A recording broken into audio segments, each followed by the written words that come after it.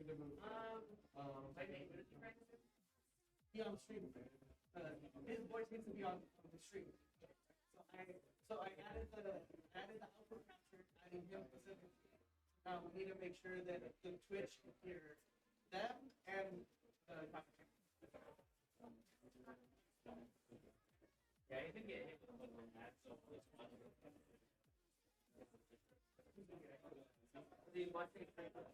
No, he's watching the stream. Watching the stream.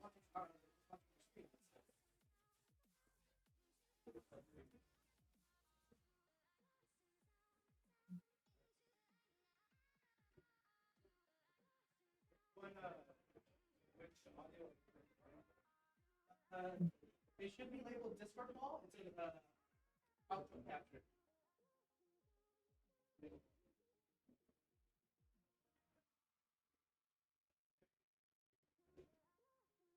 So it's in the stream. It sounds all the way up. Should be able to hear it. Because the stream isn't live yet. Oh, I started putting it. Okay. Look it up. I just put it in the chat. Hello to everyone in the chat watching.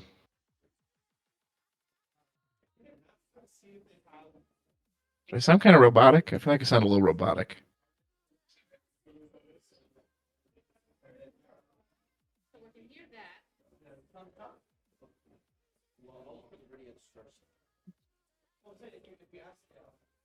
Test.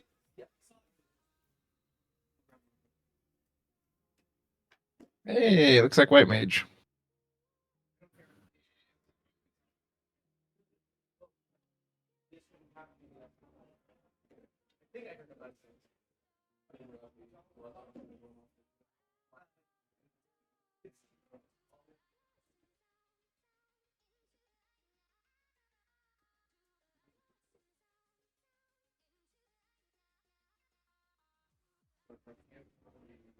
Test talking. Yeah, all right. So we're testing out some of the volume and stream.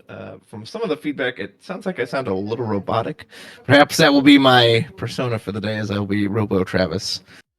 And I have a flawless data memory bank where I can just pull all 3,000 cards or however many we have from memory. Be like, that must be Opus One, Wanda, Opus One Viking. Here is its effect. Nova FFTCG, to answer your question, it technically hasn't started yet, so it would be round one once we get in there.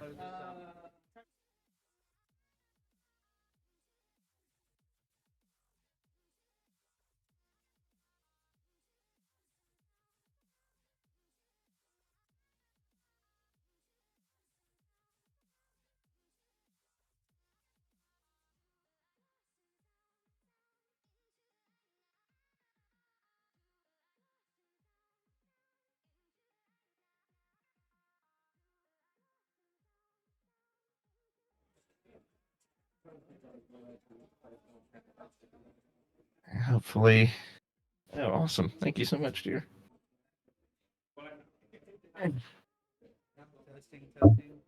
You'd be so kind. You're the best.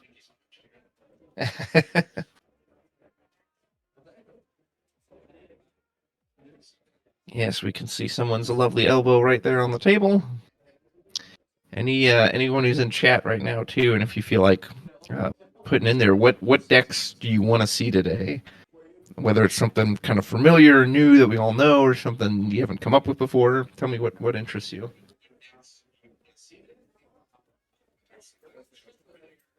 Yeah, so I don't hear anything. I know, Snugsy, we were saying that. I'm like Iron Travis today. Everyone, Tony Stark here, and we're going to be commentating this.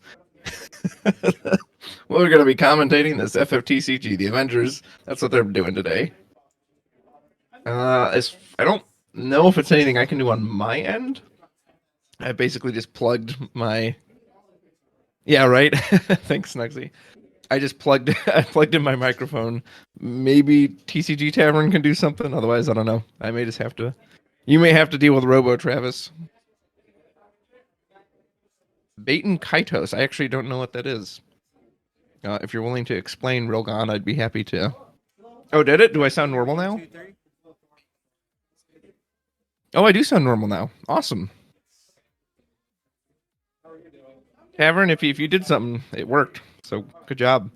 Um, if yeah, and Snugsy or anyone else, if it comes back or something in the future too, please let me know. And I apologize. I just got lunch served to me, so I'm like kind of trying to eat on the side and not crunch into the microphone. You know, Val, I bet I actually think Dragoons would be more likely than Sky Pirates. Just Dragoons are just a favorite, right? I feel like we always see Dragoons show up. Testing, Yeah, let me give a testing, follow 1, there as 2. well.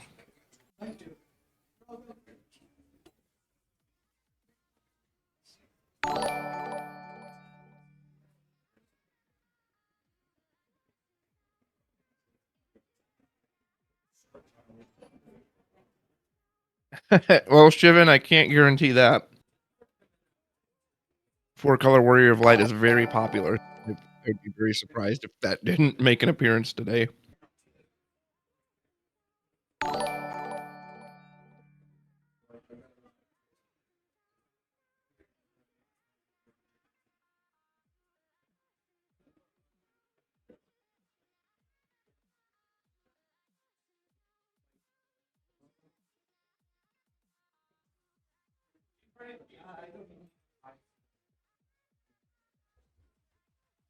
Hello, Tabletop Tavern. Player mic test. Tabletop Tavern, player mic test. Testing 1, 2, 3. Oh, now we're getting a Diablo advertisement. It's actually nice because I can take bites before we get started, so I hopefully finish off my lunch.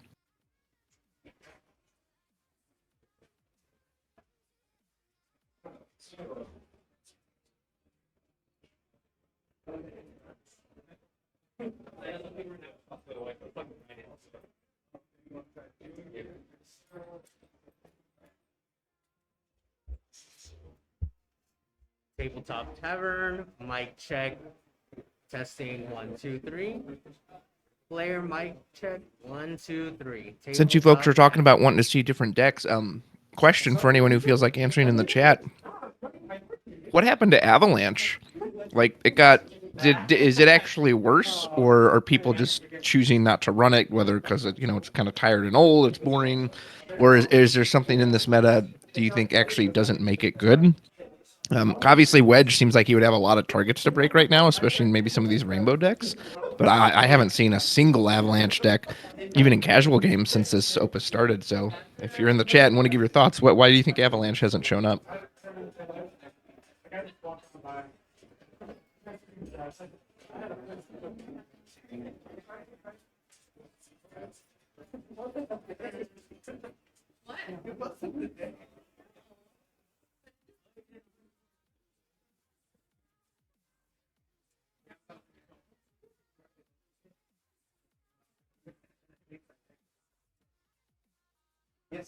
Let's see. Valhalla says, my friend mains Avalanche. It's just not fast, versatile enough in the current meta. Shivan says there's just better things to do at the moment. Reckon says 13 is just a better aggro deck, and I don't think a good mid-range variant has been found yet. Yeah, that's fair. That makes sense. If Avalanche was the previous, hey, let's go to that for aggro.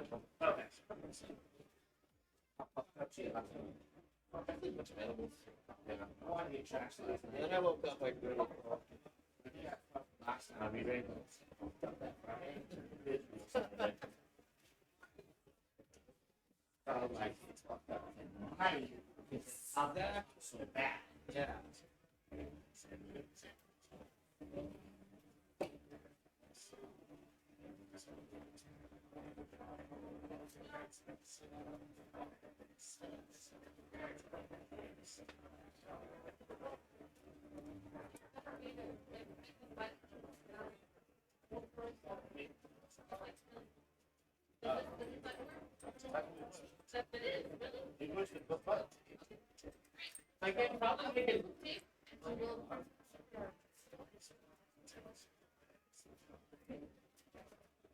Did you print the match slips?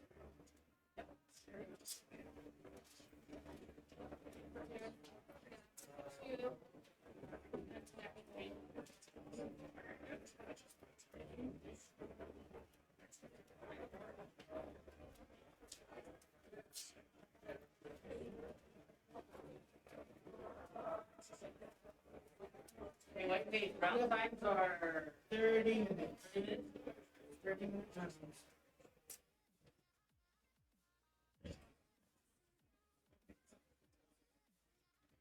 We got tape to watch. We got million next minute.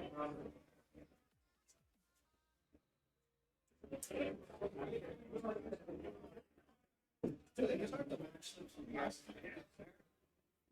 This is the same text. These are match slips. This is what he's putting out when you print the match slips. Then matches.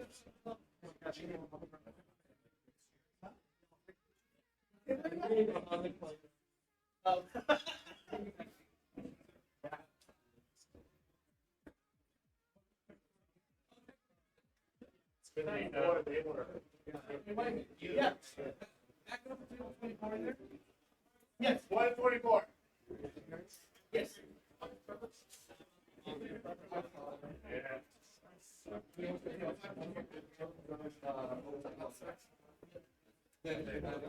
Oh, right. I have to print out pairings. People can see now.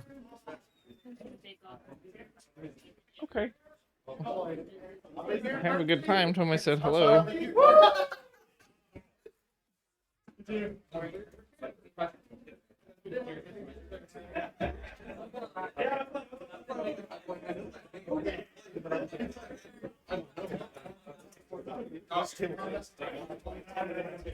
All right, folks, can you hear me?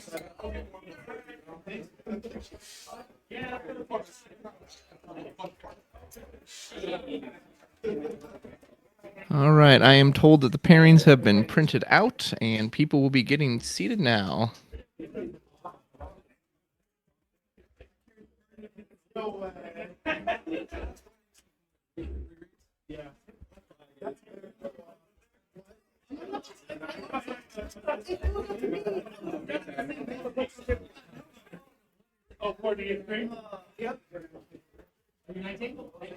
All right, so we should be getting started any moment now.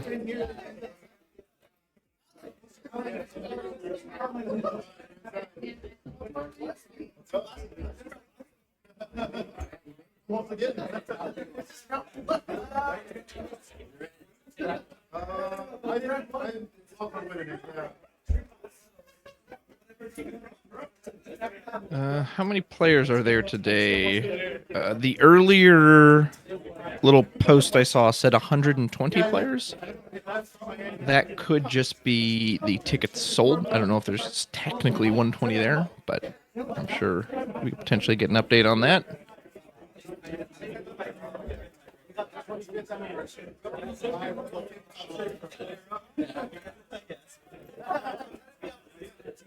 we might have our first competitor sitting down. All right, give me one quick second, folks.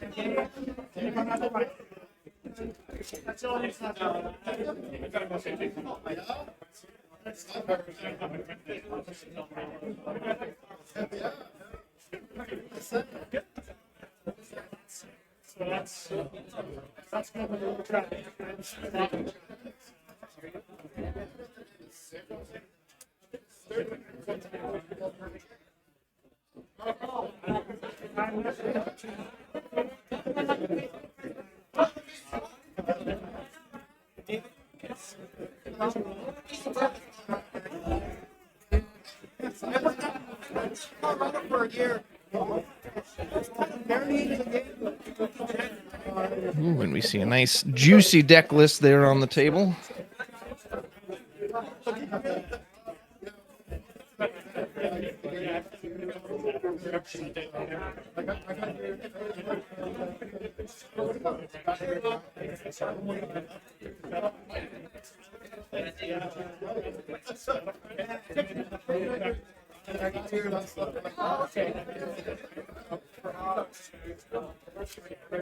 Yeah, right now, Utah.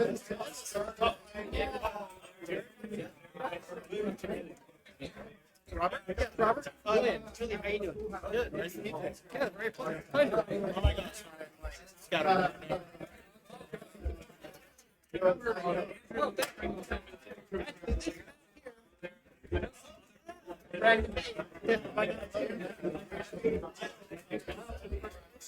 Yeah, it's still honestly, like,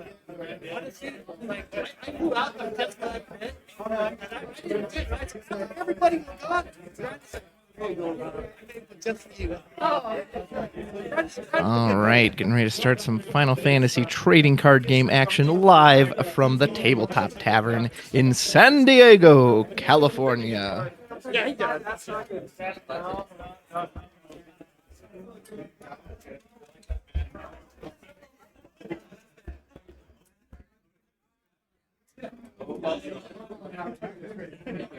You got 45 people in the chat, folks. If your friends don't know about it, feel free to send them the link. Let them know about all the awesome action that's going to be happening on here on the Tabletop Tavern stream for the Final Fantasy trading card game. Let's go! I may be a little rusty. I've played since January. Let's check again. Like my first time playing. Hello. Are you Robert? I am. And you are? Julian? Julian. Interesting that deck list is. Are we sharing deck lists before Swiss rounds? I've always kind of liked that idea. I didn't think most places did it, or maybe he's just carrying it with him. Not 100% sure on that. Yeah. And we're out in Utah. There's not a lot of players. We're really, it's me and one other guy that plays really. Yeah. So it looks like we've got Robert O on the left side and Julian H on the right side.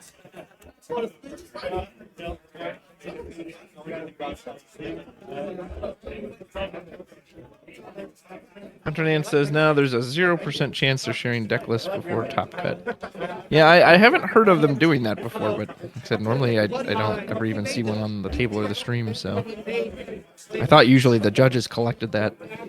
I don't know, maybe he's got a spare copy, maybe just something else entirely.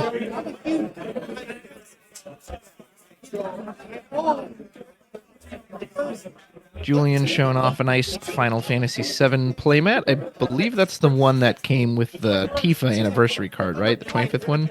I think it is. And then looks like on the left is that Balam Garden. It says Garden Festival, his hands over it.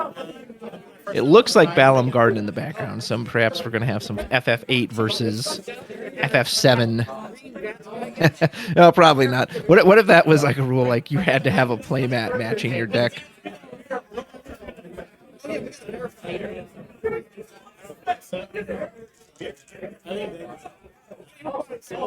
like, sorry, sir, this is a Pokemon playmat. You're only allowed to use Pikachu cards.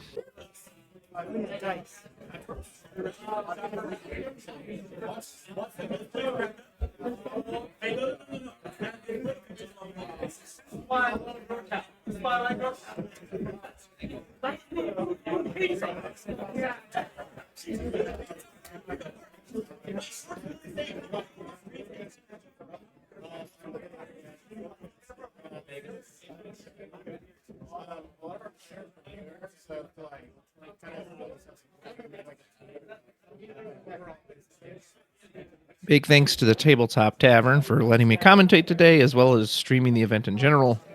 You know, the FF community always appreciates when we get to watch all this great action. You know, it's one thing to hear about it or to see it on the reports, but it's just something else entirely to watch it live. Watch it live! Some nice Furion sleeves. I believe those were the Opus 15 pre-release sleeves on Robert's side. Julian looks like he just has some plain black sleeves. Possibly Dragon Shield. Maybe, what's that other brand? Is it Katana? I'm sure there's other brands too. Those are the two prominent ones that I always see at my local stores.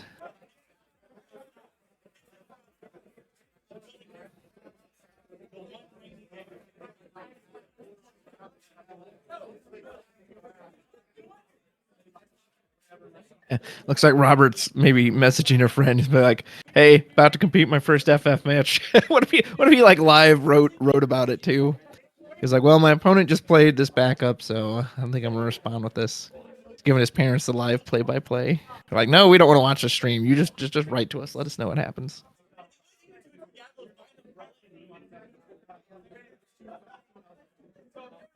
Bigger question is if we know what the meta may be this week. Says the real ninja.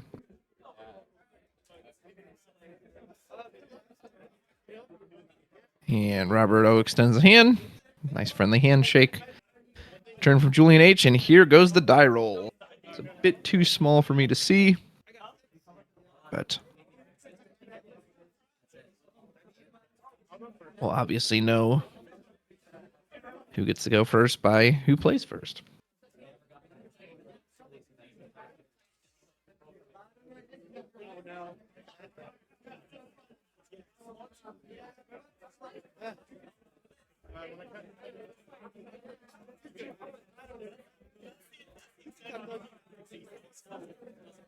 I wonder if we'll have any, be able to view a timer at all, or if we'll just kind of have to guess what the time is on the rounds.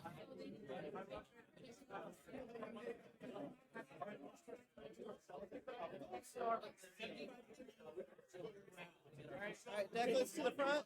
You know the new match slips? What? Match slips are blank. Robert hands his deck list off, probably, perhaps to a judge. And there's another deck list coming in. Deck lists are just going all over the place here. What if there's no matches and we just watch people file paperwork? People are just sorting and writing out deck lists. It's like, yeah, this is FF at its best, folks. the copy files going on and on.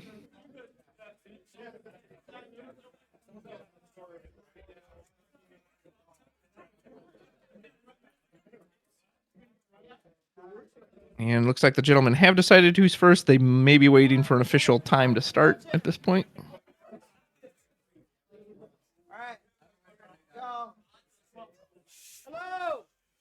Thank you. All right. So right now you're getting blank slips right now. What's the farthest you can go before official start of time? Sometimes I'll see people draw their starting hand. They won't look at it necessarily, but they'll put the 5 cards on the table. Or sometimes I've seen them draw and resolve mulligans before time officially starts. I don't know if in the rules there is an official point. So maybe that's just kind of how it's up to people to see what they feel like. There's a box right in front. Turn them in there. You don't need to call a judge to verify. You're grown adults. And yes, I believe the first week of August is the next set to answer the question in chat, which would put pre-release, I believe, the last weekend of July.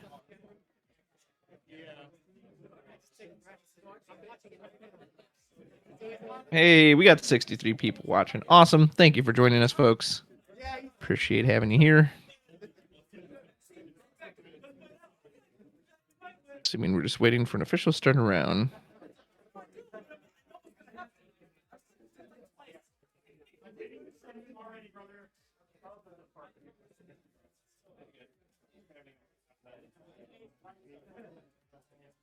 We already got people asking for where are the spoilers. It's like that Simpsons meme where Homer's banging on the taco truck. Where's my burrito? Where's my burrito? You got the FF fans. Where's my spoiler? Where's my spoiler? Of course, that also ended with the truck collapsing on top of Homer, or at least the crushing down on him.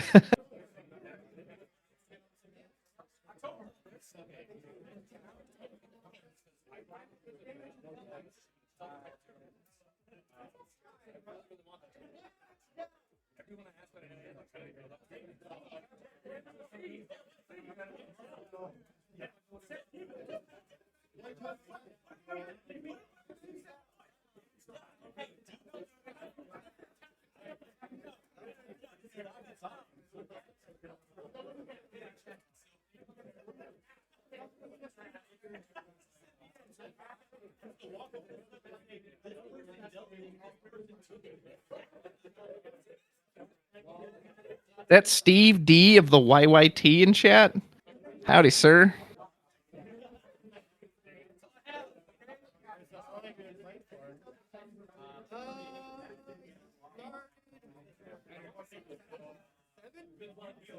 Happy to have the Uni Young team in here watching. Go check out his channel and subscribe to it, folks, if you haven't already. Steve is a wonderful, wonderful man.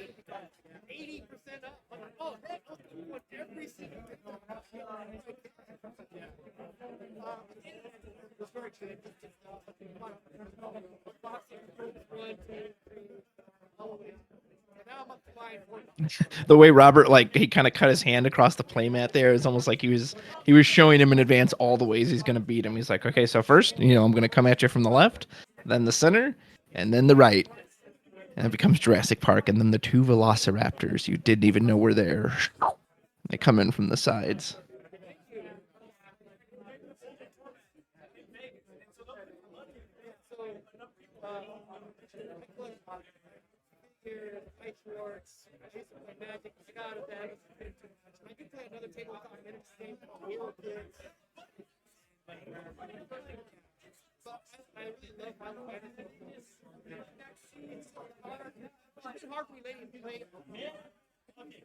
Clever girl, yeah. Michael got the reference. I mean, that's such a famous line, isn't it? The raptor pops from the side and he, clever girl, and rah, jumps all over him. That was a scary scene. The raptors are nothing to sneeze at. Perhaps they may be giving a speech there in the store. Normally it doesn't take this long once the players get seated, but especially since this is round one, they potentially could be going over some extra rules and such. 2 frames per second. Oh, that's no good. Preferably, we'd like to have a high... Okay, I think we're getting started. I'm seeing cards getting drawn. And there, we got a timer in the upper left-hand corner. Awesome. Thank you so much, Tabletop Tavern. We are officially starting with round 1 from San Diego. I'd say let's make some noise, but I can't hear typing in the chat, so I'll make the noise for the team.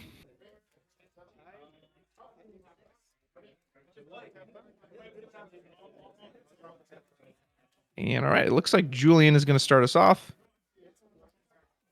We're playing a polite game, an aggressive game, a mid-range game.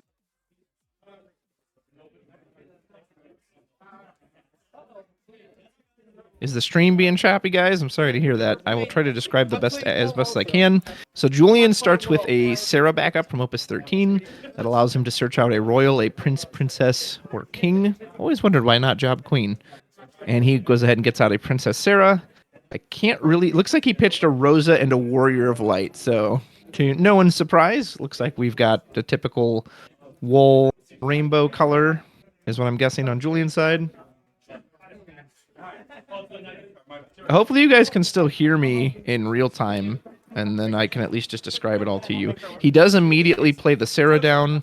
I couldn't tell you, obviously, what color he turned it into, but... Yeah, it sounds like my commentary is still going at the same rate, so it's just something with the visuals.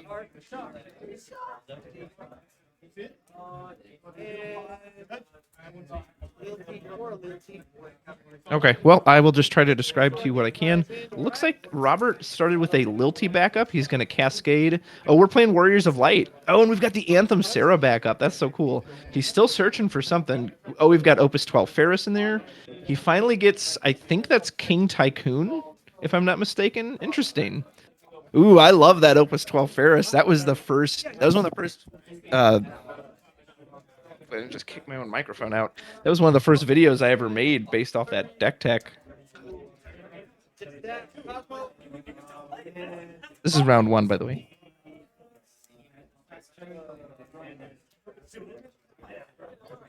All right, so he plays a Cosmos. Oh, baby. Man, opening Cosmos turn 1 on Warriors of Light, that's what you want. That feels good.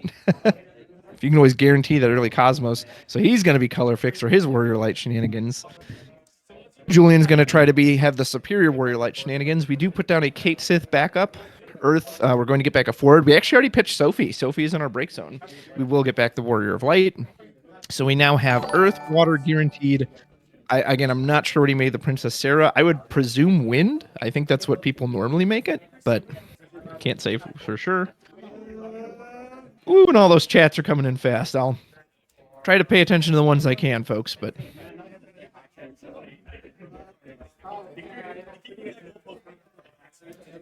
I'd love to see a light Refia too. I mean, there's really no reason to play it over the new water one, but that would be just kind of neat to see it. Okay, so Robert develops I believe it's a class 4th Moogle on curve, so it is a water backup Moogle that can also tap and produce fire CP.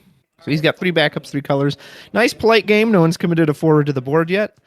We've got 3 backups with 3 different colors on each side. Robert has that great color fixing Cosmos.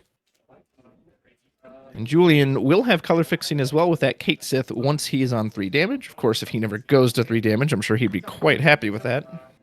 Here comes Cecil. Uh-oh. I think you know who's coming out now. So we tapped 3, pitched 1. Can't quite. I think we might have pitched we pitched a Warrior of Light, I think. And yep, we're going to play Warrior Light for free. Warrior Light will not activate backups or draw a card because it was not cast. But it's still the big bid beater. And they're checking Warrior of Light possibly to see if that effect triggers or not. Yeah, since it came in for free off of Cecil, it will not get the reactivation and the... perhaps Robert's asking if he can respond to something. Amaterasu is, of course, one of the easiest, cleanest ways to take care of that Cecil, and it does not target, so it will not tax them. Yeah. Yeah, it's not being cast. Yeah, some people said they got hit with ads. Yeah, he's just playing it without paying the cost. Okay. Which is different than when he cast it. Right. Is it equal when he hits me? No. Yeah, a bunch of ads popped up on the side too. That's no good. Oh man, Warrior of Light for Warrior of Light. Warrior of Light just attacked for damage and hit the self-reflection into it. We stabbed our opponent's Warrior of Light. Robert was probably not too happy to see that go, and for Julian, I feel like you couldn't have asked for a better card to hit into damage. Tavern, if you can hear me, if there is a way, I don't know if you can control this to prevent ads from running while the games are being streamed, awesome. Again, I don't know if that's within your power, because I know a bunch of the commenters said they were hit with ads. We're getting the fair. Okay, I think we played King Tycoon. Yep, so we pitched Dark, played King Tycoon. This will let us go get out our Ferris. Now, are we ready to pop off? Ferris, because it of course create a chain of reducing the cost of future Warriors of Light, can also target an opposing forward and hit it for 2,000 damage for every Warrior of Light we have. Now Cecil, of course, will tax us every time we try to do that. So ideally, we would want to make a bunch cheaper. But he's only got 2 active backups, so I don't know if this is the time to commit. I mean, if we can get this board clear, it's 100% worth it, but it might be more worth it to wait, take 2 more damage, and then try to commit to our big Ferris play, hoping our opponent, of course, doesn't have like Amaterasu. to respond at that point.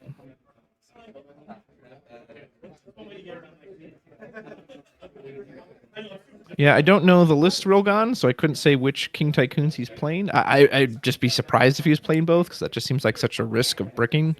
But don't know the list, so I could not say.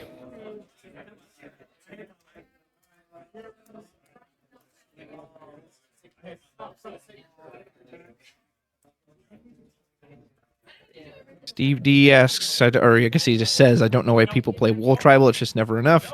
Yeah, but I guess, hey, if you love what you love, man, I get it. I do love that set.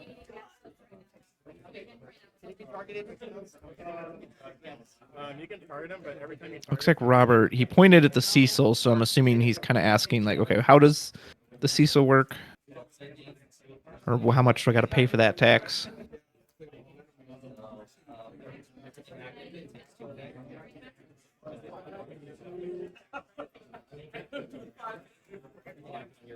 So we know he has Ferris in hand. And maybe, again, I can't really see his hand. I just know he has the Ferris because he searched it out. But that Ferris, as much as I love that card, needs... I mean, you're going to need at least 4 bodies, including herself, to take out the Cecil. You'll need a 5th one if you want to take out the opposing Wool. Pitch a soul. We're tapping 2. Are we going in on the Ferris? Something else entirely? He's holding the Ferris. Yeah, he's going to come at the Ferris. Okay. Presumably, he'll say the next Warrior of Light is cheaper. No, he's targeting Cecil. Huh. That's kind of surprising. So he's saying pay the tax. Oh, okay. Interesting. So he targeted Cecil to trigger the auto ability, and then he just cast Amaterasu to cancel it and get rid of it. Interesting. I mean, that cost his entire hand to do that. I don't know.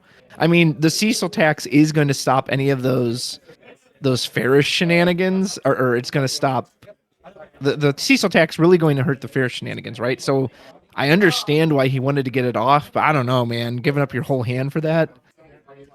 I wonder if it would have been better to just be patient with the Ferris, wait till the next turn. Again, it's okay, go to damage 3, and then kind of really try to pop off when you have access to all 4 of your backups. And maybe you draw into another Wool there, too, to help. Because the Wool being able to add the 5k. I don't know. Well, we will see.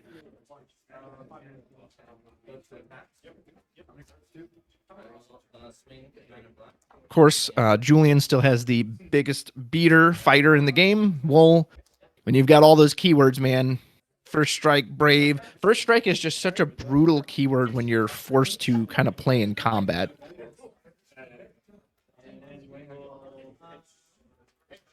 And of course, Brave means he's always ready to play in combat because he can attack, he can defend, he can dance, he can sing, he can do it all.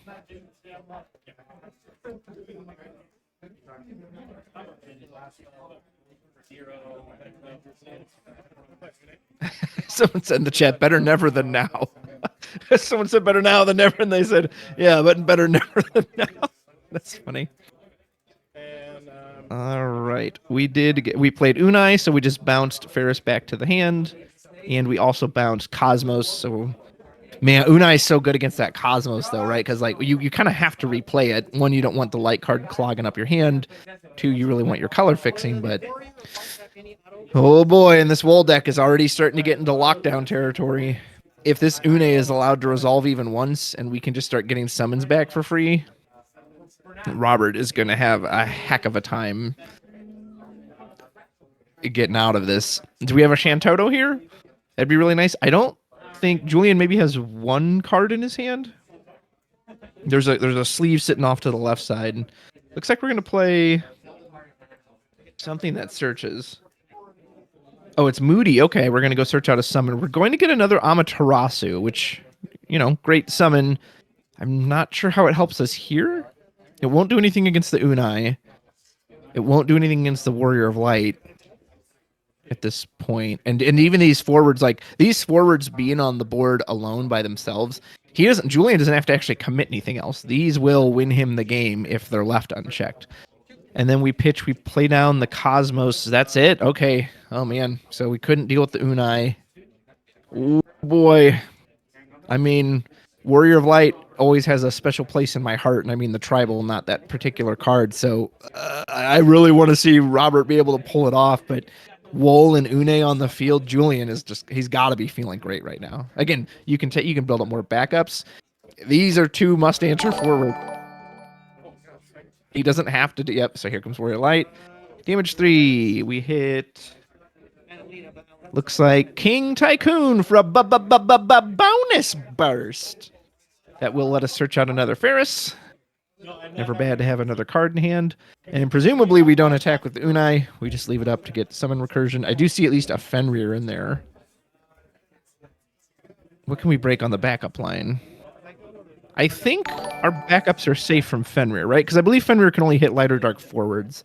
It shouldn't be able to hit characters.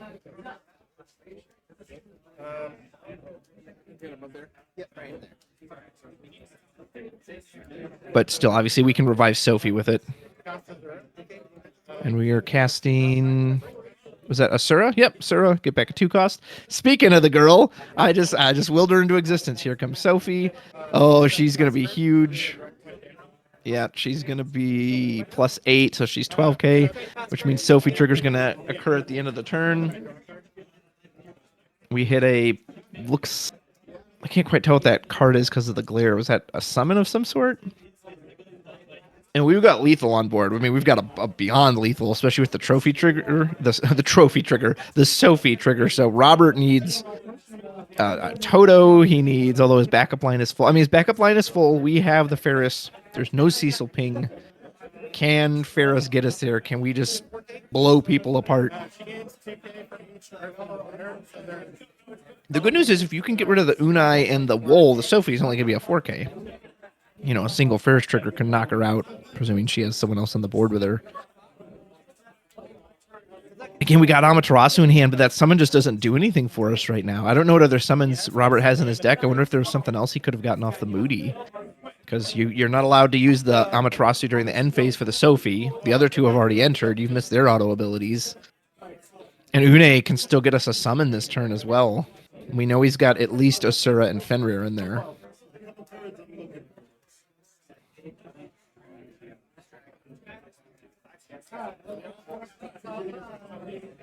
I see Lunith in hand, so Lunith could give us some ping, combined with the Ferris ping, assuming Julian doesn't have like an Amaterasu. We should be able to at least get rid of one of these. But would that even be enough?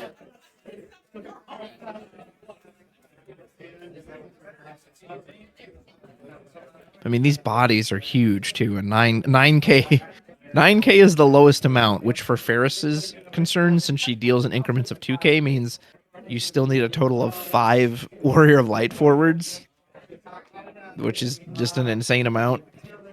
Honestly, it always felt like a lot back in Opus 12, and I'm sure it just feels more and more these days.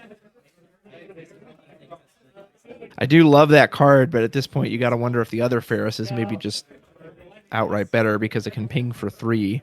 So then you only need 4. I mean, well, 3 is enough for a Une at least.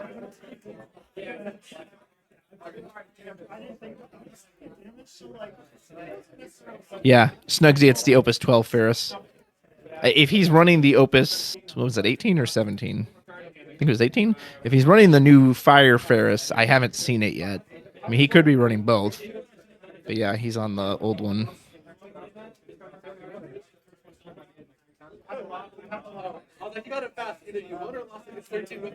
Yeah, other Ferris would be great here in Damage Tree. So he pitches one Ferris. Presumably plays the other one. Yep. So I'm assuming we're going to say next Warrior of Light is cheaper, as a 2k ping doesn't really do much here.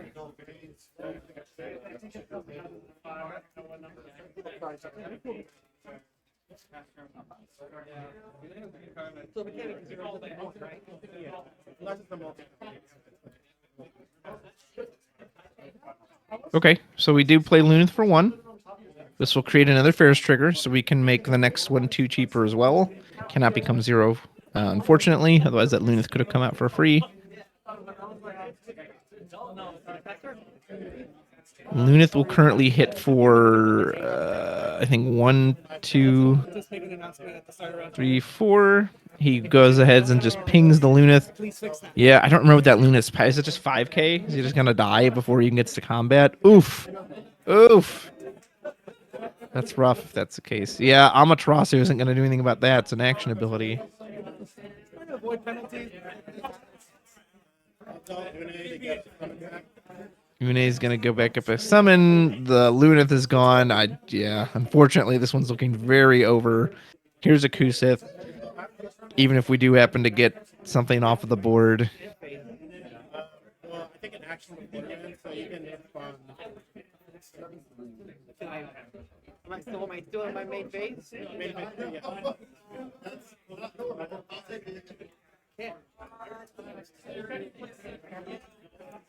Yeah, it looks like he did. He looks like he tapped his King Tycoon back up to play out the Lunith, which is incorrect. Of course, you would have to tap something that produces fire CP.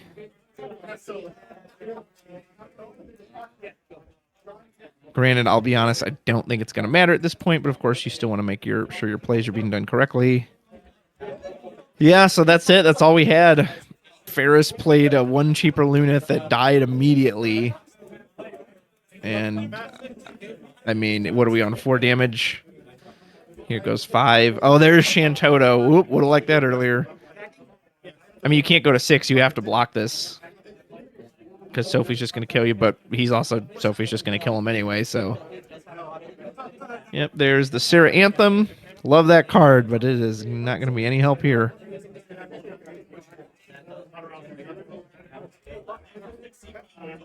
Yep, we'll block with the Ferris, and Julian just goes to end phase, unless Robert's got some miracle card in his hand right now. Sophie's just going to say bye-bye. Yep, we put out Purim just to give Sophie another body, and just why not? And Rydia.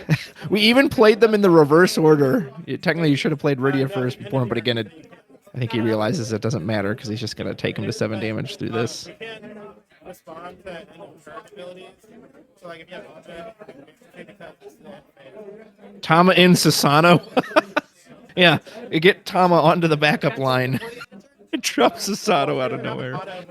That would be really Tama and Shantoto would be even better, right? Her ability triggers at the beginning of the end That'd of the be turn. amazing. The end of the They're turn, discussing either something player right now.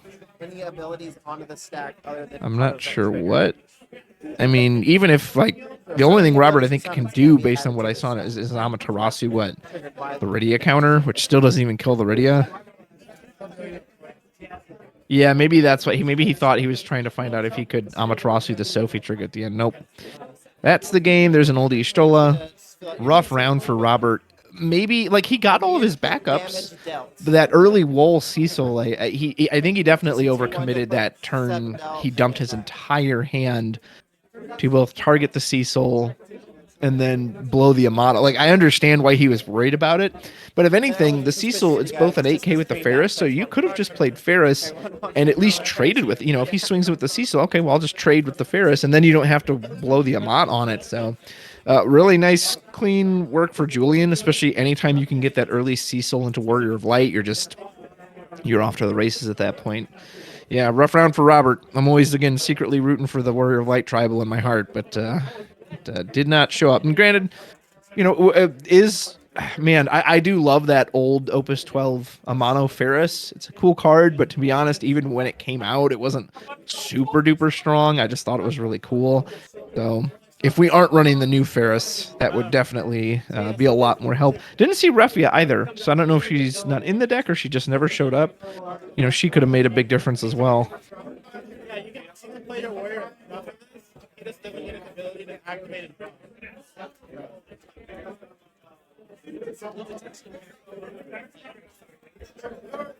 So a nice round 1 victory for Julian. And Robert will have to see if he can bounce back in round 2. Steve D asks, all right, get some popper or fun games on cam between rounds. Wouldn't it be cool if we had like a super official game shop and we had a mounted camera into the ceiling on like a track. And so when one round ended, you could just like zoom it over to the next one, or it's attached to a drone or some way that it can move around. That'd be so neat. Just remember that for like Maybe one day. you can age it into the wear. I was totally thinking I thought the car was saying Maybe one day. But you're not paying. Steve says that sounds like Skynet. You hear a voice from above from the camera like that. Yeah, do not make that play, Steven. That play is incorrect. Why would you play out that card? You fool. You fool.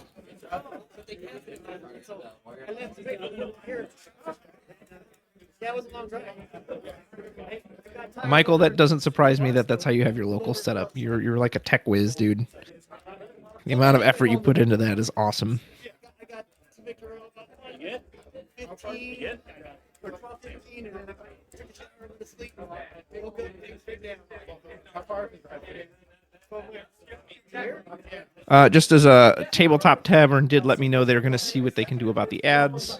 Again, I'm not sure if they have control over that or not, but they're going to try because obviously we don't want, ads between breaks is one thing. Yeah, we don't want them running while we're in the middle of matches. I tried doing it with myself.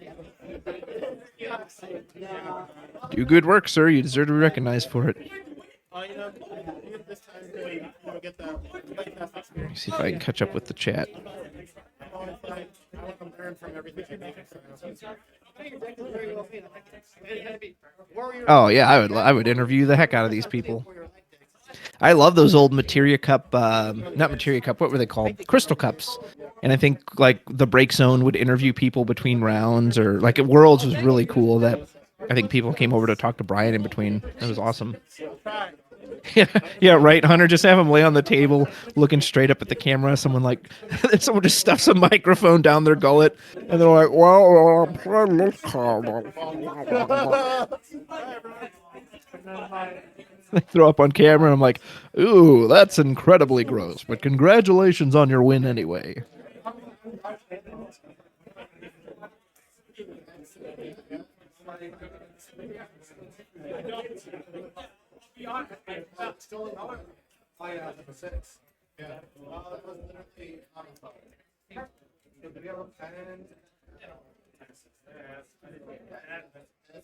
All right.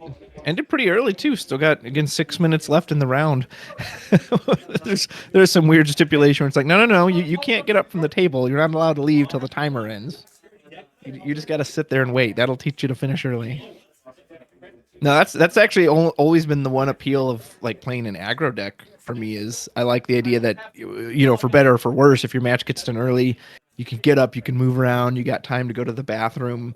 When I played Loop in Omaha, some of the matches took so long that I just had to go right to the next match, and it's always nice to have that little break and stretch.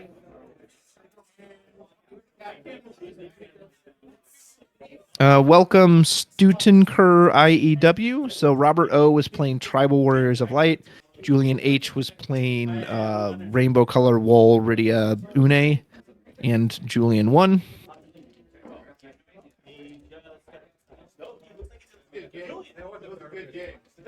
Yeah, buddy. All right. There was a lot of I gotta go. I'll do the me to me next round. Or might be you now. It's that'd be funny. When in the Omaha store too was in the middle of a mall, so to go to the bathroom, unless you had access to like their private bathroom in their VIP section, you had to go all the way to the food court and find it. And there's a bunch of other people, just random people there at the mall. So that was always kind of funny. I'm like, said, hold on, I gotta go quick. I gotta get back to my card match. And who's just been shopping all day is like, who's this guy? Why is he in such a rush? Yeah, supposedly, if the chat I saw was accurate, there's 120 players, which I would imagine would equate to 7 rounds. I don't know if they're doing top 32 here or if they're just doing top 16.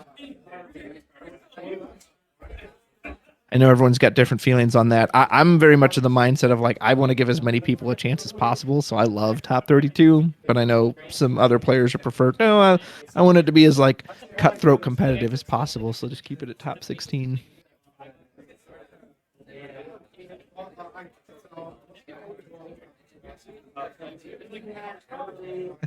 It was a VIP bathroom in the sense that they like built a, or they owned another store in the mall that was across from their main store location, and they set that up as like a VIP lounge area. And no, there wasn't like a butler there with a towel to, your hands, sir. May I dry them, Master Pfeiffer? And I'm like, thank you, Jeeves. I appreciate that. No, it was just like, you went behind the scenes and there was just a little bathroom. You just didn't have to go all the way to the food court was the advantage. Ready checks, he says, you can go either way. I don't care. Just make it consistent at the cups. Yeah, that's fair. Steve says, top 16, always be as close to quarter of the room as you can, but always round downwards. I figured you'd say that, Steve. I feel like you've said similar stuff before on some of your videos. Yeah, I'm just don't get me wrong, I'm not saying if it's like a room of 50, you should do top 32, but I mean, if you hit 100, and someone said once too that there was a numerical breakdown that when you hit this many people, you do da-da-da. When you hit this many people, da-da-da-da-da. Real then just says cut to top 120, right? Everyone's a winner? Doesn't actually, it just matters for your place being 120. Oh my goodness. Just finish on Wednesday.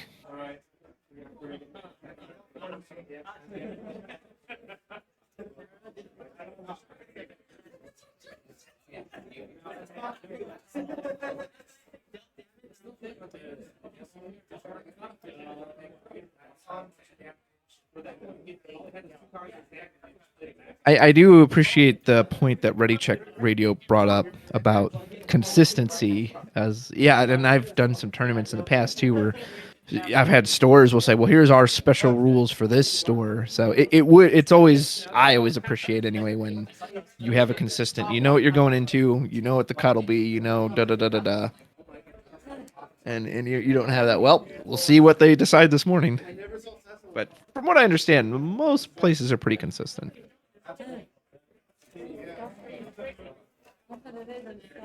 Curzon says prizing top 16, 32. Yeah, that'd be kind of neat too. So like you kind of got your second chance, but you still have to win that first match on the playoff or the top day.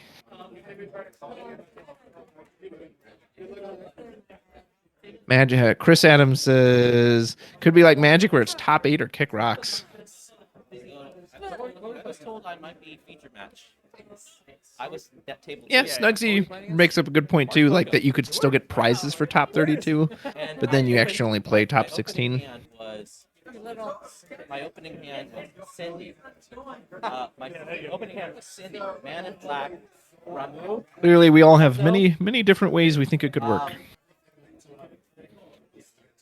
What was the other one? The other one was, We must convene at the great council of cardboard. Forward, right? No. Everyone's sitting around a big old table, and everyone's in shadow. You can't see. Yeah, it's like Organization 13 or something from Kingdom Hearts. Everyone's wearing hoods. Like, it must be top 32, and someone says, "No, you're a fool. It must be top 16 only." And the other one says, "You're both fools. You must prize for top 64." He didn't have Hearts Boko. He mulliganed. He said he had a silver in hand. Great council of cardboard will convene. But the next turn. So who is David?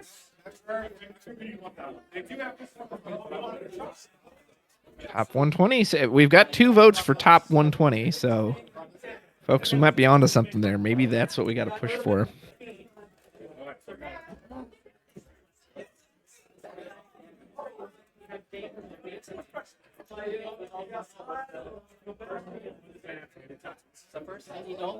Top 119. Oh my goodness, copycat. Could you imagine that?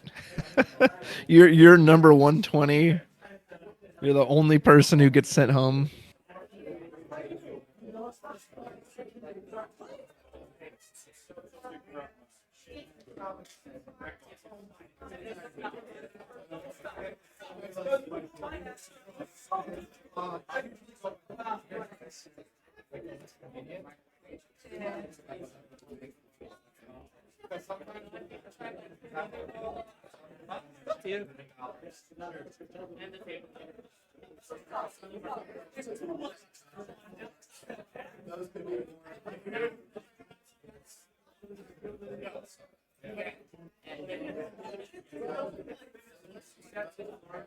I just received word from someone at the tournament that there's at least 2 other Iridia Wool decks. Because my friend was playing it and he said he played a mirror match. Not to anyone's surprise. I'm sure that deck will be quite prominent today. If we're lucky, hopefully we get a variety of decks on stream.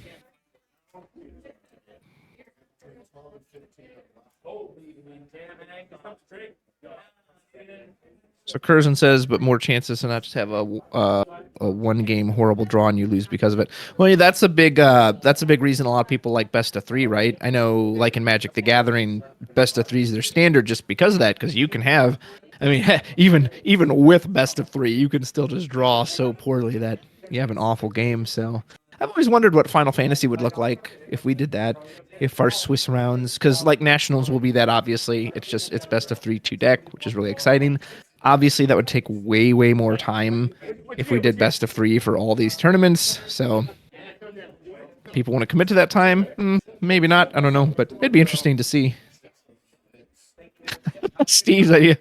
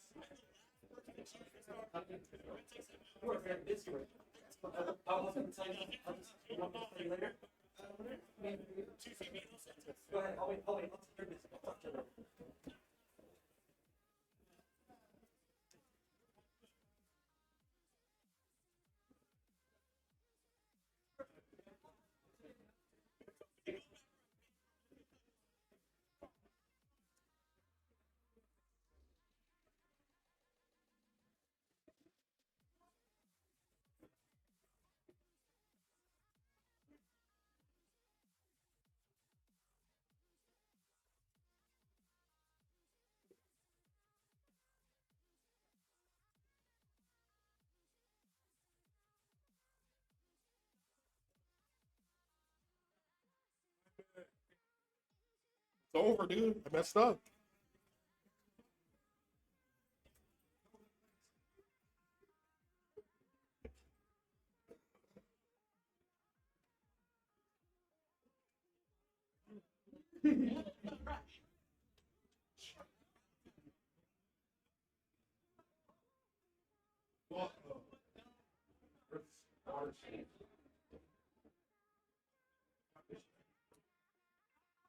So it's Alex in the game.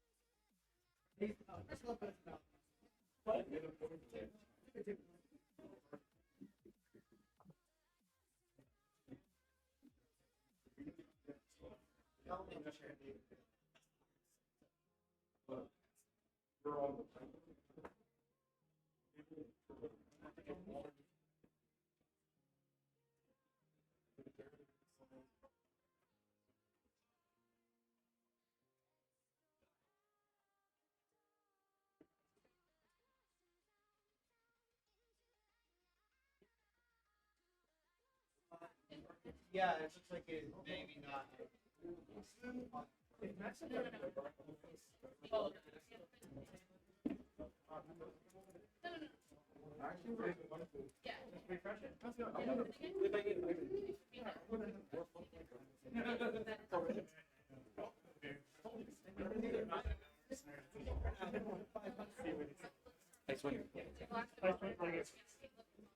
Wait, fuck.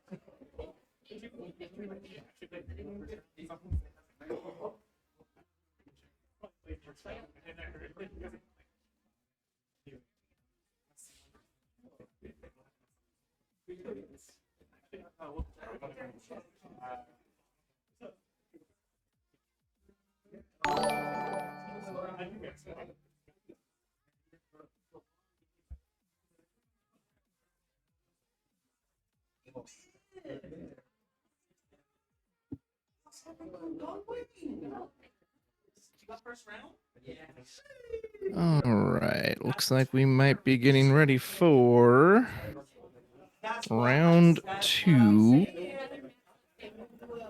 Our stream matchup. I'm in prison. It looks like Chris Lopez sitting down on the right.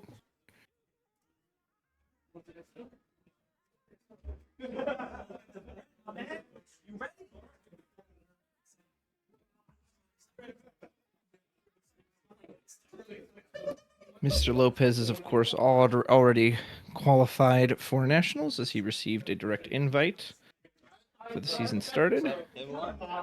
He is no doubt trying to procure that day 2, skip to day 2. They call it the old skip to Maloo. Pull up chat. Yep, got the chat up. Perfect.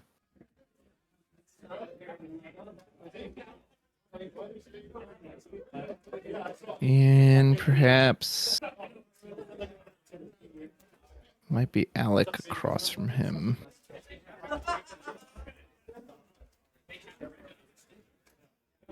He would have also gotten a bonus invite in Florida. That's true. Yeah. Presumably those pass down, but that'd be kind of funny if just like, nope, you're invited twice. You're allowed to reject one and show up for the other one. Yeah, because I believe he was top 4 Your in name Florida. is Alan. Chris is on a tear. Alan. And you are? I give a good shout out to Tabletop Tavern for hosting, streaming today, conducting the event, allowing me to cast. If you haven't already, please give them a follow on Twitter if you're feeling so inclined. Or sorry, not Twitter, Twitch. Feeling so inclined, give them a subscribe. To kind of paraphrase from the bard Jaskier from The Witcher, toss a coin to your streamer. Card games aplenty. Oh, card games aplenty. I'm sure they would very much appreciate it. So thank you for your support. And yep, looks like we've got Alec M versus Chris Lopez. This should be interesting. Alec is rocking a mat from the light. Looks like the Haunted Hotel event. That's really cool artwork. I love that. And I'm a big sucker for full moon. So anytime you put a full moon on there, I'm game for that.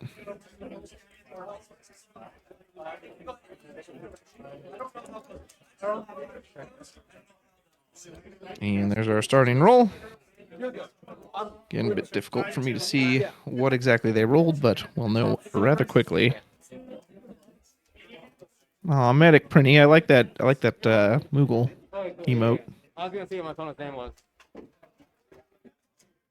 Travis is a werewolf confirmed. Do I need a how? Thank you, Curzon. I appreciate that. Japanex cheering for Lopez in the chat.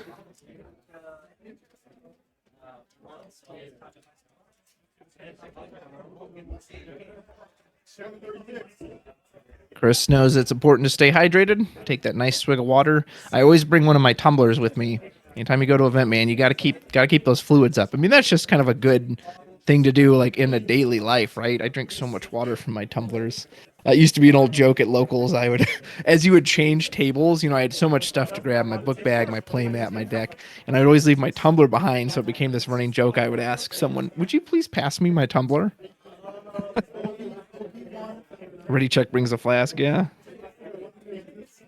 Curzon, you threw a coin at the screen. It didn't work. See, we need to invent that. Oh my gosh, we actually don't, because you could imagine what corporations would do with it. But imagine you invent technology where you can literally throw money at the screen and it just whoop, it absorbs it and like goes right into the company's account.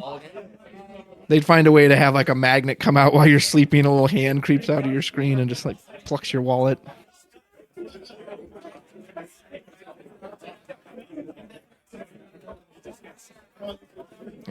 Right. Chris looks like I see a Lena, so I'm guessing he is on water. Michael says they already do it. It's called the subscribe button. Alec, I'm not sure what he is on. I can see a Waka in Chris's hand. So presumably some variant of mono water. We have match slips coming out.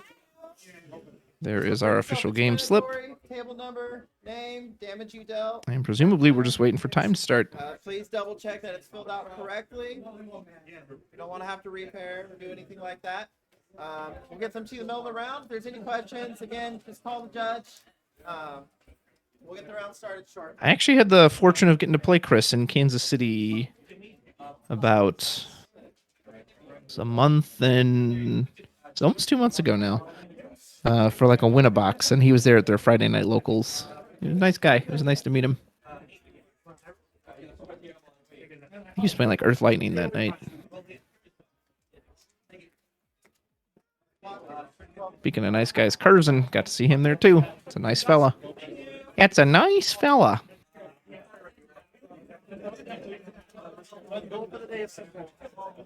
For some reason, like whenever a match is about to start, I always want to do the NFL theme. Da da dun da da dun, bum bum. We need like some official big Final Fantasy theme. What if this like production was completely overproduced, like a WWE wrestling match?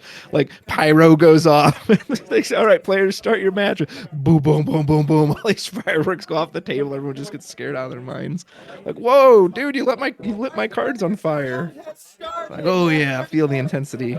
Clock's a ticking. Let's go. Let's go.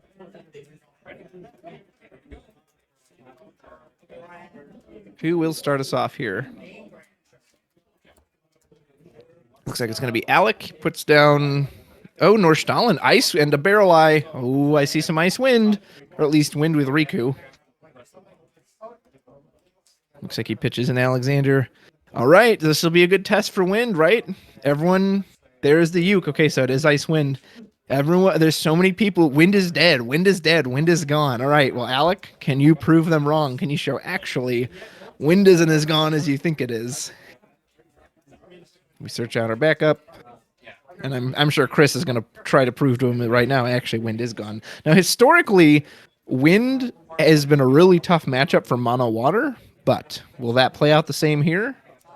We're about to find out. We pitch Lena and a Lightning, put out Tidus right away with the Yuna. Yep, so Chris realizes I'm probably not going to win this if it goes super late, so let's let Tidus start applying some pressure. We pitch Lock, reveal the very first card, Cascade, for the Uke. It looked like it was Evray, if I'm not mistaken. Yep, so that'll help get us some free. And Tidus is going to start that clock. Start the clock. Looks like that's a Luso into damage.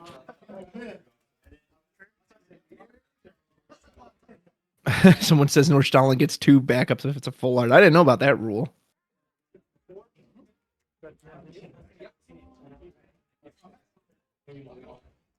Will this Tidus ever get off the board, or will it legit be, hey, I'm just going to try to, stop you? Luso is obviously a clean way to take care of that. Other than that, most of the stuff in this deck is probably going to target it. There's Evray.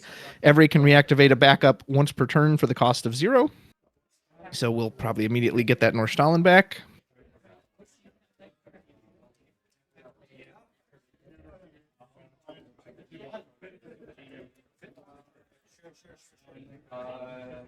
I see. That's why I love this chat, because you can just put out a comment like that and everyone chimes in. It's awesome. Thank you all for participating. So we put out Mena. Interesting. We actually had a Yuffie in hand. We're probably going to go search another one. Ooh, man, I hate to ever. Okay, so we search out small Yuffie. That's really interesting. So he pitched a big Yuffie, which is of course going to be one of our main beaters. And we went and searched out a tiny one. Yuffie also technically a good quote-unquote counter to Tidus in that if she's untargetable, when she hits her Doom of the Living on him, he can't hit her in revenge. He can, of course, still tuck himself back into the deck, but yeah, we threw out a big Yuffie. I always hate to see that card go. Hit another point of damage. Looks like that is... That's not another Luso, is it? No, I think that's a Sura. The light on that side makes it a bit hard to see that damage zone.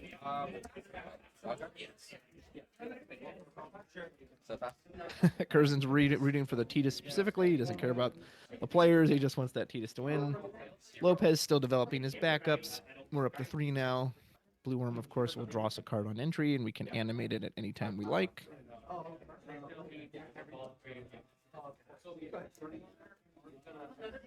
Tidus has told us 5 turns left. I've hit you twice. Just got to do it 5 more times.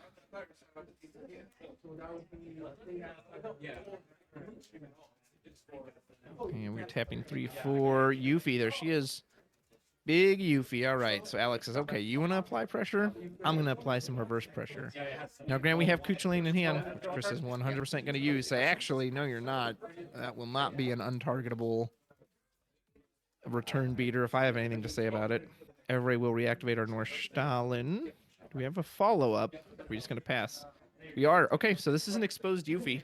Kuchulain, one of the many great cards that just stops Yuffie in her tracks. Here comes Tidus. Tidus says, all right, 4 turns left. Looks like we hit a Buddy. I think that's Buddy. And this Tidus could be, I mean, Chris is making this look good right now. He's putting on that pressure, and if he can stop this Yuffie.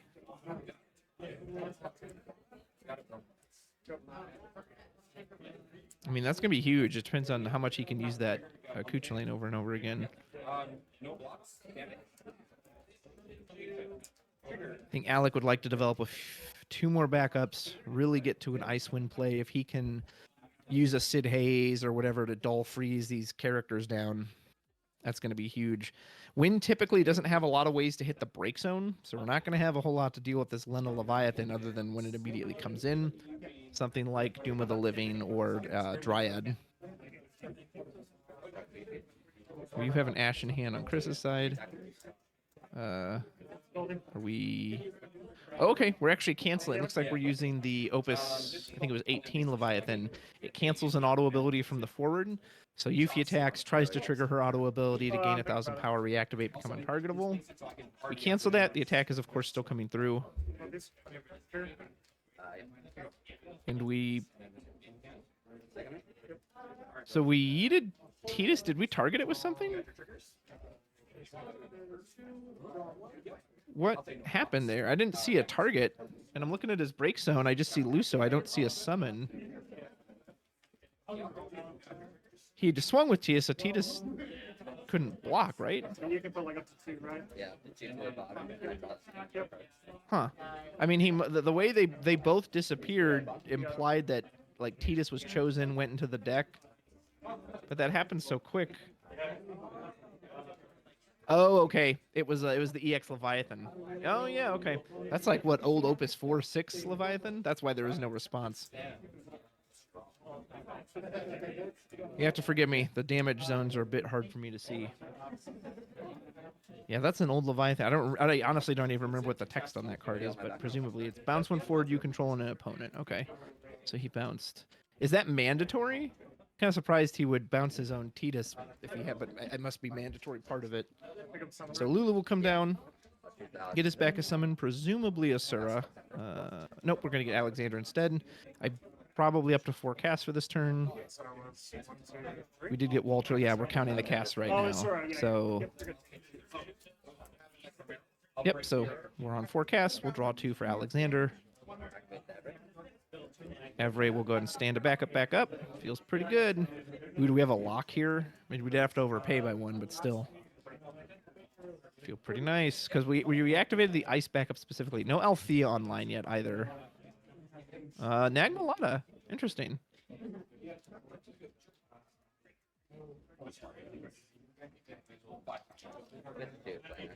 Or are we paying for it differently?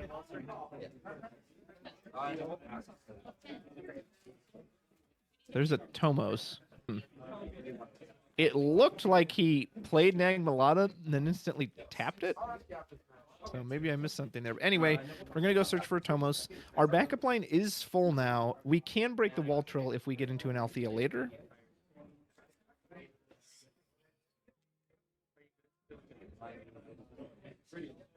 Althea, of course, quite a cumbersome card for your opponent to deal with once it becomes online. Here comes Tidus back. He did take a turn off that clock. Yeah, I'm assuming that's a mandatory. You have to return one of your own forwards. And since it doesn't use the stack, you can't like animate one of the monsters on the stack. That'd be a really neat trick, is you can animate the blue worm, bounce that. That way you can keep the Tidus going. So we'll play out the Atomos. That'll be cast 1. Means the second cast of return, we're going to get 2 backups back. Oh, okay, he ditched you. Gotcha. Good catch, Michael. Every, of course, can stand up with backups, and Icewind is on full 5 backups. Are we going to start seeing some Lock or Sid Haze?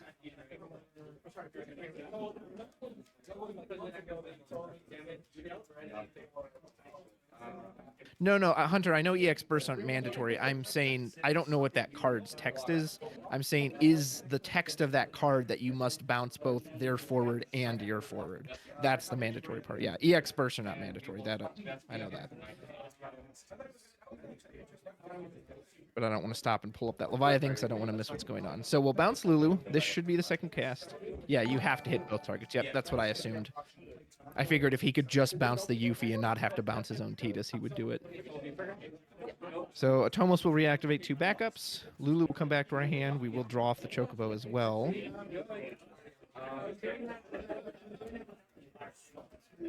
Atomos is online. It's damage 3. We have cast 2 cards so far. Or is that our third cast? There's Zidane. All right. The old thief coming in. And Chris wants to read the Zidane. So Zidane will take the top card of our opponent's deck. It's permanently removed from the game, and Alec can now cast it anytime he wants. Blue Worm, nice. Will the only downside of that is it'll hasten Alex towards deck out, but it's just a free monster, helps him draw. And here's Locke.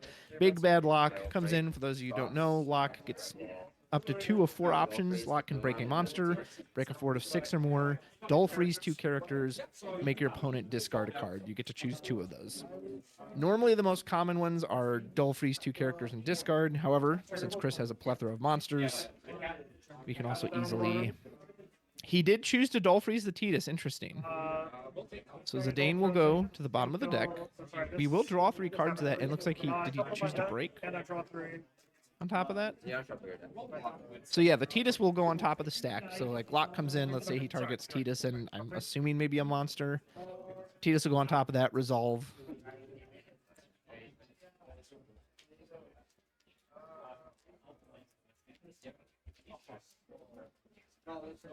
That's so many cards. Does Tidus affect choose character or just forward? He just chooses forwards. He doesn't choose characters. That'd be broken if he could choose characters. Okay, so Tros is gone, so I'm assuming what he did is he chose Dull Freeze, Tidus, and it looks like the Blue Worm, since the Blue Worm's sideways, and then he broke the Tros. So I don't know, you're right. 5 backup. It's like 8. 8. Interesting he went after the Blue Worm and not the backups. Usually water players won't like kind of parade in with the monsters until until near the end. So I don't know if he feared the Blue Worm. Maybe he just feared some extra pressure. Yeah, I wonder if hitting a backup would have been a better choice. Here comes Big Sildra. Presumably we're going to go get Lena Leviathan. No, actually we're searching out 2 backups. So we either want to curve out more or filter those out of the deck. Leviathan quite good when your opponent has monsters too, as it can hit. Uh-oh. I think we might have gotten hit with ads.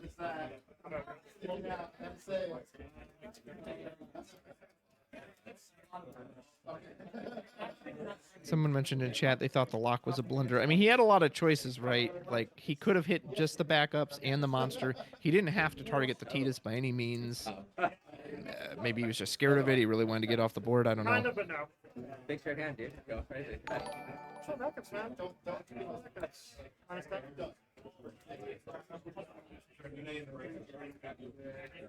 The only quote-unquote advantage I can think of is that it will hasten Chris towards deck out, but I'm assuming we're not really playing for that. Ash comes in. We do have full 5 backups now, so Ash only costs 1 and can reduce by 10,000. So clearly that was Chris's intent with the Sildra. Gets rid of Locke very easily, and we got Tros back as well.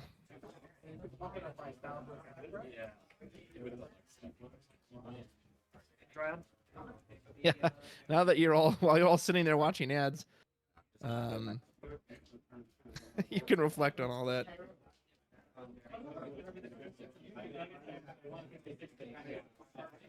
Okay, so I believe it's currently Alex's turn. Yeah, if we hadn't all frozen the Blue Worm there, he could have swung in. We do have access to a Tomos. We're going to crack the Wall Trill, which I believe lets us put back a card. Look at the top card. It's been a minute since I've read that one. So we cracked Wall Trill. I'm going to do the little scry filter effect. Question for those of you in the chat. When it forces you to see ads, do you come back right where you left off, or do you just come back where the stream is currently at?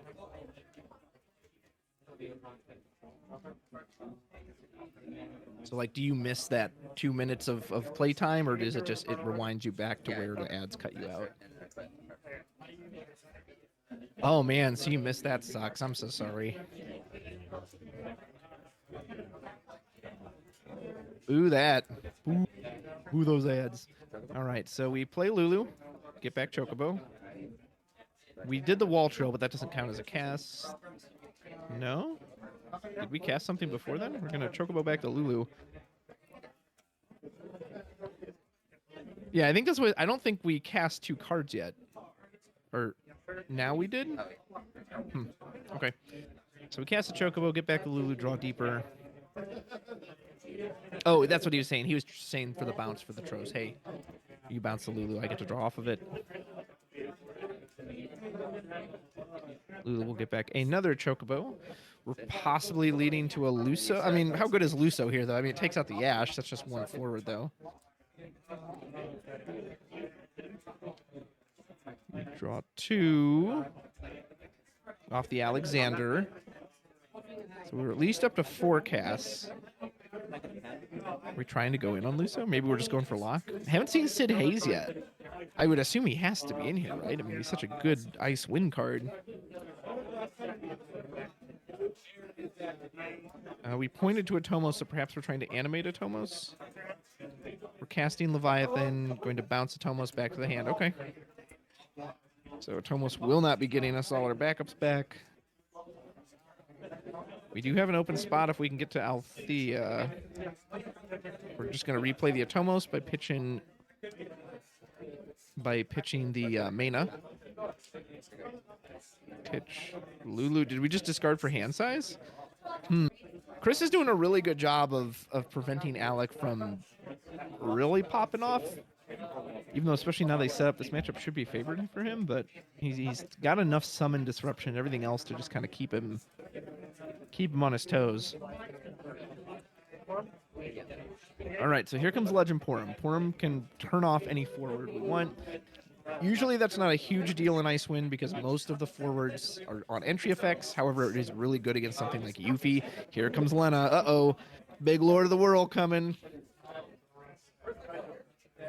Oh, dear. Oh, Waters. I think Chris is getting ready to wash away his opponent.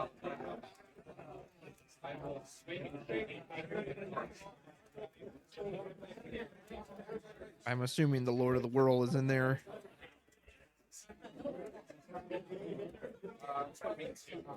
Chris perhaps still deciding which 12 cards he wants to get rid of.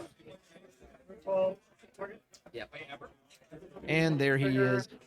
The Lord of the World enters. I mean, we can hit 3 things here. We can hit... The only forward we can shrink is the Lulu, so we could just do monster backup. Could do a Tomos and the ice backup, and then just shrink the Lulu. You could bounce the Lulu if you don't care about him getting the summon back over and over again, but yeah, presumably that Lulu's going to get a double shrink. Oh man, and Icewind does not want its backups to mess with. Chris is putting on the pressure here. He's saying, I don't care if people say this matchup's favored. Early Titus is going to help me carry the day. That is damage 4. I mean, we're looking at lethal next turn. So Alec needs to have a big turn here if he wants to come back to this. Lock can break Leviathan. Of course, if Chris has any instant summon bounce in his hand, he can get a trigger off that. So there's a Tomos for cast 1, 3, 4. There's Sid Hayes. Okay, Chris, let me read this card. So a Tomos will trigger. We'll get back 2 backups since it's a second cast. And then Sid Hayes says the next thing we play is reduced by 2. And it can be free even. So we play that Moogle for free. So that's our 3rd cast. Sid Hayes' double Dull Freeze will trigger if he makes it to the attack phase. Bluetooth. Today's trigger. Are we attempting to go to attack phase? Every could, of course, stand up one of those backups as well. Yep, so it looks like we're deciding... We're going to Dull Freeze... the Levi. Did we? You know, we could have blanked Sid Hayes before we go to attack phase with the Porum, right? You just say Porum Sid Hayes before you move to combat. It no longer has that ability, and it can't get the Dull Freeze off. Did Chris miss that? And it looks like, yeah, and he passed too. Alec didn't have much more follow-up after that. I mean, he stalled him for a turn. But, yeah, Porum absolutely could have stopped the Sid Hayes Dull Freeze.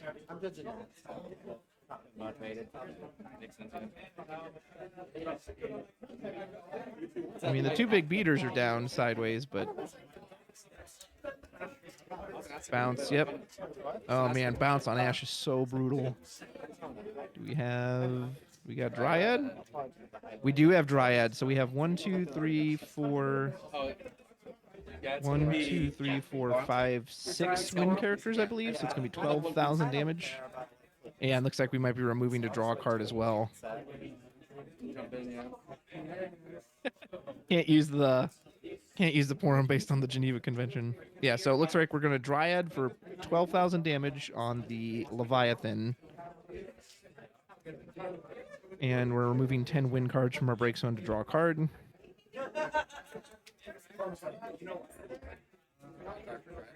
Oh no, we hit Porum? Okay. I thought he was trying to bounce. Okay, I wasn't sure what Chris. Okay, that's what I thought. I thought Chris targeted the Ash. No, okay, so he let the Leviathan resolve. Interesting. I assumed he was trying to hit the Leviathan so that when the bounce occurred, Leviathan wouldn't get the 9,000 shrink on Sid Hayes, but no, he went after the Porum. Huh. That's interesting. I mean, especially if Chris forgets to use the Porum, it's not really much threat, is it? But maybe he's worried about it for like the Atomos, I don't know. Or maybe Alec realized too, oh, he missed the Porum last turn. I don't want to give him that second chance. Here comes good old Sildra. Sildra, we need you now. We'll search out Echidna, as well as another water card of 1, 3 or higher.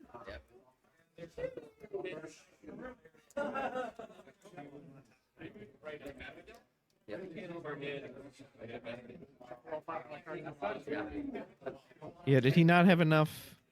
What is under the Moogle? Is it Nag Malata? If it's Nag Malata, then yeah, he didn't have enough win characters to finish off the Leviathan. Because he would have only had 8 total. The 2 monsters, the 1 backup, and then the forward. Yeah, I couldn't really see what was under that Moogle. I thought it was a win backup, but if it was, it might be Nag Malata, so in that case, yeah, he wouldn't have had enough to finish off Leviathan.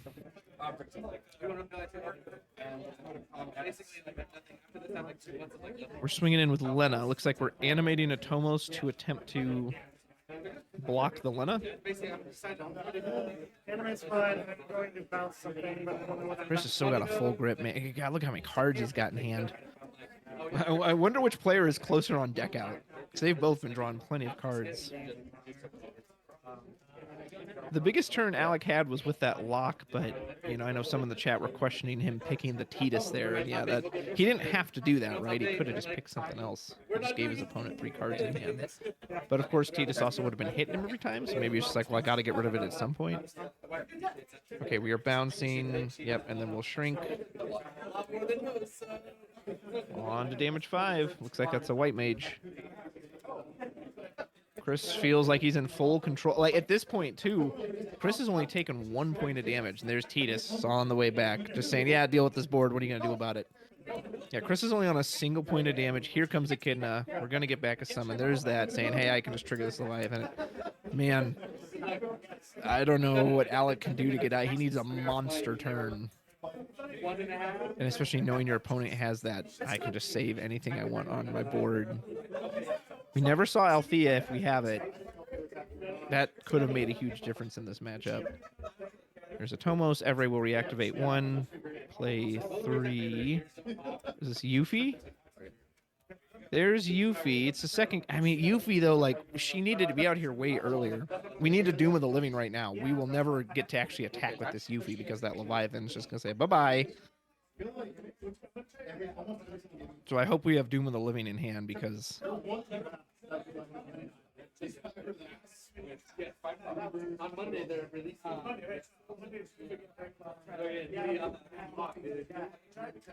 Yeah. Oh, yes.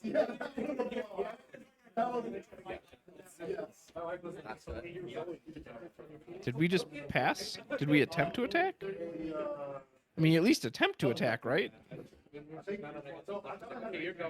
Or go to combat, maybe try to fake him out. I mean, not that Chris is going to fall for it, because he can just bounce it on the stack before it's non-targeting resolves, and then you can't use Doom of the Living. So I'm assuming that is the plan, is that unless Alec doesn't have anything, I'm assuming if he has something, the plan is to Doom of the Living on our opponent's turn.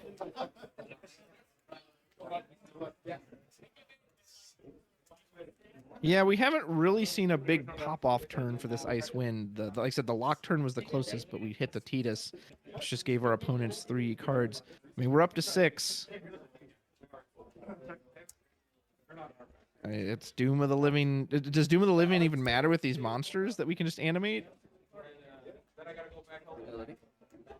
I mean, we'll take out Leviathan, Lena. You can even target the Tidus if you want, but we can just animate Blue Worm and the Echidna. I'm assuming Chris has a summon in hand. Sorry, 14, yeah, 23, so. I would ask for the damage, so I wouldn't.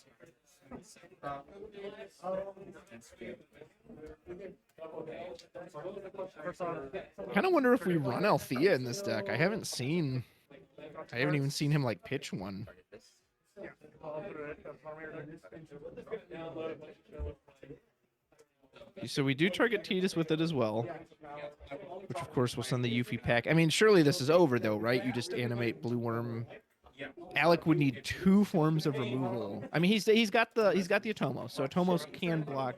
But again, we know Chris has an open Leviathan in his hand, so his only blocker isn't going to be blocking. So animate Blue Worm, yep. Attempt to animate Atomos. Chris has so many cards in hand. Just to say, okay, bounce out of the way, no blocks.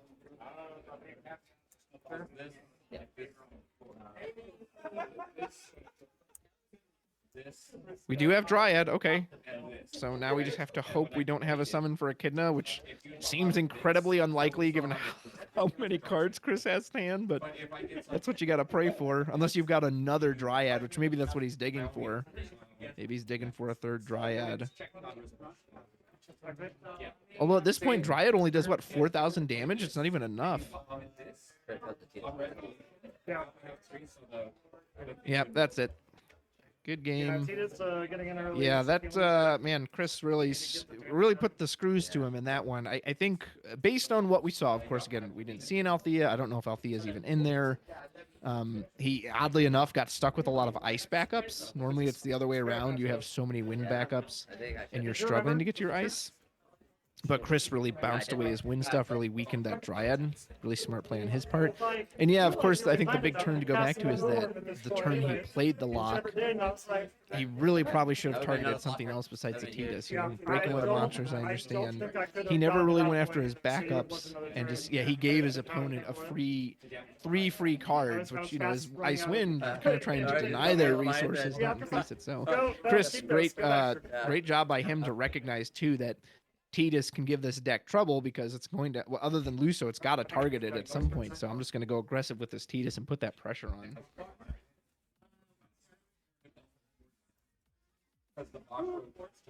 Yeah, and Snugsy brought up too, right? Lock is the forward. You want to lock someone at least 2 times in a turn. You want to lock and then Chocobo or lock Althea if we have it. That I'm going to freeze your entire board and make you discard multiple cards. Like if Alec had gotten to that turn, I have every confidence he would have won, maybe barring some crazy EX burst. But nope, he didn't get to it, and Chris navigated around it smoothly. So congratulations to Mr. Lopez, and Alex will have to try to rebound in his next matchup. You gotta be very, very careful. It's hard. I would love to see that list because I'm very surprised we didn't see Althea, unless he's again just not running it. I just unfortunately never. There was actually a point I should have cast it, and I didn't because I forgot. But I should have cast it and discarded something. I'm told from Tabletop Tavern, by the way, that the ads are only set to total 3 minutes in an hour. With so many Choo lanes, I was like, damn, GP is kind of rough right now. Barrelite doesn't really do much. I think if you attack the I think you just died in some way. So I was like, with any luck, they will occur in the breaks and not in the middle of matches. And then, even if you could special, you couldn't deal with everything, like knowing what I had for my next turn. A lot of folks in chat saying you just don't target the Tidus ever. Like you, Hunter Brighton brings up the point. You literally don't do unless you absolutely have to, unless it's damage 6 and he's about to kill you. It's hard. It's even hard to do that, like to kill it though, because if I draw into another one, it just feels. I don't know if Alex had this mindset. I know I've had that mindset before too, where you can get panicked and you can, oh my gosh, and you get scared of a certain card, so you feel like you got to deal with it. But when in reality, it's like it's probably actually better to just not address It it. was like Tonberries and stuff. Like it didn't do anything. I feel like you're just like dropping the Tidus turn 1. Someone said Tabletop Tavern. If you're listening, someone suggests if you're able to pre-roll the ads between rolls. Well, That way they don't play Like, once I saw hourly on the actual matches. it's good.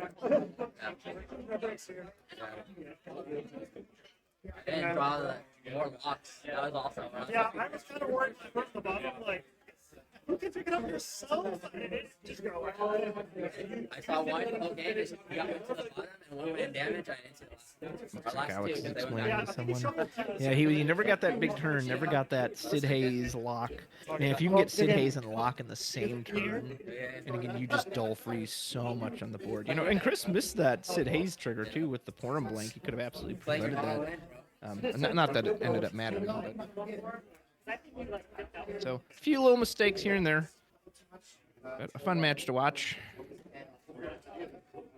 I know Chris is determined to make day 2, so we might be seeing him again on stream. Might be seeing Alex too. Icewind is a strong deck. Don't sleep on it. Not that anyone's sleeping on any deck.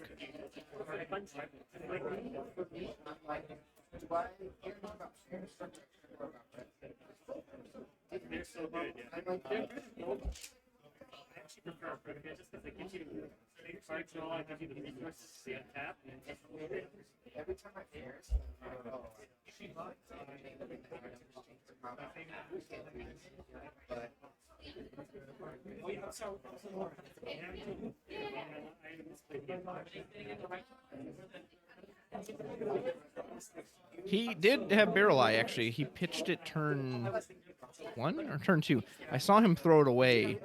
I think he has Buddy in there, so I presume Riku is as well. But yeah, he discarded it early, and whether that was his only copy or he just never saw another one, I don't know. But Barrel Eye was never a factor. Luso was never a factor. Althea was never a factor. Assuming it's in there, because I never saw it.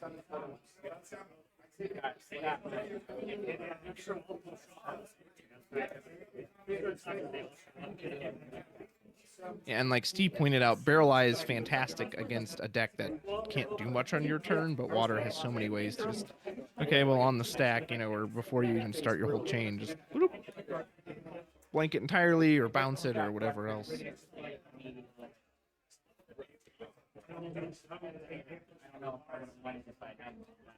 seemed like a pretty tight player. I got my second. Yeah, it's a very similar deck. It takes a lot of the sting out of it.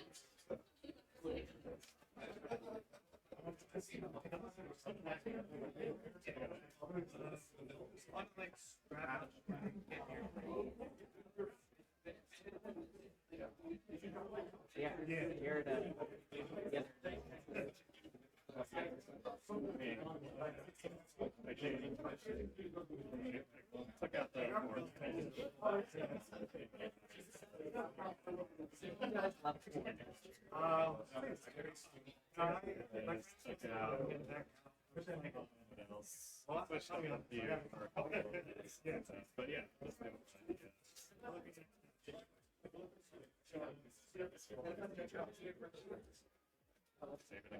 I dropped my deck. This is my dice.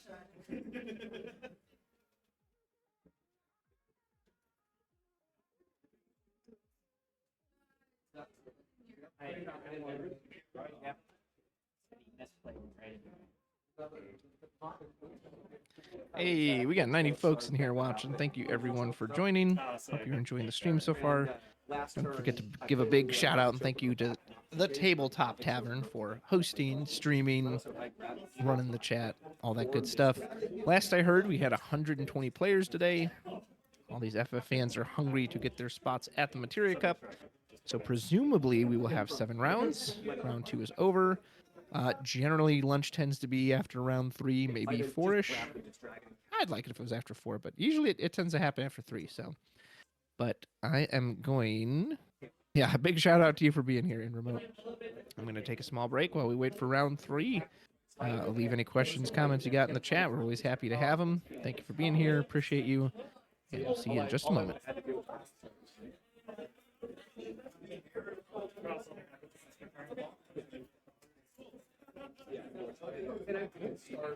I wanted to be careful, so I didn't start earlier.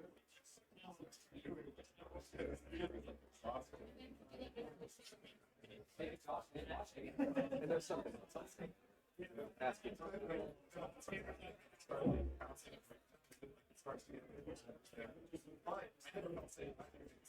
Yeah, he played really well. I had a really bad opening dance. He played turn one center and I should have just played it. Especially he was on the minimum version. That was, yeah, I see the advantage. Yeah. Because I didn't. My first turn was good for one place. Okay.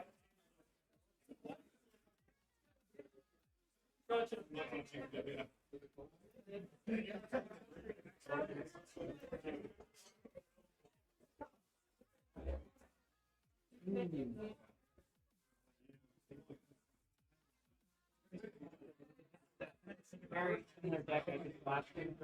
I was playing deck that takes a lot of. Yeah. But he plays the name this time like not much moves.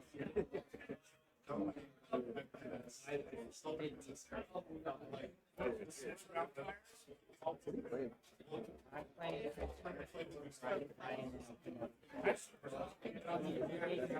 yeah, he gave me kind of an updated version. That's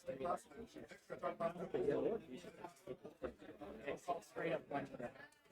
He hit two of them in the break zone early, had that in there. And I played it out twice to break the last of the four. And then I'm running two feds. That's I really like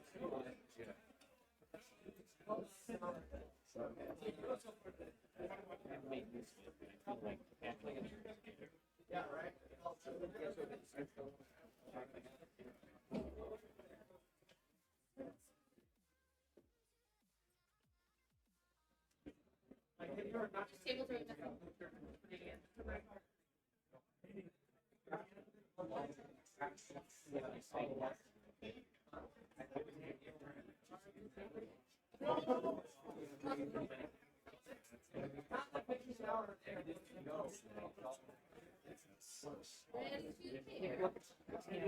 They won't run out.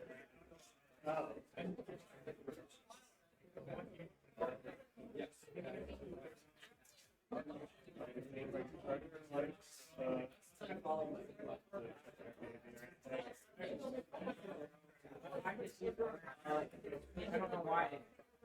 When I got used to it, I watched this variant and then I take it off.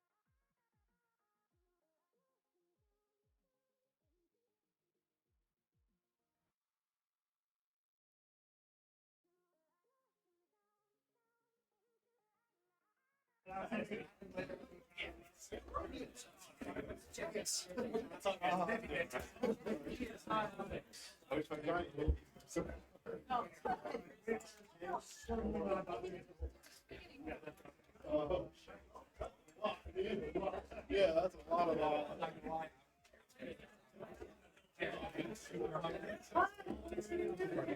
Perfectly large. Holy shit. If you drive a Prius and you park in front of the apartment, you are currently being towed.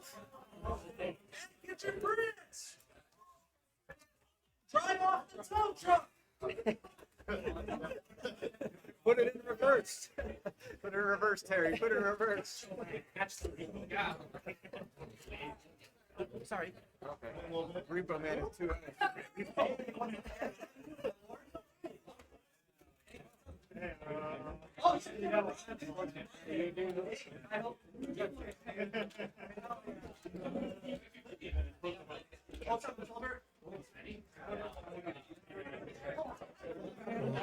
Right, looks like we are back and getting ready for round 3, folks. It's always like the person next to me.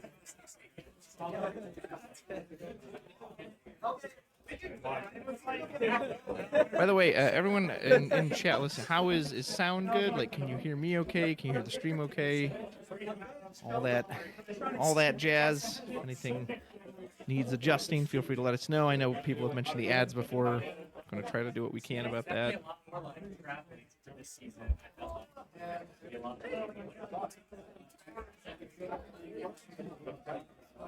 Yeah, just do it. All right, and I actually know both of these gentlemen. Coming up, it looks like we've got Alexander K on the left. He is in my Discord, I believe. And Emmanuel Anote, who I've met in person, and I have to admit I'm very biased for, so I will call this fairly, but you know I'm always rooting for Emmanuel in my heart. But hey, just like any good card player, he's got to earn this, and he's got to earn it from Alexander. So, and I'm assuming both of these gentlemen are 2-0, so it will not be easy.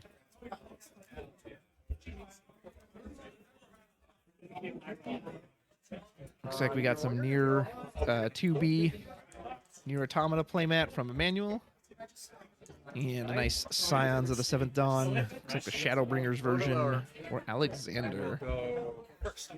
Both gentlemen roll their die. Emmanuel rocking those awesome Yuna sleeves. I've always really liked that pose for Yuna. Even though I definitely prefer her Final Fantasy X straight summoner version. Like, I thought she did the Gull Wings thing pretty well. Call bias for Emmanuel. Go nuts. Okay, thanks, buddy. The store itself is pretty drowned out in general, but the commentary volume is okay. Good, good. Always want to make sure it's right, not too loud or too quiet. I've seen other streams in the past where the sound is just so off. It's like, wow, it's so hard to hear, or something's overpowering. So, thank you for that feedback.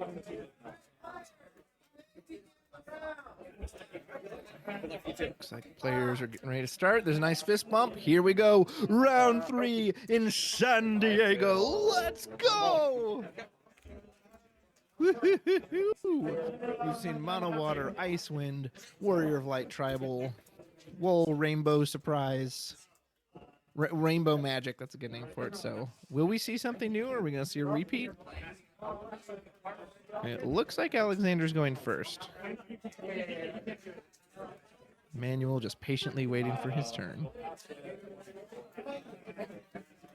Alexander looked like he was swatting some flies on the mat there. Puts it off to the side. Is that okay? That looks like Vanille, so I'm guessing this is 13. His what he discarded was is a little off camera, so I can't quite tell what that is. There's hope. Yep. I think anyone who's familiar with this meta knows what we're in for. The Boogeyman has come. Is it still the Boogeyman? Is Wool the Boogeyman now? Category 13. Somebody queue up Blinded by Blinded by Light in the background. Emmanuel is in for a fight. Or maybe not. Maybe he'll have an instant answer and this won't bother him at all. There is Hope, presumably going to get out Lightning. And I'd say it's a tale as old as time, but it's only a tale as old as this starter deck. We have our classic Final Fantasy 13 opening. Like blinded by a shake. Gets some scooter on. That's funny. I think 13 had one of the weaker soundtrack entries into the series, but I do really like that Blinded by Light song. I can't tell you how disappointed I was when I won my first battle and the fanfare didn't play. I was like, well, how's it a Final Fantasy game if there's no Uematsu fanfare? Looks like a Kusith, so we've got Earth, which means we have access to sweepers, whether Hekaton Kyre or Shantoto. Oh, Amber, okay, so we're on Soiree. So maybe we don't actually. Some Soiree decks don't run the Toto. But I'm assuming Hekaton might be in there. And so we pitch 2 for Amber. Amber will search. Now, granted, Elvis is a really easy way to bop one of these forwards, too, especially if we've got Shinju. And you just go Shinju, Elvis, good night, Hope. Both figuratively and literally.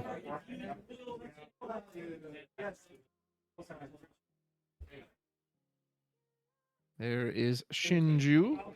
Other thing, too, this is a tough match for 13 because Soiree tends to have so many EX bursts in the match. It's very possible Alexander could knock himself out without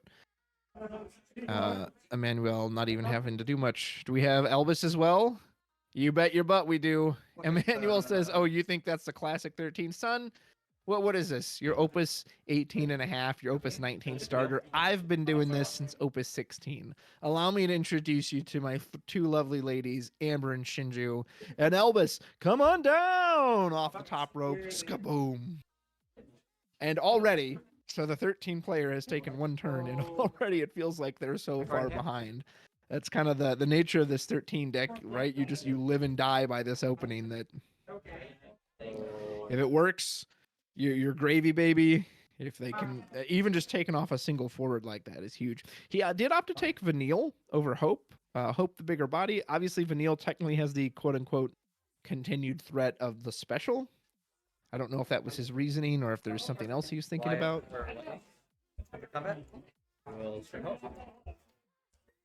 Here comes Hope. Warrior of Light, point of damage. Here comes Lightning. We're going to draw a card. And Hekaton Kyre. Nice. Those are 2 really good hits for 13. Hekaton would have just cleaned this board up on Emmanuel's turn. And obviously, while we can't play Warrior of Light yet, it's just a big ol' mean body 13's got to deal with. So while it sucks he lost his Vanille, a good little punch back for Alexander. If Emmanuel obviously has something like Edel and Mirald. He does have Unai at least in his hand. I maybe saw Mirald. Elvis Bresley. Steve, that's a great name. Yeah, if we see an Elvis EX burst, I'll have to do my best Jim Ross impression from WWF, WWE. Since the old Elvis off the top rope. Hekaton obviously would be very clean. We pitched Irwin. Okay, we do have Mirald. Yeah, so bye-bye Lightning. All right. I mean, Emmanuel's taken out one of these key forwards every time, and of course Lightning is the most key forward in that deck. So if Alexander doesn't have a second one, and Mirald can block this Hope too, which I think you'd absolutely do because you're happy to play another Mirald in the future. Elvis Presley, what a name. I'm all shook up. So, Alexander, how can you push back? Fang Lightning here would be very strong. I mean, ideally you want to keep that pressure, right? You don't want to just have to just swing with Hope. Looks like we're pitching 2 cards, Ifrit and Bahamut maybe? For Reeve. Okay, there you go. No, it couldn't have been Bahamut. It would have had to have been a Lightning card. Maybe Ishtola? I think that, yeah, I see dual elements. That must have been Ishtola. Combat. Swing Hope. 9,000 now swing.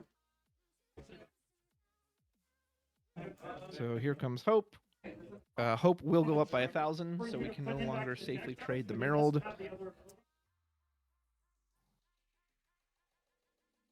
I'm assuming Emmanuel's deciding whether he wants to I mean, I don't. Well, maybe yeah, especially if you've got another Merald in hand, or if you just draw a new one, or what's her face, Edel could just reanimate. Here comes the damage after draw, and it is a bonus burst. Kusith, oh, it was scripted, baby, written in the stars. Emmanuel says, "Oh, I'll block with this Merald, all right, because it's coming right back the next turn with this Kusith." Kusith off the top. Cards in hand, 3. Oh my goodness, our happy little, our happy little. What is he? Is he like a dog? Played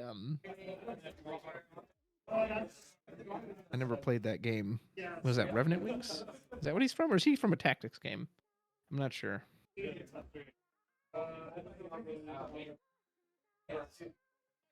But now Emmanuel can obviously at the barest minimum he can just drop the Edel, or not the Edel, the Merald, but he might have something even better.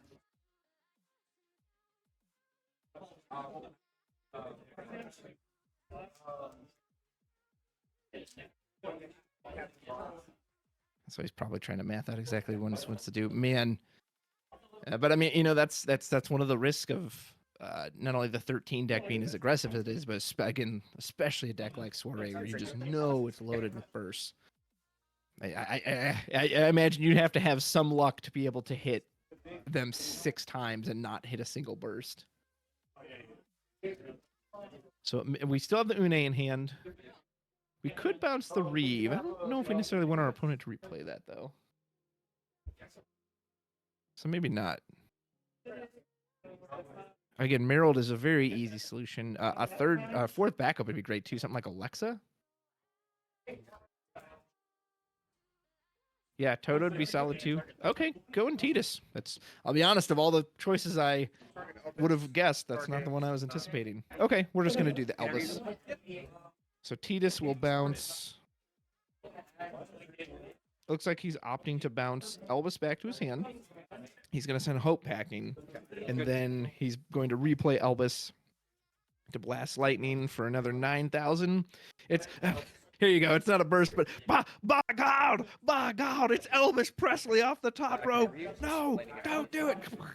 He just blows Lightning into oblivion. And now on Alexander's side, we have 1 active backup. Now the good news is we can replay that Hope and go get our next Lightning, or Vanille, or whoever we think is best here. And Vanille, you can kind of play on curve now with that Reeve. So maybe Alexander wants to take a moment to, I don't know if that's considered slowing down since you're still getting out 2 forwards, but. Someone said in chat, well, looks like we got ourselves a reader. What you reading for?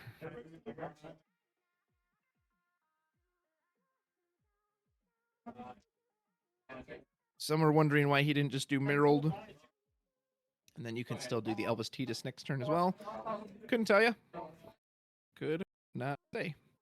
Obviously, we had to pay for Tidus properly with water. We didn't have the color fixing that Shinji provides for the soirees. So I don't know. Yeah, I'm not sure. Maybe he doesn't fear the Hope. Maybe he's like, in some way, he's like, okay, maybe it's a challenge. Go get out all your lightnings. Let me destroy all of them. And then you will have no hope. None.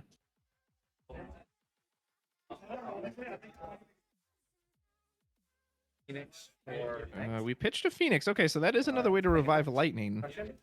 Fang's going to reduce. We can get to play Hope for 2. That's quite good. Kind of sucks to throw that Phoenix away as we could have res the lightning, but yep, there's Hope. Looks like we pitched Aldo for it. We could get Vanille. Still play off of that backup on curve. We can go get the next lightning if we don't have another way to get it.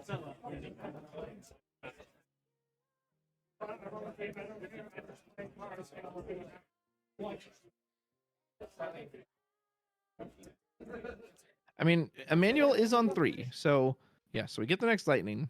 I mean, I'm not really scared for Emmanuel right now. I feel like he's in a pretty comfortable spot, especially with his resources.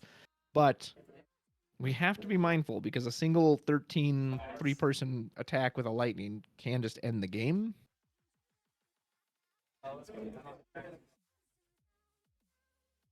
Now, Fang does not have her buff currently because Reeve is not a 13 character. So all these cards are printed power. So there could have been an argument for jamming out the lightning, but you know he's got the Merald too. So he can, of course, just counter with the Merald. Whereas right now, by not exposing the lightning, you are saying, hey, you know, you're saying what the 13 deck's always saying, hey, yeah, I'm threatening. I'm threatening. We're all just gonna die.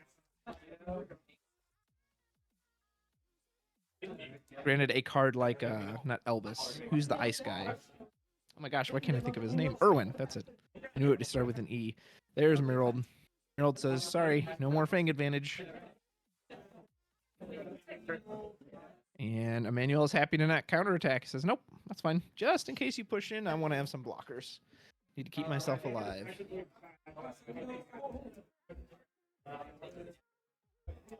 I can't tell how many Emmanuel has in hand. I at least see one. I don't know if there's other cards under that. Because he did go in pretty heavy on that first turn, going for the triple soiree backup. And the Kusith, other than the Kusith recursion, I don't think he's had anything that's like added cards to hand for him. Elias for Pitching looks like Bahamut and Belias for Squall. Oh, interesting.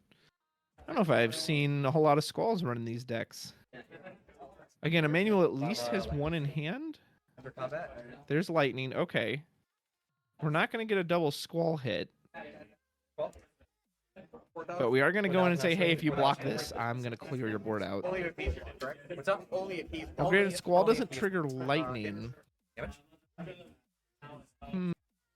There's Alexa, it looks like. I wonder if we actually... Well, no, Lightning isn't big enough. Hope. We can trade here. Yeah. Okay, so there's one block. So Lightning will get another pump. We'll draw a card. Lightning's a 9K. Emmanuel hits a bonus burst. And that is Vesvia. So that will be a card draw for Mr. Anote. He'll add one to hand. Oh, and we passed after that, so he went ahead and added two. Interesting. So obviously a sweeper would still be great here for Emmanuel. Hecaton, Toto. He's got Hecaton in hand. Okay, I just saw it.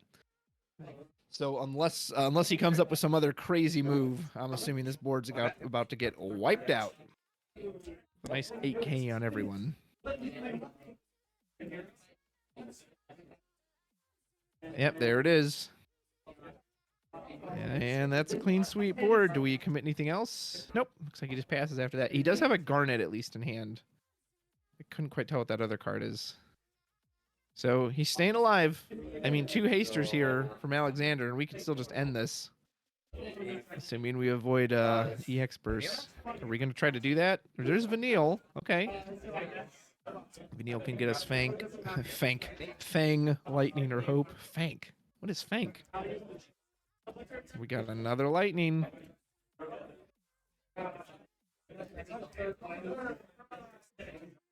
Isn't Lightning's third attack trigger an extra damage?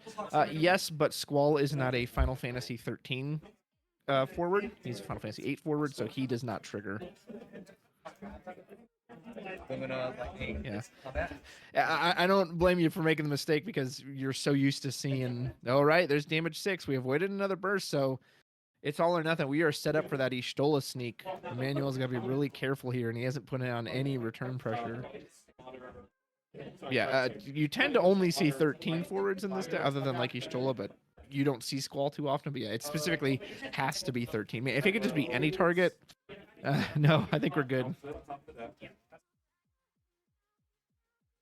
I'm going to take a minute to think here. Yeah. I mean, another sweeper here would be great. It'd be another Lightning down. Is this the third Lightning? It could be. Not that we don't have ways to recur it. Y'shtola is a huge threat here. And there's just... I don't know what kind of summons Emmanuel has that he can do them on his opponent's turn to prevent any Y'shtola. So that, if I'm Alexander, assuming like this board gets dealt with, that's kind of what I'm keeping my eye on. Is that's my closer, right? It's a 9th inning. That's the pitcher you want to come in and close it out.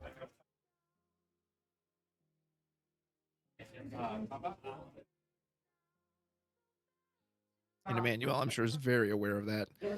I've played this man many a time on RVA. He always stomps me. And he's played against this deck plenty of times. He knows what's possible, but of course he can only do what he's got the cards in hand. Garnet can get us back a summon, but we would need water. doing a Toto? Okay, so he pitches the Garnet. What do we got? Thornton. All right. So Gale get whatever we want. Edel would be good here. Yeah, I'll say Edel. You can just revive the Merrill, take out the Lightning. Prevent any of that big boosted. I want to say party attack, but it's not technically a party attack. Parade attack. Let's call it that. It's the parade. It's like My Chemical Romance. Welcome to the Black Parade. Yep. So Edel into Merrill. We'll take out the Lightning. Can Alexander continue to keep this pressure on? Again, and Ishtola is just game over here. But we have to have it. We threw one out earlier. We have to draw the card. Minus Ishtola, of course, the obvious. Another Lightning here is good. We'd still trade off the Vanille. Edel will be protecting Merrill from any potential Vanille shenanigans. And I can't really get a grasp of how many cards Alexander has in hand. He just passes. Okay. Yeah, he's like, all right, I gotta wait. Gotta wait for my opportunity.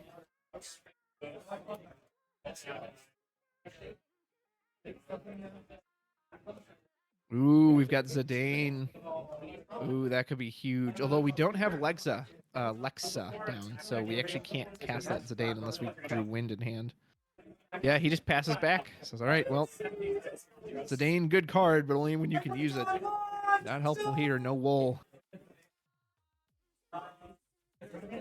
Did Alex draw anything useful?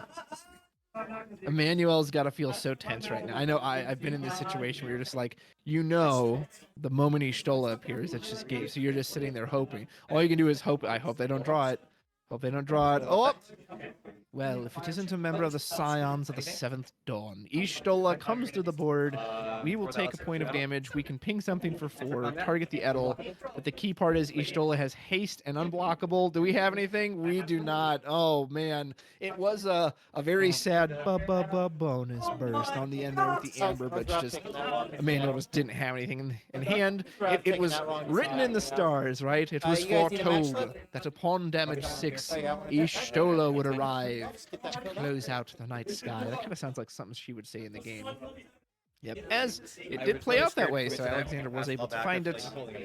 Manuel holding on. That was actually, I have to admit, one of the more enjoyable 13 matches I've gotten to watch, because usually it's just so one way or the other. Either the 13 player stomps you, or the other person immediately stops you, and then it's not. But it was actually quite a good back and forth of Emmanuel was doing enough to like stabilize just a little, but he never got that big swing. Probably the biggest one he got was the Hecaton, but when you're that high up on the damage, and a card like Ishtola just says, I basically guarantee 1 point of damage. So very well played by Alexander.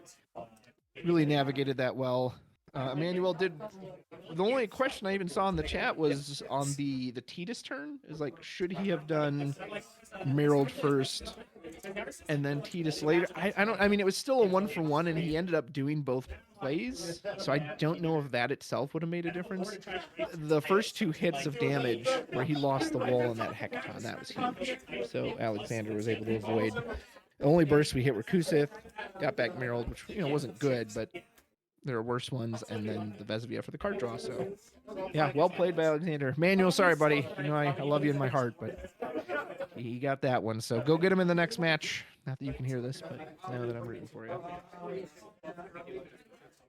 Although Solo brings up a good point, though. Like, he did let him reload the Hope with that, right?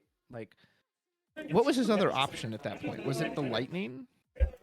Of course, your instinct is always, let me kill the Lightning, but maybe there's an argument to be said for, no, bounce the Lightning. Like, at least if he has to replay that, it doesn't do anything on its own, and he has to replay it. Whereas, yeah, the Hope just lets you reload and go gets another one. Maybe it was Vanille. I don't know. But either way, it is what it is. So, that is round 3. Let me see if I can find out. Tabletop Tavern would like to say they're going to try to make sure to roll ads during the downtime. That way they don't interrupt the matches. Very grateful for that. And let me see if I can find out when lunchtime is. No, when lunch. It's usually after round 3, but we'll see if this one's any different. It's after round 4.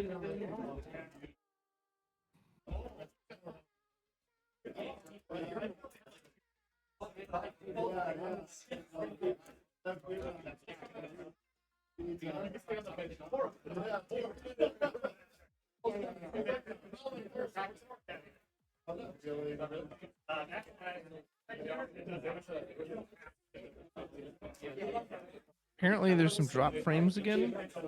I think it was smoother for a while, wasn't it? Yeah, I don't know if that's. I know a lot of these gaming stores, you know, maybe their internet isn't really built for this, so maybe that's part of it.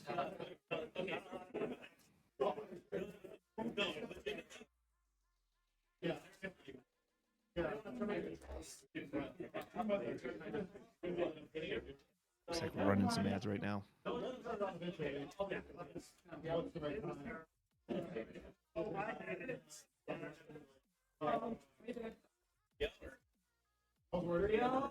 There'd be a time where I activated. I got my gold. Don't forget to talk to me later. And you guys want to go?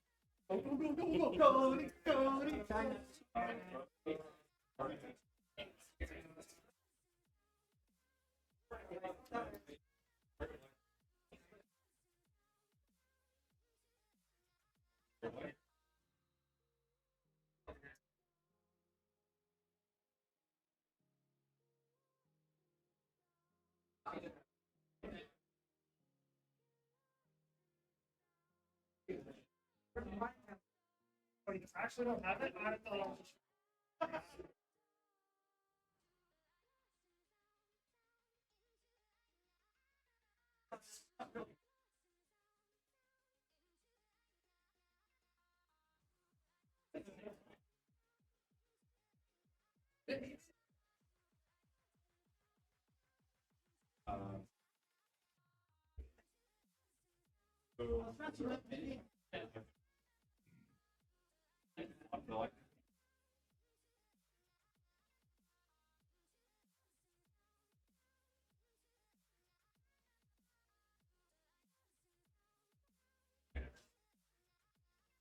Still waiting to hear back on word of a lunch break, whether it will be after this event or not.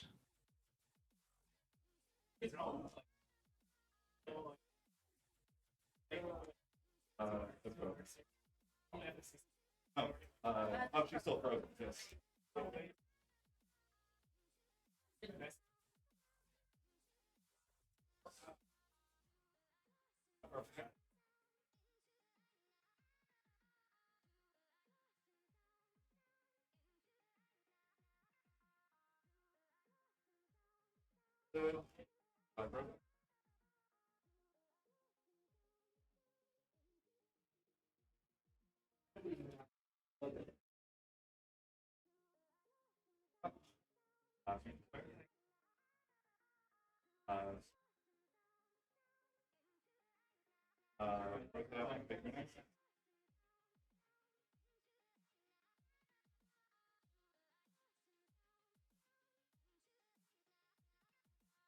Get it now. I knew that I was supposed to do in the matchup. I just didn't get the. The issue is like, okay, I can start pushing damage. But when Stroke comes in, like, so then they just stand something like, oh, what's like wrong with me? Standard one. I can give a few of the scores that I have privy information to.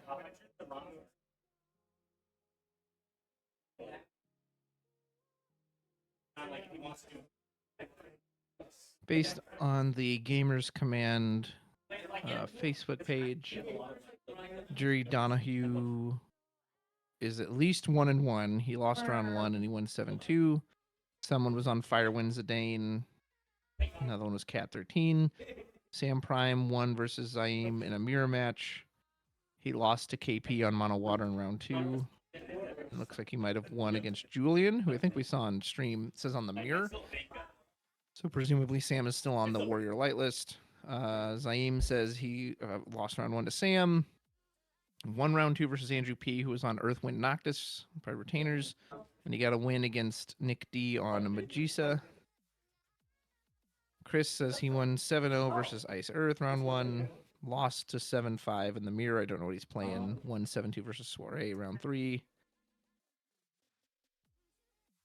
Blake won against 13, 7-4. And they lost versus Earth Lightning. Arc, maybe? I know my buddy Daniel there he was 2-0 last I heard on like the radio wall list. There's just some stats. Don't know beyond that, unfortunately. I have asked about lunch break. I don't know if it's after this or not. Still waiting to hear back word. Maybe we will have word once this round finishes officially.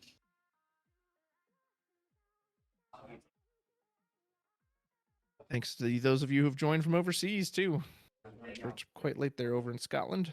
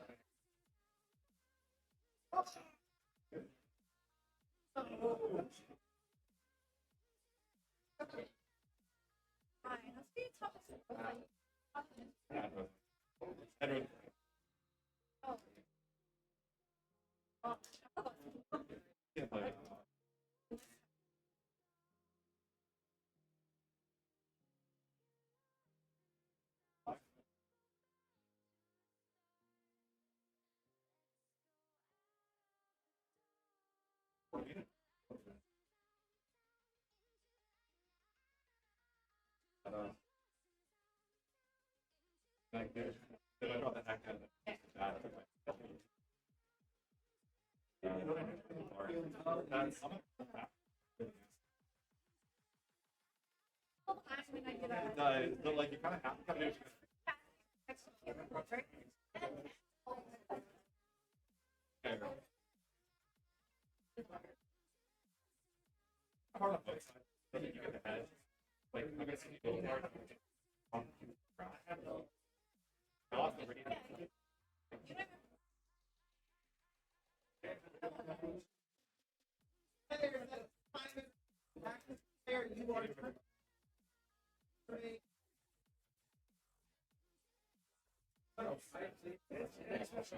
the double fire of me.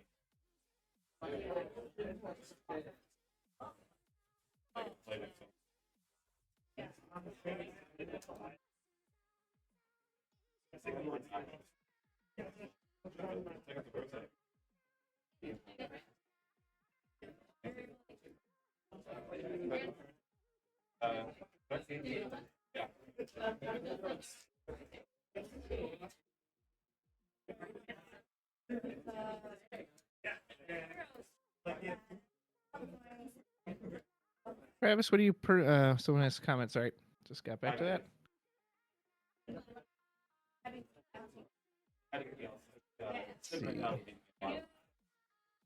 Travis, what do you personally believe to be the best deck to take to a tournament in the current meta? Well, of course, I always ask first, do you want to have fun or do you want to win? And then if you want to have fun, you should take whatever you want. If you want to win, first of all, be comfortable on it. Make sure you've practiced with it.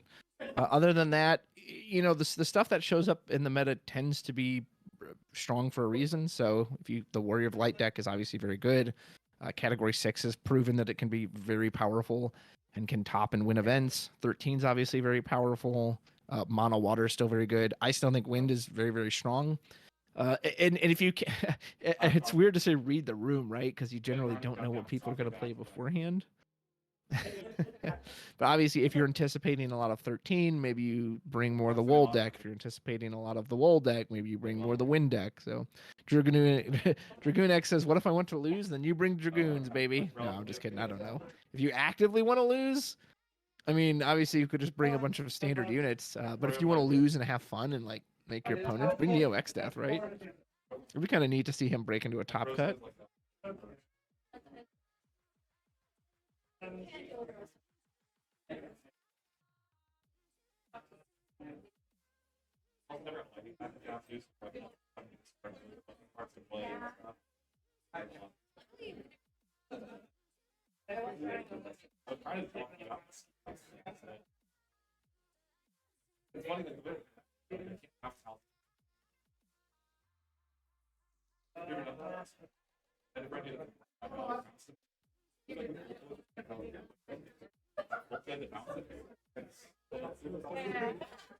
I was like, oh, that works.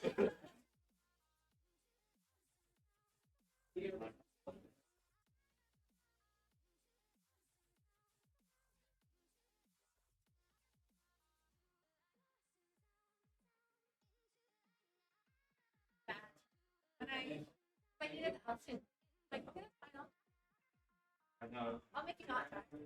Or no. I'll draw my outfit.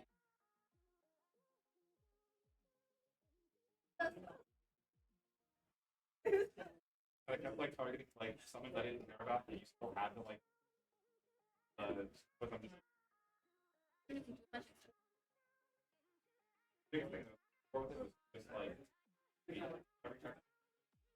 time you're trading with but doing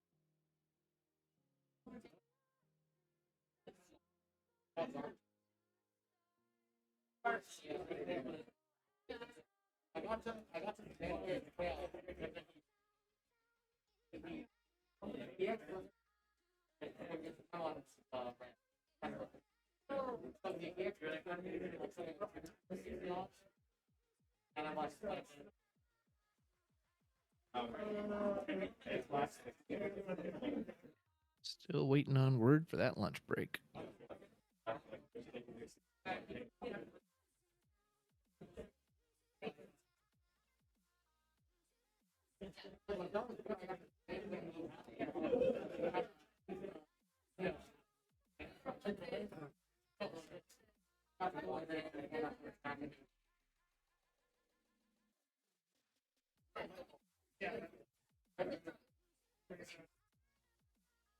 I got to read it. Let's see.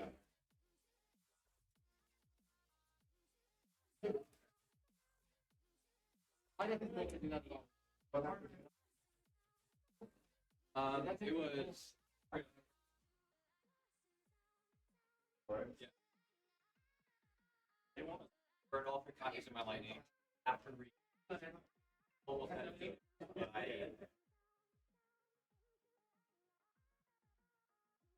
probably see.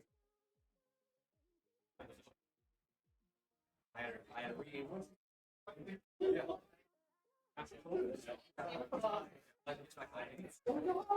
I don't next week.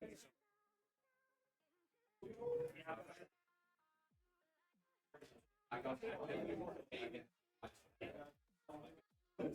It's too body say get too back ball. Get a player.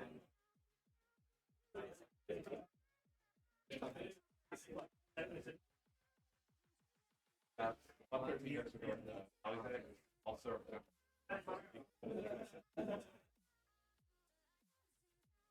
So anytime you play her, you get that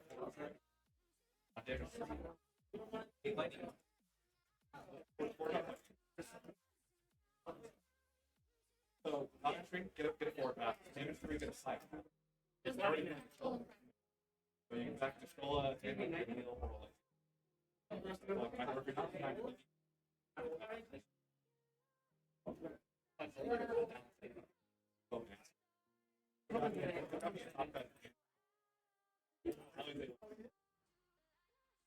I do like to. This is the last super month. I got double apparel twice. I say you're doing a.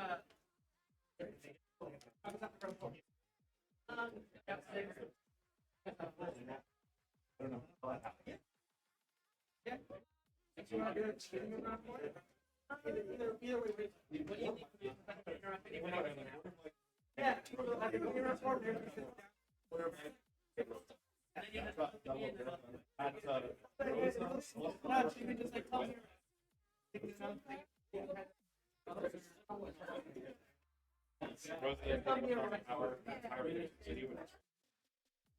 Tires too. So before worry about the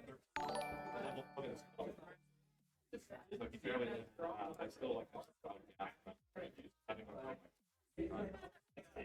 We're not the breaker. Yeah, give me both. It's just 1,000 power or power or active.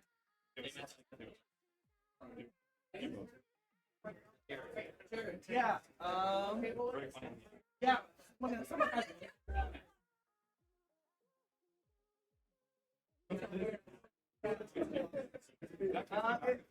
we are currently on the See ya.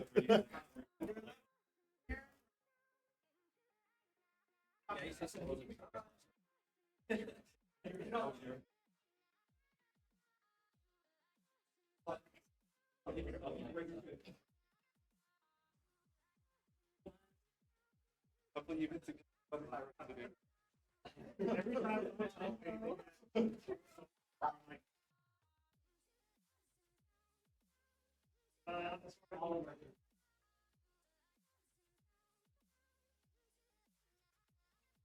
not up to me.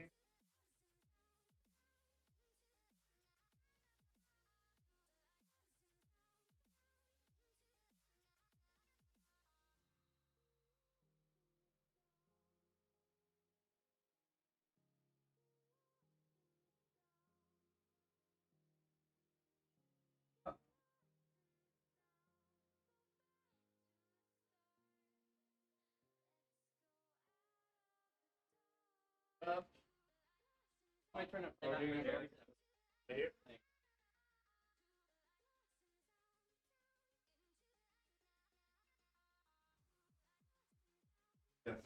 I want to. Oh, your tags? Yeah. Yeah, no, thanks. Yeah, it's really funny. People like, oh, you're like,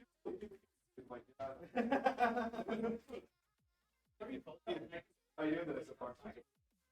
Yeah, I am my last research. Yeah, that one card and the other one. Not my witness. I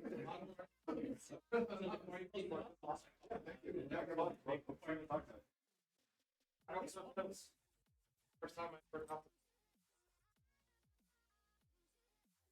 what do you want to know? nothing in there. Mono not mono character. Good monster. Working. Run it back. I've had birds. I found some back in.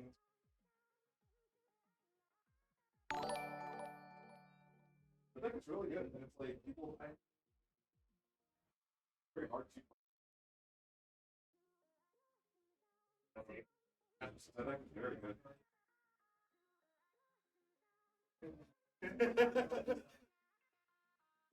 Like I played her.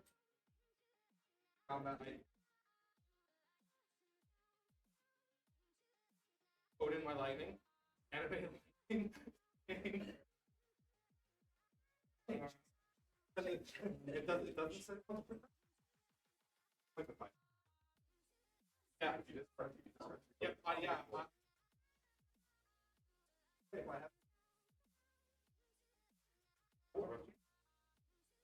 Rodents.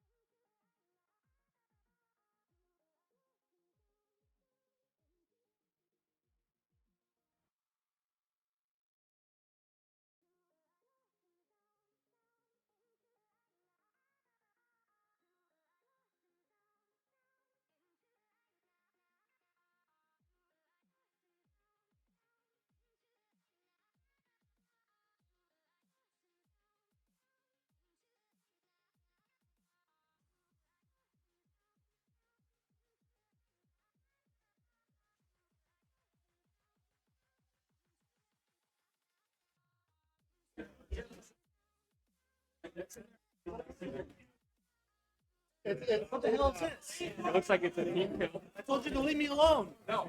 Why do you have to keep on?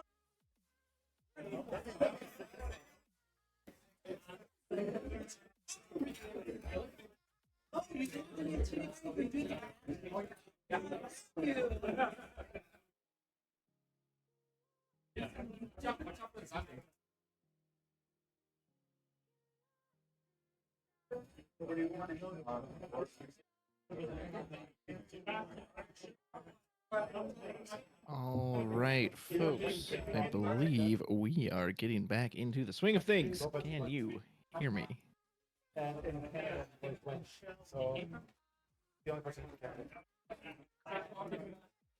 Excellent. Looks like we are indeed online.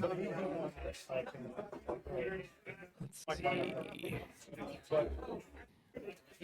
Like one of the other people here playing like a sport.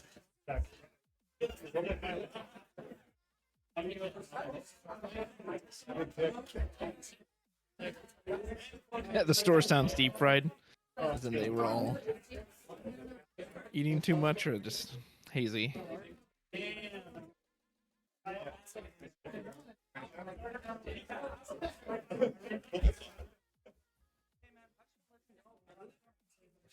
Well, given the name on the playmat on the left, I'm going to assume that's Kyle Peters, who always seems to find his way onto the stream, unless someone stole his mat and is using it, or perhaps borrowed it. But either way, that is the name on the playmat.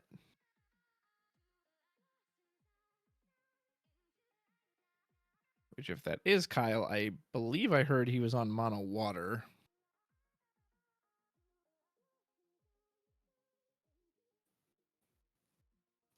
Let's see.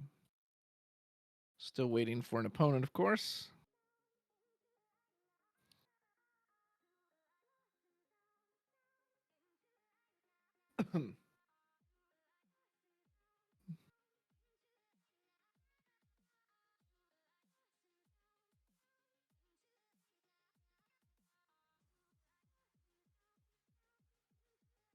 That looked like one of Kyle's little finger gestures. Yeah, I've seen him gesture that way before, so I'm assuming that's him.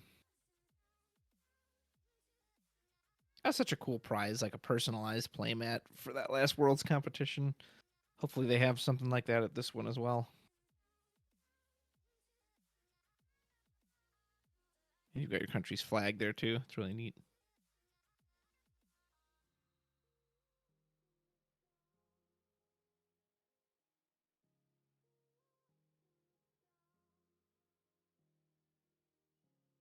His opponent has entered the field. It is a white piece of paper.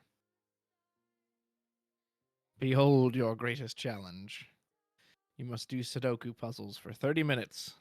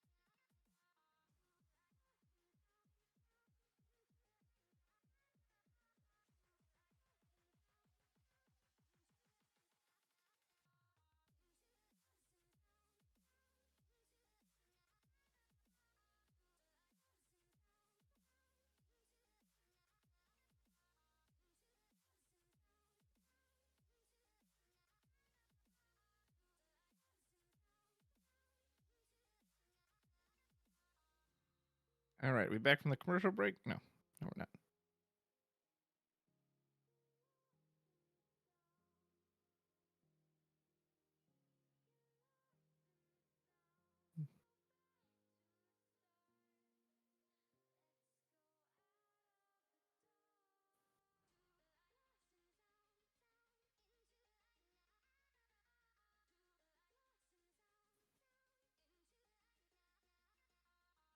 Okay, are we back from commercial break? I think we are.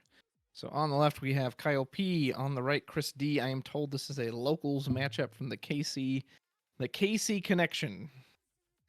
Doesn't it always work out that way? You travel halfway across the country just to fight the same people you always battle. I was told Kyle is on mono water. We'll see if that is true. I have no idea what Chris is on.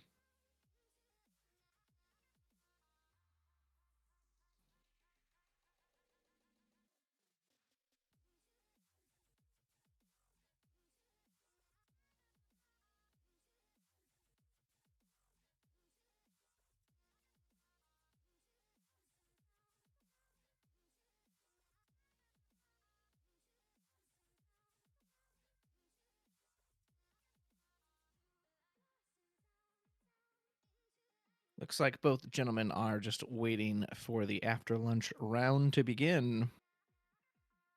Waiting for cards to begin.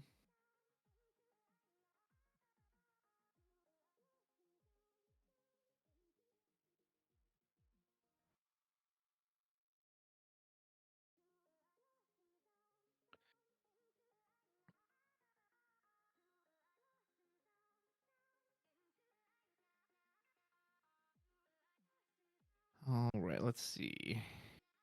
Yeah, I believe Kyle is on mono water. Chris may also be on mono water, so this may be the old mono water mirror match.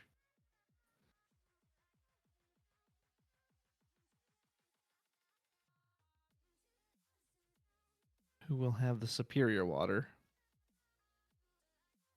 Going first, of course, will always help. Could turn into a deck out war for all we know.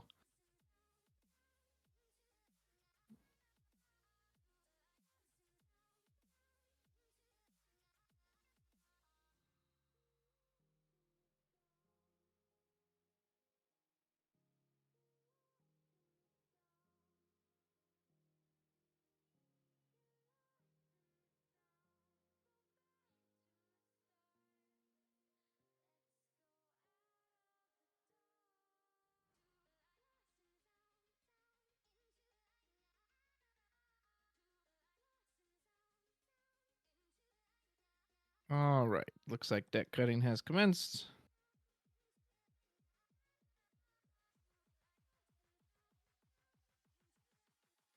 Is Kyle shuffling after he just cut? Okay, he's going to cut again. I was like, wait a minute. Don't do that. And yeah, the timer has officially started, so we are off to the races with this mono water mirror match. Here we go! Yahoo! Bring your towels, folks, because it is about to get wet in here with all this water. You know, if this was a Yu-Gi-Oh! Like Mako Tsunami, turn one would I play Umi to flood the field. And then the other players like I play other Umi to also flood the field. Looks like both players decided to mulligan.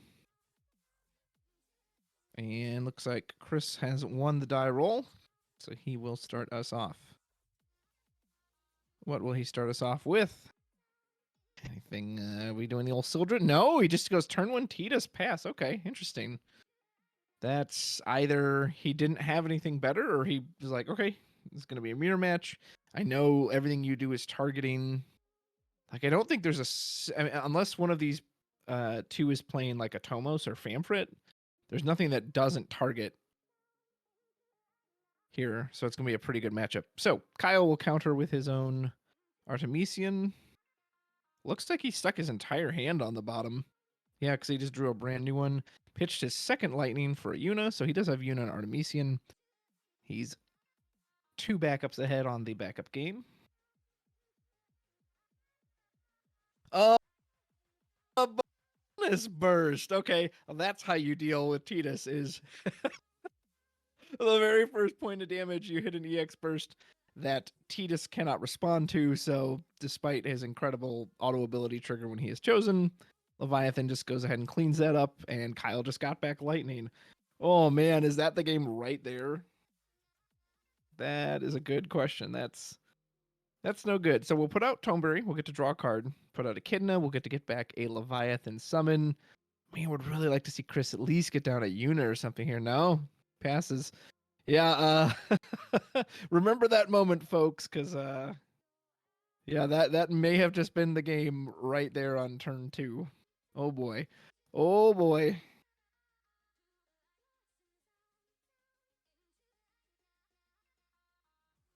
So surely Kyle will just take his time. Yep, cast Sildra. Presumably we're going to search out some backups. Curve out nice and heavy. Geomancer, which we can tap right now. Tap the Una, put that down. Nice, easy curve out.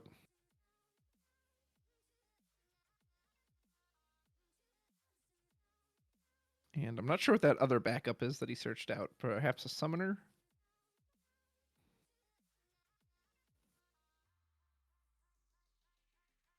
Someone says Chris angered the FFTCG gods in the chat. It's very possible. Yep, so we will play. And we're actually going to play that. I'm not 100% sure what that card is. That Oracle? Okay, it's something that gets us back a summon from the break zone. I want to say that's a summoner, but I'm not 100% familiar with that card.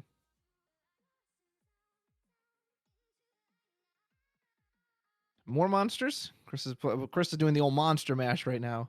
He had the mash. It was the monster mash, the water monster mash.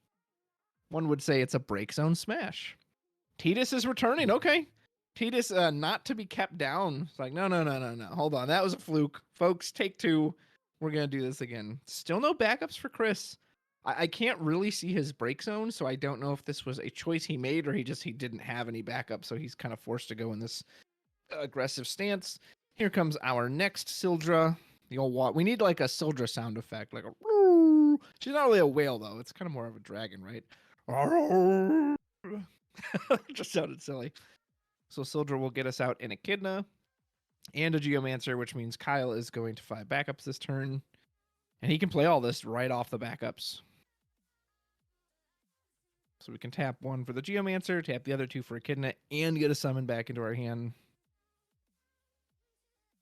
Yep. And there's the Echidna. Get back Sildra again. We're going to do more searches, more problems. Not for this guy.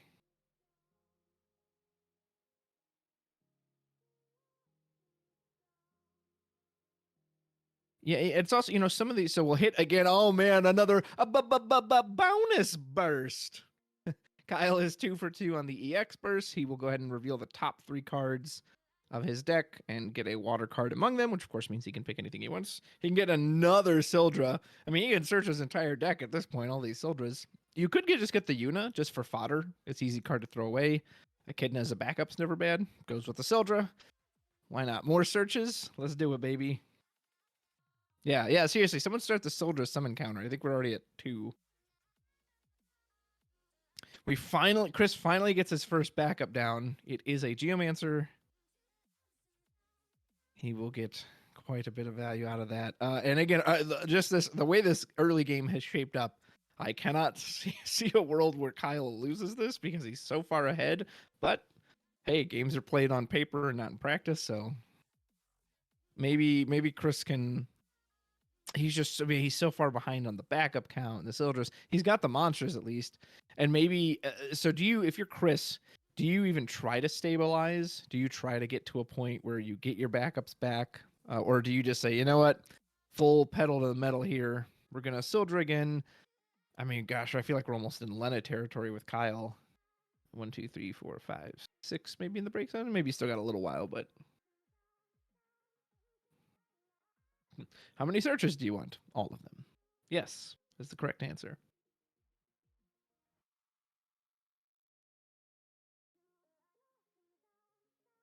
There is our own Titus and Tros, the 2 T's, a letter after my own heart. Of course, it is the letter starting my name, and the great tabletop tavern, the TCG Tavern. Give a follow if you haven't already. These guys putting on this wonderful tournament for us today, allowing me to cast. Very grateful to them. We have Ash. Again, we will probably have to target this Tidus at some point. Then again, maybe not. Maybe we just we let our EX burst do that for us and then not even worry about it. We could start the counter Tidus play. Yeah, he's going to go for it. Yep, so Tidus will dodge the Ash removal, tuck the Ash back into the deck, get 3 cards, which Chris is probably most happy about. Who would deck out first in this matchup? Kyle has already Soldier Searched 2-3 times. Chris also drew 2 cards off of his monsters, and here's our own Tidus. He's like, no. Now I will be the Tidus tempo. So we have a blue worm. I don't think Chris can just... I don't think he can out-aggression this matchup. I just don't think he can, especially with the resources Kyle has access to. And surely once Leviathan comes out and messes up the board, we're going to be in trouble. So instead, yep, he takes the time. He's like, okay, I need to match this resource. Taps 1 Geomancer for another Geomancer. Plays his own Artemisian, does his own mulligan. If we could get to 5, especially Yuna turning all of our water summons 1 cheaper is huge. If Kyle has that and Chris doesn't, like, that's just such a huge advantage. That's it. Okay. So we did get 2 more backups out. Nothing to sneeze at there. We do have our defenders potentially. Of course, we can't block Tidus. Chris probably hoping for a little of his own EX burst luck. Maybe he can answer Kyle's Tidus just as cleanly. Hoping to will that into existence.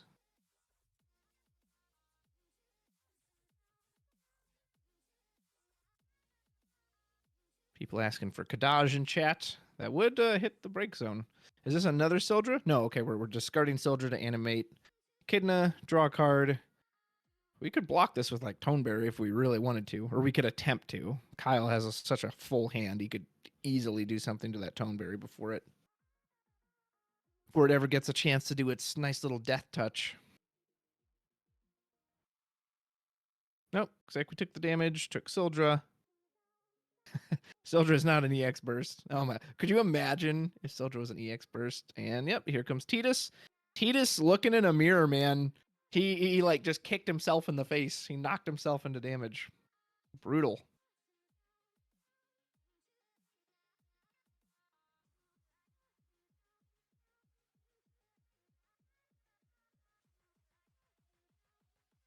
We'll follow up with a blue worm. We'll draw a card.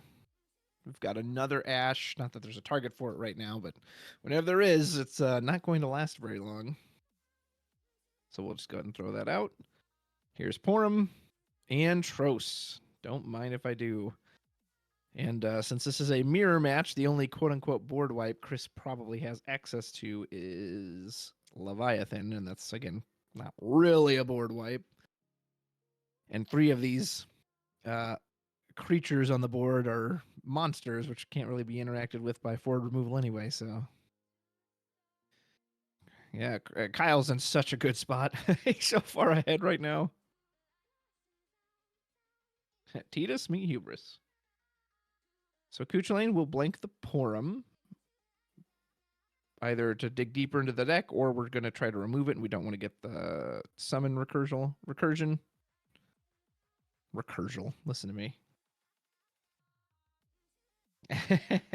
Wikuma, you'd have to tell me. I'm not sure what deities he subscribes to, but yeah, they are not favoring him right now, that's for sure. Didn't start with a backup. Turn 1 Tidus, instantly punished by the EX burst. It is fortune is not on his side at the moment. We will cast Sildra. Going to go hunt down. What do you get in a situation like this? Do you try to get your own little Leviathan? You could try to match his backup resources. Filter them out of the deck so they're not dead draws later. Yuna would be huge. We do get Leviathan.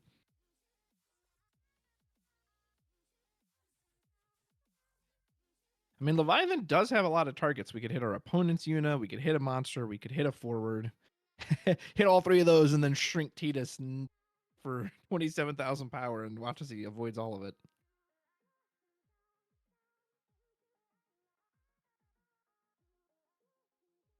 My boy worshiping Kefka and wondering where he went wrong. He certainly is probably dancing mad right now. So we're going to opt for Big Leviathan and a Blue Worm. Blue Worm, of course, nice monster, help us draw deeper into the deck. We all know Big Leviathan's just that big bad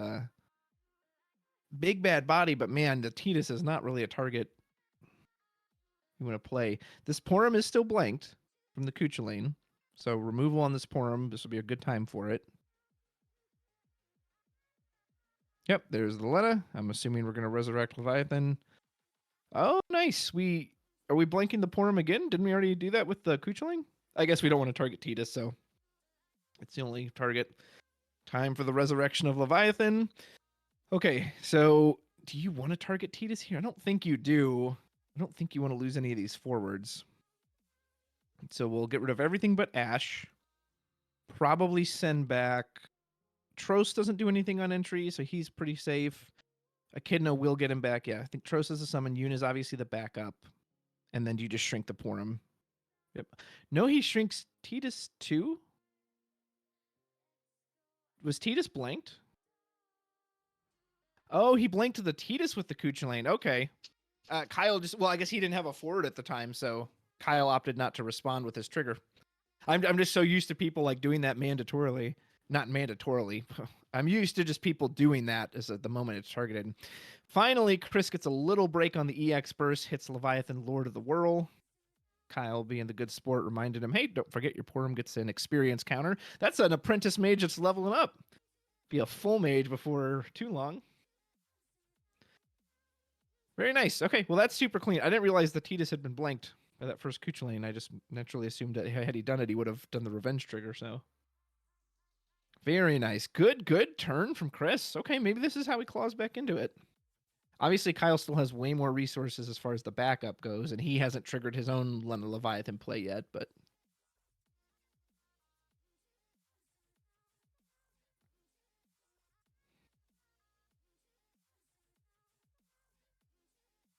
Of course, you have to be a little careful with two Leviathan Lord of the Worlds on the field, because if any character bounces, they'll both see it, and so they're both going to get... I've seen a couple of water players run into that where, haha, I'm going to like bounce and shrink your stuff. Oh, wait, you just shrunk my own Leviathan. So we replay Tros. We do replay Yuna as well. Here comes Ash. Oh, Ash is such clean removal for Leviathan. Just says, yep, don't got to worry about that. Bye-bye. Oh, you cost 9? I mean, you didn't really cost 9 because he came in for free, but doesn't matter. For 1 CP, minus 10,000, baby.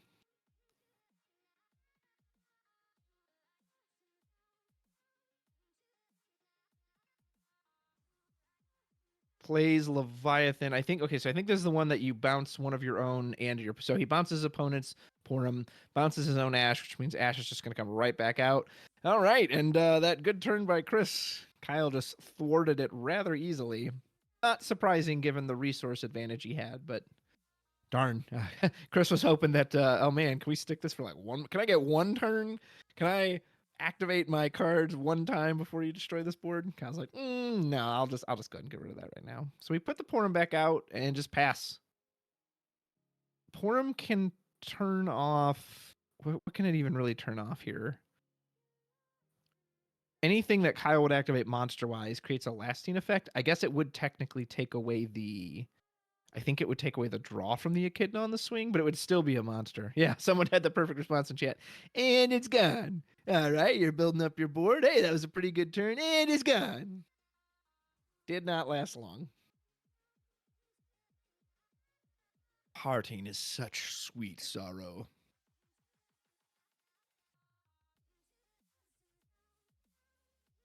So long, and thanks for all the fish. Here comes Ash. It is Echidna into the damage zone. Kyle dodging those bursts. Chris, I'm sure thinking, come on, where's my 6-cost Leviathan for free?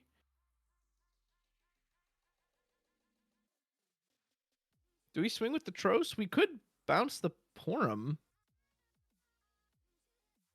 Yeah, and again, I don't think... I'd have to read the cards to be 100% sure, but I'm pretty sure if Porum blanks Tros or Echidna, they'll lose their alternative abilities, but they will still continue to be a forward.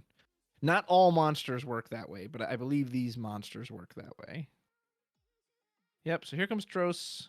Animate. We didn't blank with Porum, so hits another Tidus into damage. Oh my goodness. Yeah, and Kyle's probably looking, all right, do you even have any Tidus left? Oh boy. Tidus, he got lost. He did not read the map on the way to Xanarkand, and he got stuck in the damage zone.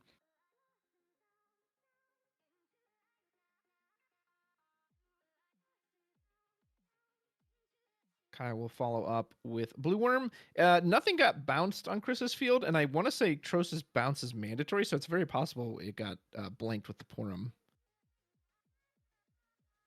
All right, Kyle puts out his own Porum as well as Tidus. He is legit just flooding the board with forwards, creatures, monsters, saying, hey, deal with this. Yeah, I'd have to reread Tros again. I can't remember if Tros has a mandatory target and bounce. So it is possible he animated it, Porum just blanked it to remove that part. Or if it's not mandatory, maybe Kyle just opted not to bounce it, which I don't really know why he would choose not to for that Porum. And Chris is in a world of hurt and staring down major lethal. Did he just pass? Oh no. Oh no, we didn't do anything. That's not good. Well, unless we've got a bevy of summons and tricks in our bag, this is I think this is the ultimate turn of the duel. Yeah, someone in chat said Tros is mandatory, so I'm assuming he blanked it with the Porum when it became a forward. Yeah, lightning would have been huge, but I think didn't he like have to pitch? No, Kyle pitched to lightning early. Yeah, no lightning. Chris either has absolutely nothing, or he's gonna just try to machine gun summons on Kyle's turn. Gosh, Kyle has so many attackers. And those monsters that you can't even target right now. And looks like we're prepping for Lena. Lena on the board now as well. And a Leviathan, Lord of the World, would surely just end this game. Yep. The tsunami is rising behind Kyle right now, about to just wash Chris out of it. It legit just washes him out of the shop entirely. We have a response? We do. Oh, nice. So we're going to cancel the auto ability of a forward, so Leviathan will not bounce any targets. Very nice. I mean, that's good. I don't know if that's going to save you, but that's good. We definitely don't want to remove 10 to bounce it, even if we could, because the Leviathan will trigger and will shrink the Porum. Porum can blank. I mean, does it matter? The problem is Porum is still only 6,000. Tomeberry can kill something. Tomeberry can step in the way. Tidus can get in for sure. Maybe Chris can live this turn. Let's see. Okay, here comes Tidus. Hey, there you go. A bonus burst. She will. He kills the Tidus. Interesting. Okay. I mean, that is the cleanest way to get rid of it, right? When it doesn't use the stack. It's exactly enough too. With 4 water backups, Ash will shrink the Tidus for 8,000. And since EX Burst cannot be responded to, we can't respond with the Tidus Revenge trigger.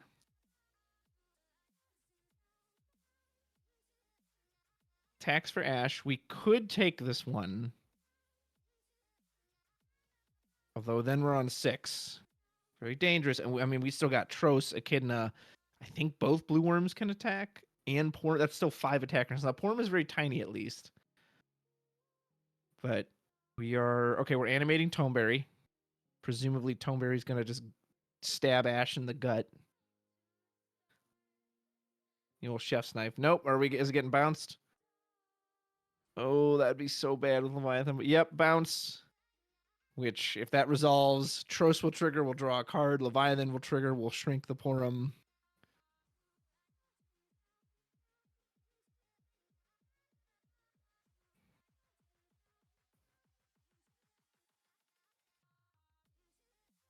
Chris probably thinking, is there anything I can do here? But Porum cannot target Lord of the World. It's far too big. Porum's only target is, is itself. Porum can blank itself. Ash is still coming in. Chris just thinking, is there anything I can do? I mean, we can block with the Blue Worm. We can take 6. It's a Yuna. No burst there to help us.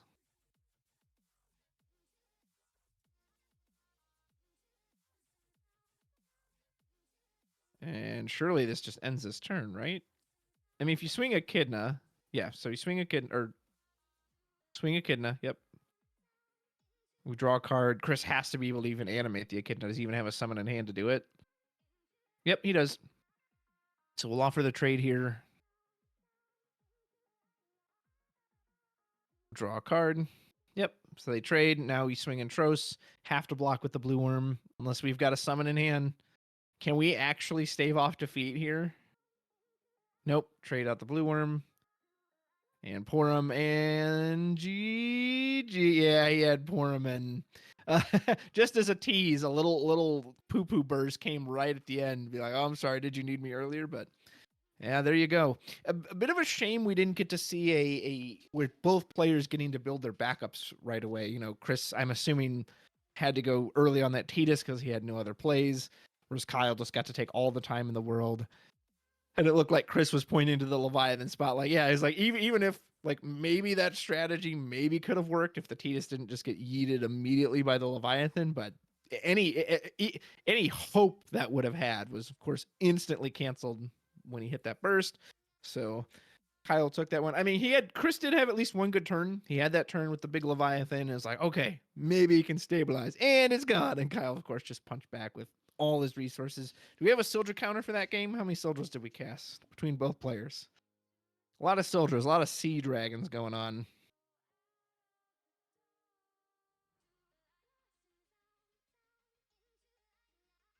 Yeah, the mono water matchup can get quite tricky if both players are allowed to get set up and they, let's say they both have Lord of the Whirl on the field and all right, well, I'll do this Leviathan to bounce.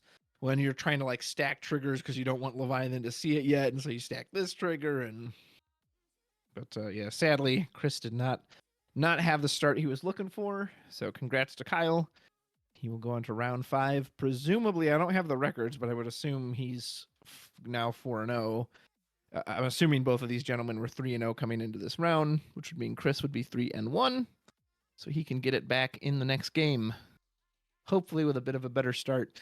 I don't have their exact, backup count or anything, but that's kind of the risk too if you run some of these low backup decks is that sometimes you won't see the Sildra or you won't see the starting backup, so you're just kind of hoping. Yeah, and sometimes it can come back and bite you.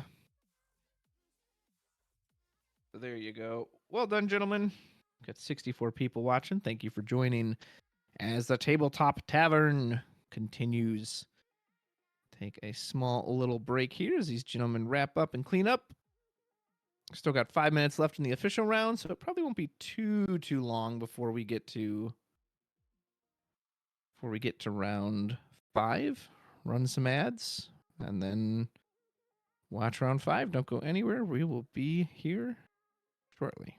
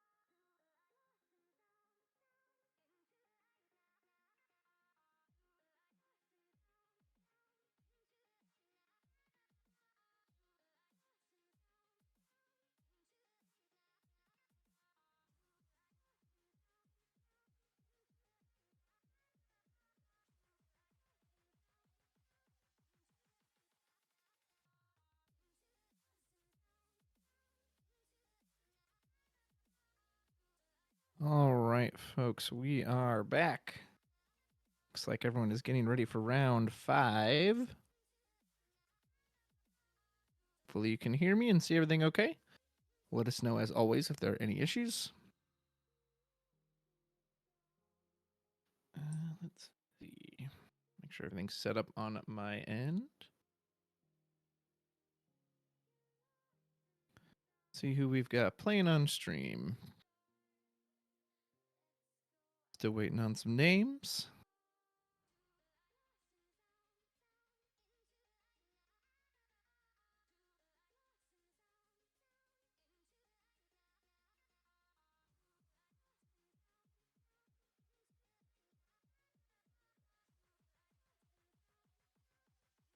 Looks like we've got Matthew O on the right. I'm assuming that's Matthew Okimoto, unless there's another Matt O I'm not aware of. And he is wearing a light shirt with a light playmat.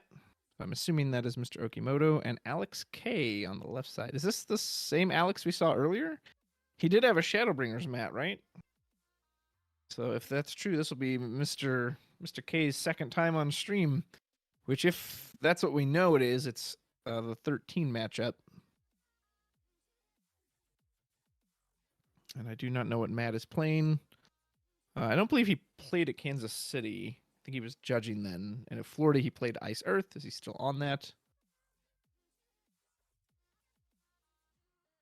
Let's see. Oh, that's...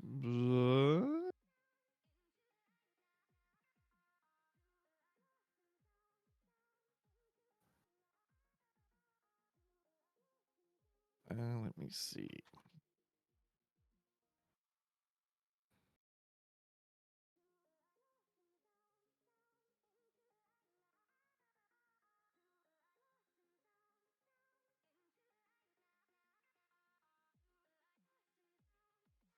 I think we might be on water or monsters. No, I think this is water. I think we're going to see another water matchup, if I'm not mistaken. I think Matt is on water and Alex is on 13, so this will be interesting. Water does have plenty of ways to deal with 13.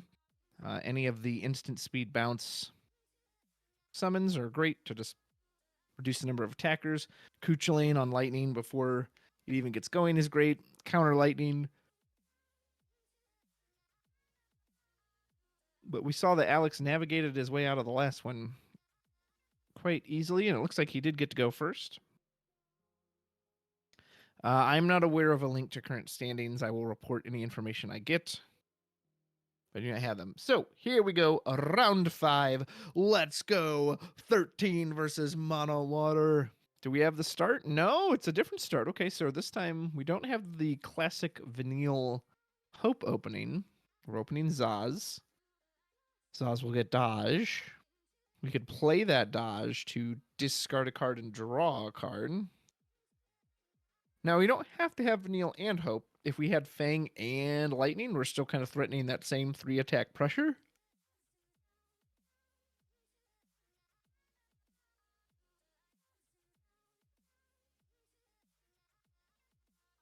Here comes Dodge.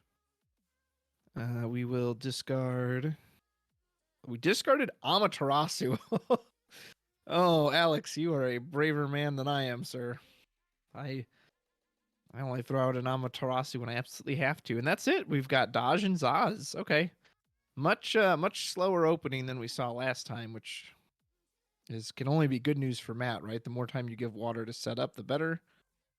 We will put out what I believe is, again, I'm not sure what that backup is called, but I think it might be a summoner. It gets back a summon and Yuna, and we'll just go ahead and pass. Hello, Kronos. Good to hear from you, sir. Yeah, did he throw out a second Amat? Ooh, that's... All right, do we have a lightning to start putting on pressure? I mean, if we had like lightning and Null, or even lightning and some other way to get haste. Because obviously, I just don't see any way the 13 deck is going to win against water in the late game. So the sooner we can knock it out, the better.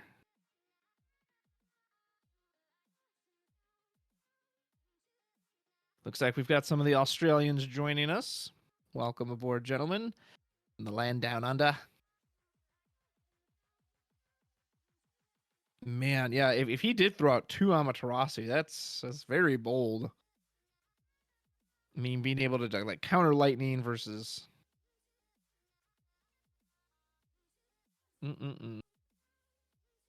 Looks like we got ourselves a raider. Here's Vanille. Okay, so Vanille can go get lightning, so we could get 2 points of damage. If assuming we want to jam the lightning out this turn. No, we get Fang. Interesting. Okay.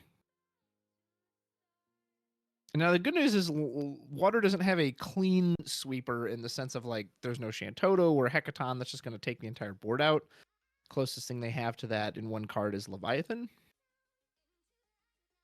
We have given our opponent, Leviathan's actually not as useful too if you just have all forwards, but since we have a backup, we've got a chance to essentially get 3 forwards off the board if the Lord of the World comes out. Someone asked, is this Mono Fire category 13? Yeah, given everything he's pitched and searched, it does make you wonder. There's Ishtola. Okay, so there's our first lightning card. There's lightning. We're gonna attack with Zaz. We're not putting the what's it called? There's Ash. Ooh, EX bonus burst. Now it's only minus 4,000, so and lightning will be 9,000. So if we hit another one, it won't actually kill it. Another bonus burst. And Matt will get back that Leviathan. Now, that does require him to have a forward as well to use it still. Unlike the Emmanuel matchup, where he dodged 2 EX bursts on the first 2 hits, not so lucky against Matt. Now, luckily, it didn't mess with his board, but it did give Matt 1 more card back. So we'll pitch Titus, Waka Reveal, Legend Porum is huge. There's the Mirror Lightning, and there's a Toneberry. All 3 of those are great cards. Lightning can immediately deal with her Doppelganger. Obviously, Toneberry can step in front of anything and knock it out. Porum can also just blank lightning at the cost of nothing. Even if Alex can immediately deal with it, Porum will at least get off 1 trigger.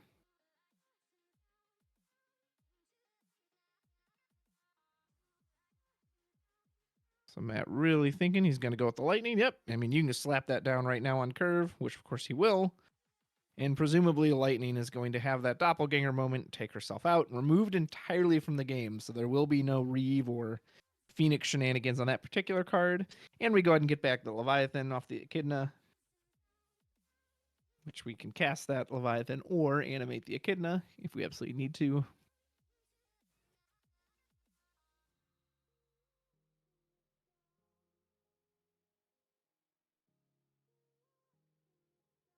Can we find our way to another light lightning? I wonder why Alex didn't play the Fang.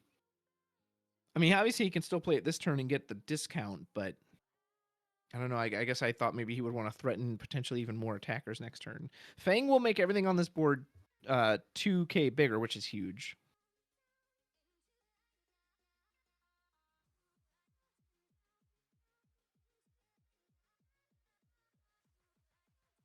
I don't think we have a lightning special in hand, but yeah, he just wants to check to make sure.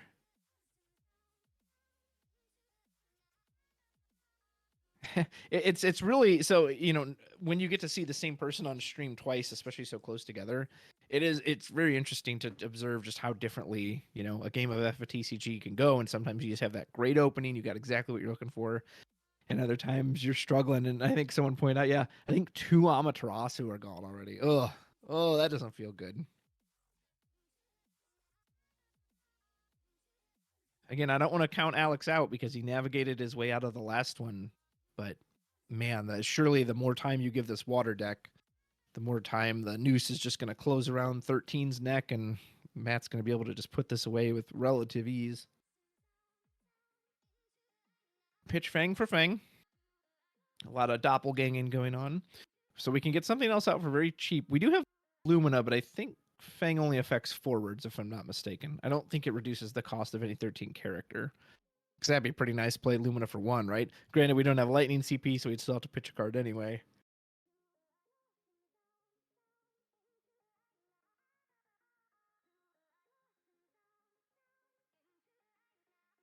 And we're going to go to combat. Yep.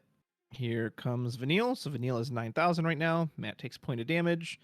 It is Titus, a beautiful full art looking Titus. Zaz is he 7? Doesn't he get bumped by dodge? Or is that on his text? I can't 100% remember what Zaz says. But either way, Matt doesn't block. Hits another lightning. He wouldn't have minded seeing that. Nice little schemata change. But he does have the Leviathan, so he can bounce the lightning, replay it, and remove another forward. 8K first strike with Fang. Yep, that's what I thought. Okay. So we definitely didn't want to block that. Ooh, are we committing more? Yeah, we're pitching. Okay. So I can't 100% see what we pitched, but we are getting the Lumina down. Probably going to search out Light Lightning, which will demand an answer from Matt. You got to have a Kuchelane or a Leviathan bounce or something. Because Alex is threatening to just... I mean, he's got him set up for the lethal, right? You give him one more turn. If Matt could get a schemata change, that would be pretty big. Again, any summons. So the Leviathan in his hand isn't a bad one because we can force bounce that Light Lightning. So that's already at least solid.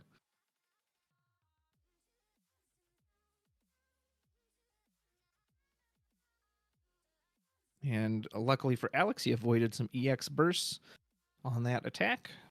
All right, Matt, what'd you draw? Looks like Couldn't quite tell what that card was. It looked like Ingrid. I don't know if he has that card. Obviously, we could hardcast a Lord of the Whirl here. That wouldn't be terrible. Okay, maybe it was a Geomancer. Tap Geomancer for 1. There's Ash. Pretty darn good. Yep, we'll shrink Fang by 8,000. So now these forwards are at least manageable to deal with. We have 2 in hand. How much does that Leviathan cost? Does anyone know? I think it's like the Opus 4 Leviathan. I can't remember if it's a 4 cost, we can't cast it. If it's naturally 4. If it's a 3, we can because Una will reduce it to 2.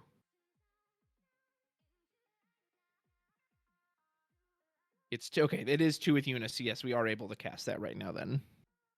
So we can pretty much guarantee that this lightning trigger isn't going to happen.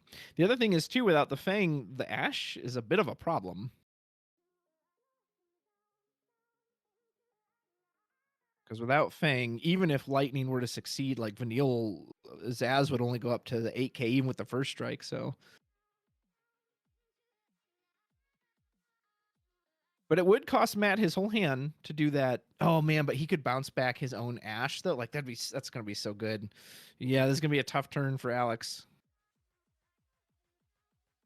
Because presumably, if he plays out the Light Lightning, Matt's gonna use the Leviathan, bounce the Lightning, either his own Lightning as well as Ash. I guess it just depends what Ash would remove it from the game entirely. Or sorry, Lightning would remove it from the game entirely. There's too many cards named Lightning in this matchup. Ash, of course, would just kill it, but it is cheaper to play. Oh, we're playing Alice. Interesting. Okay, so Alice, I believe, gets us back just off forward when she enters. On damage 3, she can also get back a Scion. Okay, that's not what I was expecting. So I believe we have Fang and Lightning in hand. So he's got that summon in hand because you saw him pick it up off the Porum earlier. Do you just force it? I mean, you're going to have to force it out at some point, right? There's no way Matt's just going to, get rid of that card. Do you put out the Lightning now, force it out, or do you wait one more turn and just kind of see? Obviously, you can't pitch Lightning for Fang, which would give you the big power bump. You got to be careful with that, too. Okay, he does. He just passes. Interesting. Now, you could have partied with Vanille and Zaz to potentially put him to 5 if you wanted. Zaz wouldn't have his first strike, and we could block and trade something out. But you did have that option. I don't know if that was the right call or not. It looks like maybe Matt just drew and passed as well. Yep. So we know he's got the Leviathan for sure. I'm not sure what else. A schemata change doesn't help so much on our opponent's turn, as it removes our own forward off the field if we die before that turn ends. Yeah, the old double pass. Pass to you. I pass right back to you. Okay, there's Ishtola. Ooh, that could be big. That could require... And we hit an Ifrit, looks like, into damage. Ishtola will ping one of these forwards for 4, presumably Lightning. No, he picks Ash. Okay. Potentially...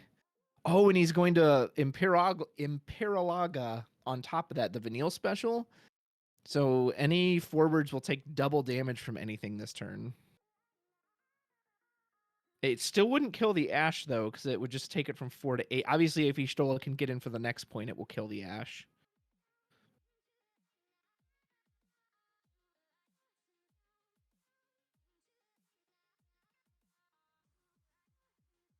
Yeah, so I believe what he's doing is he's attempting... So the Y'shtola triggers on the stack to choose a 4 target for 4K.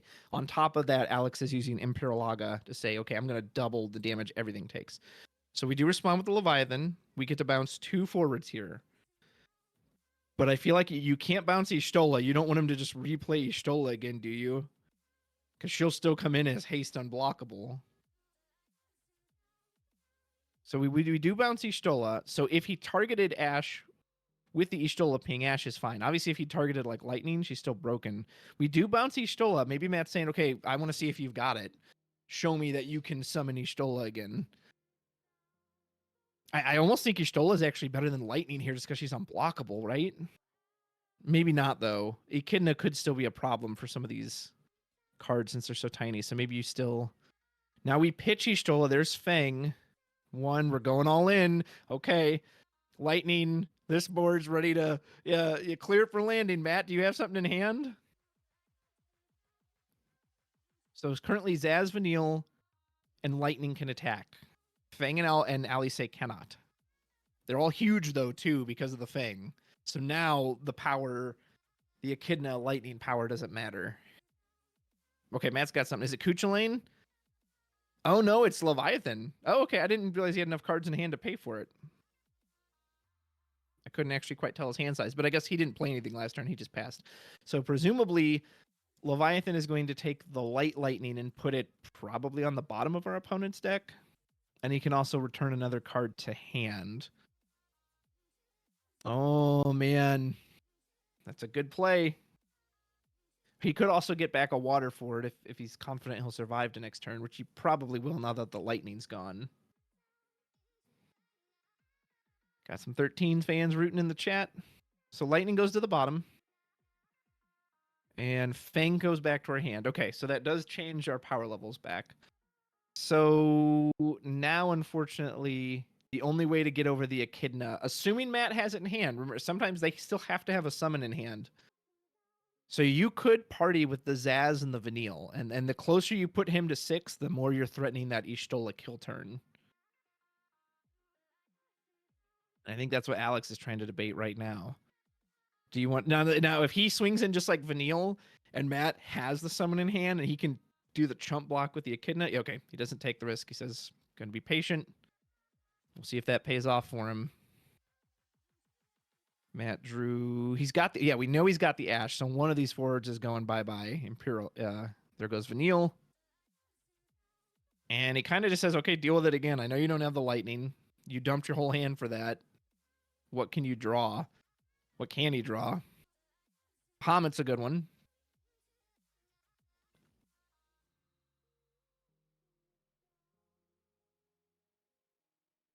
I want to say Matt should still have 2 in hand, if I'm not mistaken. Pitch. Or he's thinking of something. He's pitching. I can't tell what that card is he threw out. He does have Bahamut. Nice. Okay, so Bahamut is cheaper to cast. It will remove Ash from the game entirely. Keep that break zone a little less full. Is that Null we have in hand? Looks like he's potentially considering casting it. It's got to pass again, though. The threat of this Echidna.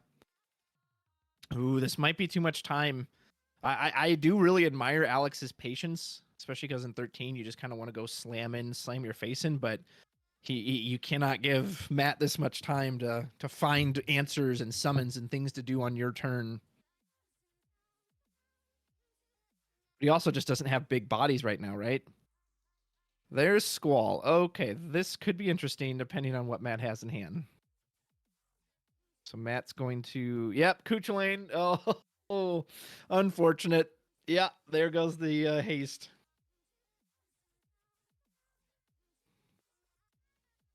And we just passed Matt. Matt is staying alive. That's his favorite song right now. Staying alive, staying alive. He is just holding the line against this 13 deck. Although it doesn't look like much of a 13 deck right now, does it? You've got Zaz out there, but other than that, Squall and Alley say. Tapping 5. Are we going in on the big man? Yes, we are. Here comes the Lord of the World. Hardcast. A tsunami rises over the back of Mr. Okamoto's chair as he sends back Dodge. I'm assuming he sent Zaz back to hand. Yeah, and that could very well be game right there. Any summon that Matt has in hand for the bounce. Yeah, I really wish Alex had partied attacked with the Zaz and the Vanille those 2 turns. Like, because again, if as long as you get him to 6, then it kind of doesn't matter because the Ishtola can just steal it from you. He's gonna play Aldo. Because I just don't know how else you get out of this.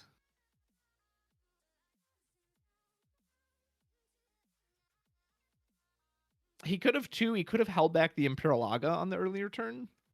You just ping once with the Ishtola, maybe target the lightning, then go in for the damage, hit that, ping it again. There's Seymour. Okay, Seymour's good.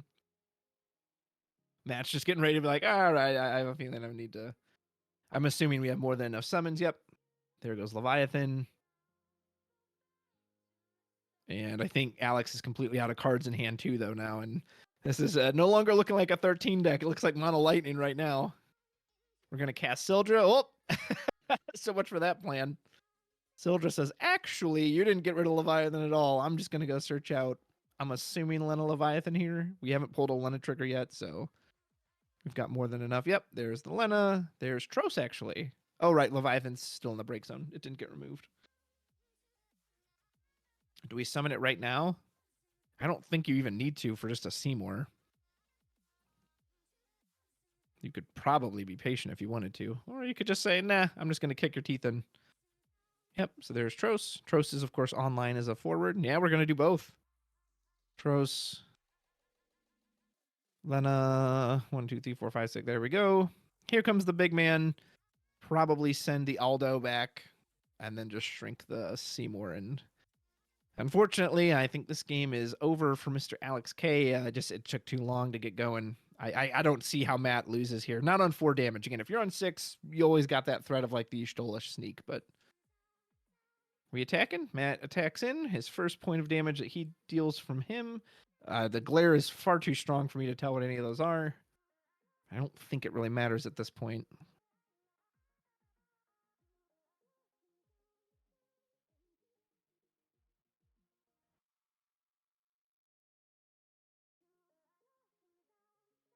Yeah, why is Leviathan dull? Wasn't it just played this turn? Did he attack with Leviathan?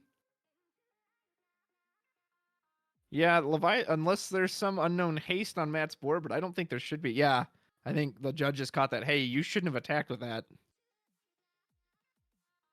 If Leviathan's got haste, then that card's even crazier than I thought.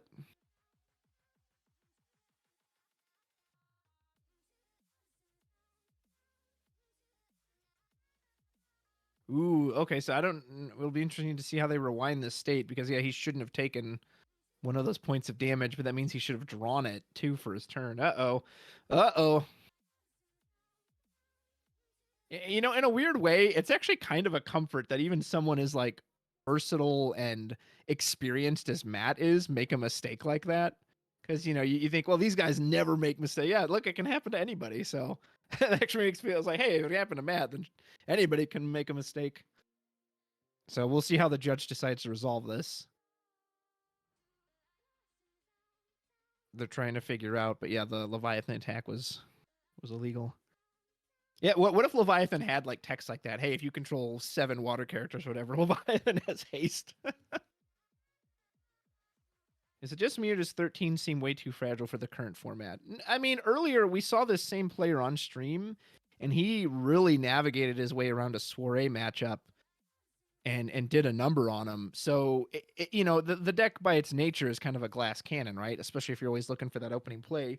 And Alex didn't get that opening this time. I think he went turn 1 Zaz into Dodge, and he had to pitch 2 Amaterasu for it. So that is not an ideal start for 13. If he'd have had the classic opening, this may have been over rounds ago. So, yeah, it's just card price is spiking then, Rudros. Yeah, if it's got haste. And that's an expensive card as is.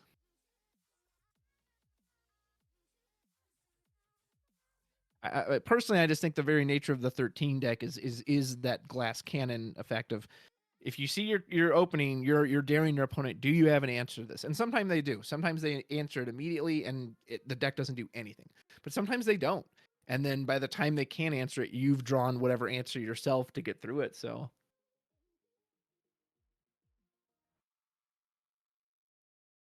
yeah, I'd be curious. This is kind of one of the times I wish that like I could sit there and talk to them on the microphone and hear.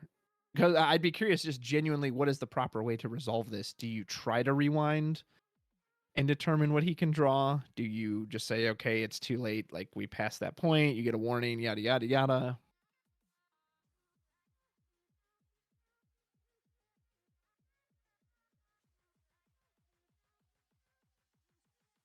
Yeah, and I think Alex had, like, again, I really wish he had party attacked with those, because even if he party attacks and if Matt activates the Echidna and blocks, it's costing him something, right? And that's ideally what you want, is that you need to get resources out of his hand. And like I said with that summon, Matt's not just going to throw that summon away. He's going to hold on to it. So if that summon is keeping you from winning, you have to get over it at some point. You have to push out of it. And obviously, we waited too long. But Matt didn't have like the Kuchulain early against the Lightning, so yeah, I think we had a chance. Just think we missed it. But I don't see how you possibly come back now with one backup on the board, and far too away from the old Ishtola sneaky peek.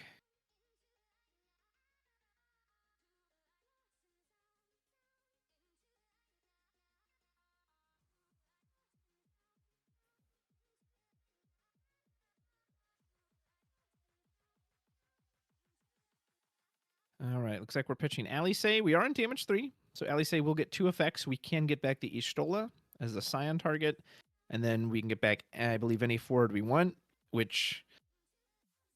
Okay, so if you're genuinely trying to win this matchup as Alex, who do you get? Obviously, Ishtola is the Scion. Are we not on damage 3? Oh, no, I guess technically damage 3 would have been pulled back because of the Leviathan, right? So actually, no, we weren't on damage 3. Never mind. You just get the Ishtola.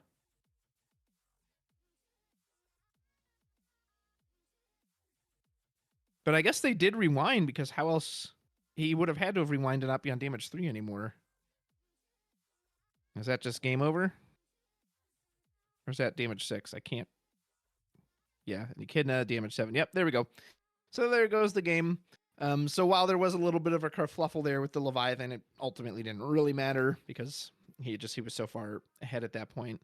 Yeah, rough start for Alex, not the classic 13 opening you want, but I think he had a chance. I would have, this is one of those times, man, I would love to have an alternate dimension machine and go back and watch this match. What happens if he party attacks with the Vanille and the Zaz? Like, what difference does it make? And luckily the Ash burst didn't hurt him on damage 1, but the second burst with the Porum did give back Matt that very Leviathan that ended up playing a key part later. So, man, I would love to be able to watch matches like that. I'd be like, okay, but then how does it play out if you make decision X differently, if you make decision Y differently? So congratulations to Matt. Moving on to round 6. I'm assuming both of these players, again, were 4-0 coming into this. If that's true, then Matt would be 5-0, and Alex would now be 4-1. Alex, good luck in your next one. Hopefully you can get it back. And Matt is going to go on to his next opponent and try to keep the undefeated streak alive and go on 6-0. Will we see another water match on stream? On 6, we've seen a lot of water today. So I don't know if it's being well represented in the room. Did we just we're happening to see the water matches? But maybe people see it as a counter to the Warrior of Light decks where you're bouncing these backups. You can kind of prevent them from casting the wall that way. Obviously, Kuchulain's pretty decent against that card too. At least turns it off its attack for 1 turn.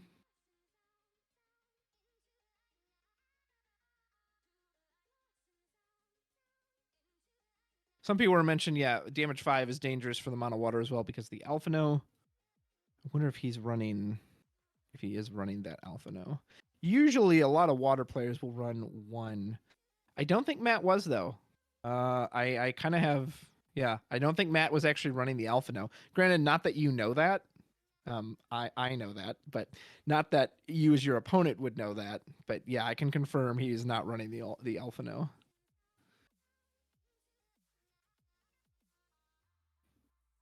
But again, if you're afraid of that, it's just something you, when you don't know what your opponent's deck list is, you've got to respect and kind of be prepared for. So, all right, round 5. I mean, that one took up quite a bit of time. And not too often you think of that with a 13 match, right? Oh, it's a 13 match and it's going to go for, 20 minutes.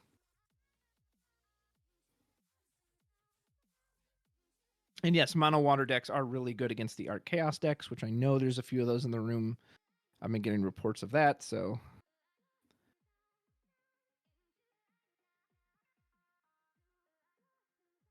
that is a very, very... And mono water is, of course, still insanely strong.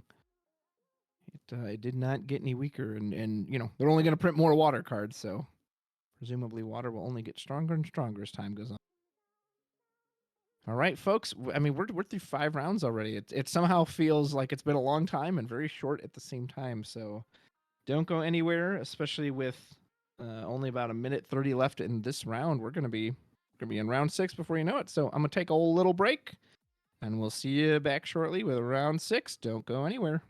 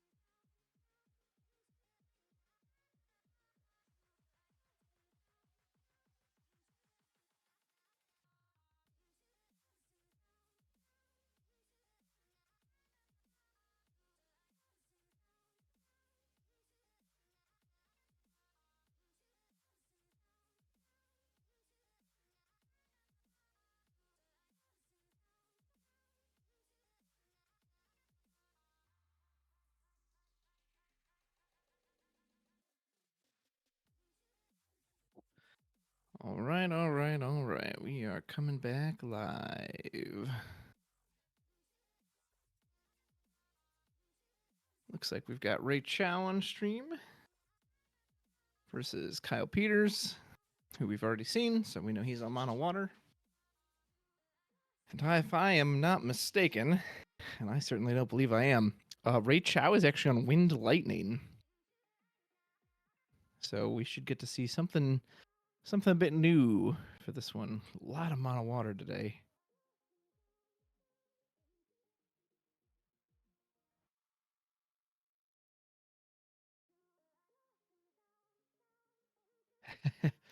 Mono Water is back. I don't think it ever left, but yes, it is very prominent.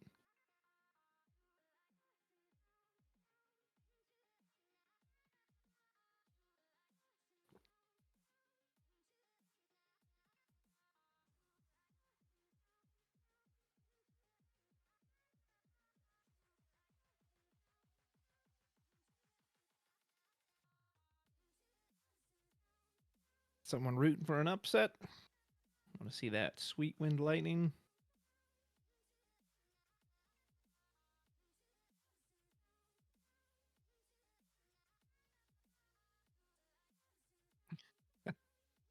The it left the whole little it didn't leave long time argument made me think of, oh, are you quoting Zoolander there, Fala?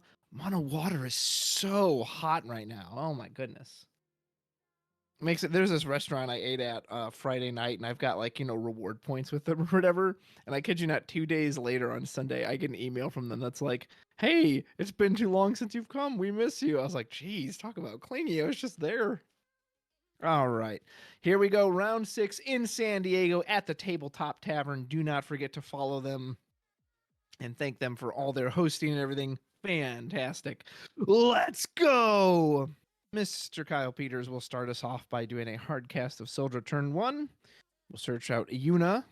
And what I'm assuming again is that summoner backup, which means that's the last time he'll ever pay for that Sildra. There's going to be 3 from now on, sir. Deck is cut and shuffled. We'll pitch a blue worm for the Yuna. And we'll pass over to Ray. Mr. Chow, what can you bring us with Wind Lightning? Sildra counter 1. Thank you, Valhalla. Yeah, keep track of that. I need to know how many Wind Lightnings we got, or how many Sildras we get cast in this match.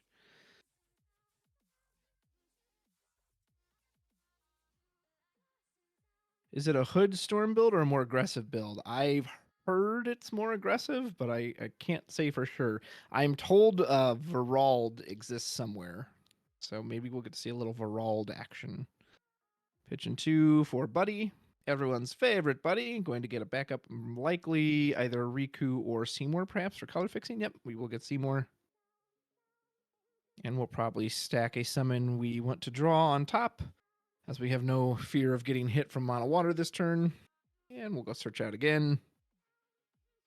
What kind of summons do we have in here that we'd want to draw? Ixion doesn't do a ton against the water matchup. Like, maybe if he was foolish enough to activate all monsters at once, which of course won't happen. I mean, don't get me wrong, it's definitely got targets to hit, but Ramu's nice. Ramu can break monsters. We can get rid of the Echidna. We can get rid of Tros and Blue Worm and Toneberry. All of them. Yeah, I believe they're all 2 or less. Some cheap monsters, aren't they? This deck's pretty good. Oh, he was showing it to him. And then we put out Zidane. Oh, man. 3 casts Zidane. All right, what do we get? Kuchelane the Impure. That's a good one. We dodged a burst, and we dodged a second burst. Is there a third one? A bonus burst. 3 EX bursts in a row. Sorry, Zidane, you're not drawn. You're not dodging that. I don't care how quick you are as a thief. So doesn't kill Zidane or anything, but Kyle will get to draw a card off of it. He did lose a Kuchelane in the Ash. Probably won't ever really use the Ash. Since we have no water backups, we would just be paying 6 for absolutely nothing. But it keeps our opponent from getting it. And the Kuchelane could be pretty crucial, though. Being able to like turn off Leviathan on the stack, that's pretty good. That's a good steal. So we will play the Summoner. Got back a summon to our hand. I love all these counts in the chat. Yeah, keep it up. Exile count of 2.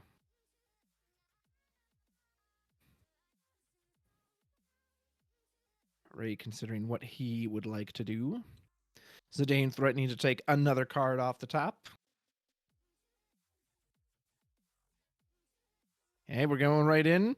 We take a Blue Worm. That's a good hit. And Echidna goes right into damage. Yeah, Blue Worm's not bad. He's like, hey, mind if I play that Blue Worm? Draw a card. And now I've just got a potential monster? That Zidane card's pretty good, right? Counts up to 3. It still counts even though it's in play. So Dane definitely going to help us if this ends up going to a deck out war. Granted, we haven't seen that yet. So Kyle will pitch Porum, cast another Sildra. All right, that increases our Sildra counter to 2. So Sildra 2, Zidane 3. That's the current score. Kyle probably thinking, I should probably go get something. I don't want this Zidane to just rip off the top. So he can't hit me with this.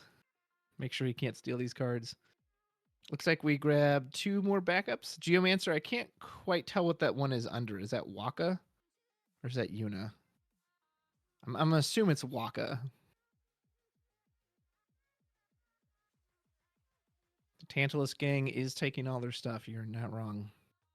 Presumably we're going to tap, yep, 1 for the Geomancer.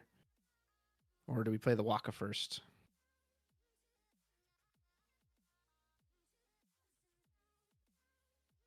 Looks like we're going to play Waka first. What would Zidane have hit? A Tidus, a Toneberry, a Tros. All solid cards. I mean, are there any bad cards? Other than like a dead backup. You're probably happy to see anything in here. Tros isn't bad, but we do know our opponent has the Ramu in hand. So you do kind of open up to just get blasted, but we will go for the Tros. And we'll go ahead and put out Geomancer. All right. Kyle is set up on 5 backups, which means his Ash is going to be a 1-cost 10k reduction. Cannot get mad at that. This does seem to be more aggressive Wind Lightning. Normally in Wind Lightning, I would say, hey, I want to see you build up more for Ray, but maybe this deck doesn't need to do it as much. Wonder if we have like Kunshira in here. That'd be interesting. I haven't seen that card in a minute.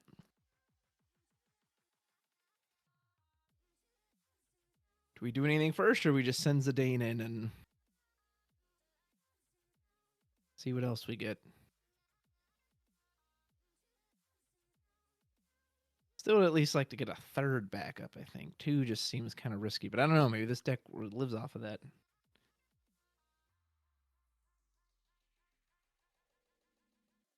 Yep, so here goes. All right, Zidane counter number 4. Deals lightning, and then an Ash bonus burst. Well, there's 2 Ash that he can't use again. So there is only 1 Ash left in the deck. Zidane died as he lived, stealing cards and running them into damage. So our Zidane counter will end at 4, unfortunately. At least this one. Unless Ray just goes surprise next Zidane. Ash, one of those funny EX bursts where there's a part of you that's like, cool, thanks for the free value, but I also almost kind of wanted to just draw that naturally and play it. So Norstalen will go search out either, I would assume, a lightning backup or Althea if she's in the deck.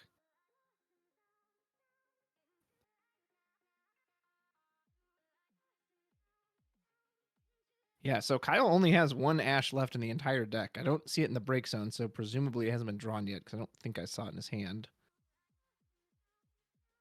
But Ash did at least take Zidane on the way out. Yes, there's Althea. Who, once that card gets online, then the real shenanigans will begin. And looks like Ray is happy to pass here. Says, all right, yep. Do your worst, sir. Is there any break zone interaction in Wind Lightning naturally? Probably not. So I feel like Kyle's break zone should be pretty safe. Assuming we haven't teched in like a water or a light or dark card, I mean. And we'll just play Tidus and Tros on curve. Pass back, yeah, really simple. Start threatening some unblockable damage. Tros exposes himself to the Ramu, but it also means if we burn it on the Tros, we're not using it on something like Echidna later. So you think Althea's got to come out for sure. We don't have that Zidane pressure. We do always have the Blue Worm. We can chump block at a time if we really need to. Kyle reading the presumably the Seymour special, which I believe is like Lance of Atrophy. You reveal the top card of your deck, and if it's a summon, you cast it for free, which clearly is meant to work with his ability to stack it on top, but usually you just use it as a gamble and see if it pays off. Yeah, someone mentioned White Mage. Hey, Mr. X Death. Oh, okay. Yeah. Oh, we got Breakstone hate, all right. That card slipped my mind. X Death was like, "You desire to have the Breakstone removed? Then I shall send it to the void." Now, it does only hit characters, so all those juicy summons that Kyle can take advantage of, those will absolutely stick around. But we will get rid of all those characters, and it just makes the Lena harder to pull off, right? And there's Althea. And we're going to tap it for, or no. So we reactivated Seymour, but we're not using it yet. So we can pop the Ramu if we really need to. I doubt we have enough. We might have enough for X-Death to be 10k. Doesn't look like we had enough for him to start exiling stuff at the end of the turn. Still somewhat earlier in the game. That's a good point, too. The Zidane cards do count towards the X-Death because they're just total cards removed from the game. There's no way I know. So obviously we know there's the 3 there removed by Zidane, and then however many. Yeah, so Judge, if you're at the table and you hear this, make sure they're keeping track of those Zidane cards because those do count for X-Death. Nice little combo there. So here comes Tidus, unblockable, of course. Oh, Arc. Oh my. Well, I wasn't expecting to see that. That's yeah, that's an Arc. Not, you know. Well, is there a Chaos in this deck too? I wonder. Not so great against mono water, is it? The cost reduction isn't that great, but oh, Ray's just leaving his damage over there. Okay, I was like, wait a minute, change the Arc sides.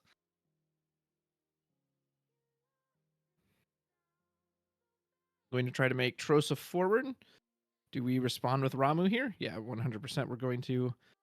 No, we're going to respond with our opponent's Kuchulain. Huh. Interesting. Wonder if we should have saved that for something bigger like Leviathan, because blanking Leviathan on the stack can be huge. Uh-oh. Did we run into ads? Oh no. Oh no. I'm showing that ads are being run on stream at the moment, so if anyone can still hear me, I'm going to be a little silent till the ads get finished, because otherwise no one else can actually hear me. But I guess for those still watching, so we did play a Blue Worm, drew a card. Looks like we played Toneberry out as well.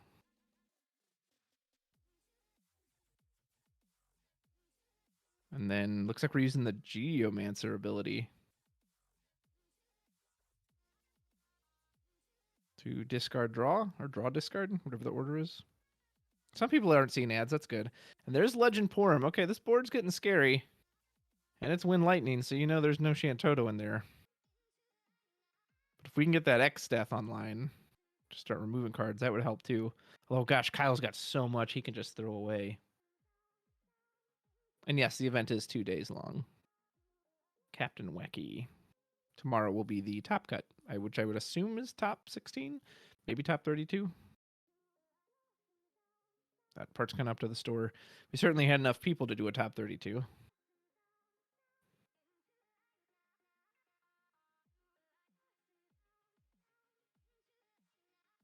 Yeah, you could play the Lightning RFG another card. Depends on if it puts us over 20 or not.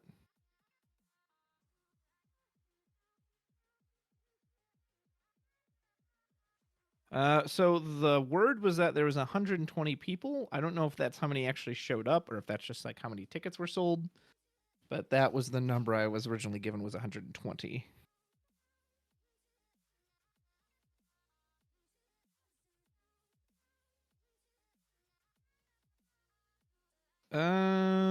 Does Lightning get the RFG? No, because there's technically only 2 forwards on the board. Most of them are monsters. So yeah, Lightning's unfortunately a bit worthless. Going in with X-Death should be 10,000. You could blanket with the Porum. You could also chump block it with the Toneberry. Kyle says, nope. I will let my my bonus burst take care of that. So Leviathan will bounce X-Death back to hand. And we will draw a card off of Tros. Now, technically, this does give us a chance to replay X-Death. I don't know how many characters are in the break zone, though. Like, Kyle's break zone looks mostly full of summons. So I'm not 100% sure what that will or won't do. Okay, so yeah, it looks like it is not the 120 originally reported. It's about 88 players, so. Now you could do the Lightning, yeah. You could do Lightning to just outright remove Porum. Probably don't want to target Tidus. Ray has been very much just let me attack first, and then I'll set everything up in my main phase 2. So he's got access to all of his backups.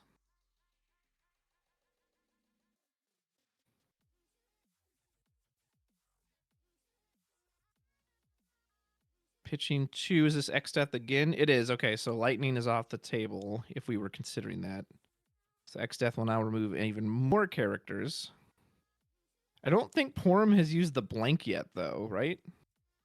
So Porum could just blank X-Death before the end of the turn, and then that just doesn't do a whole lot for us. Yeah, it doesn't look like Kyle had any... It kind of looks like there might be a Geomancer in there under the poo-poo, but I can't quite tell what that card is. But if that is a Geomancer, it should obviously be removed. Casting Ramu. Looks like he targeted Tros and Porum, so he's 7k Porum. Okay, why not do that in reverse, though?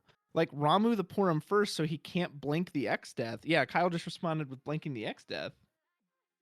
Yeah, I'm pretty sure that's a Geomancer.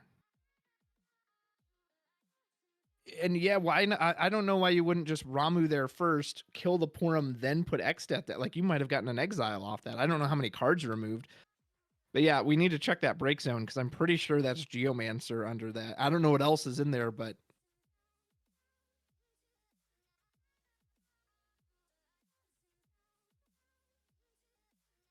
It is all characters, so unless it's a summon, it's got to go.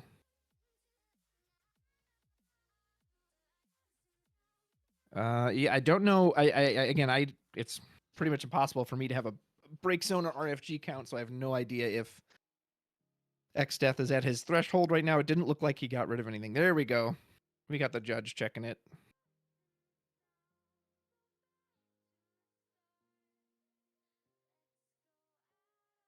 Yeah, and if we had Ramu'd first, Porum and Tros would also be in the break zone, and then the X-Death would have removed them.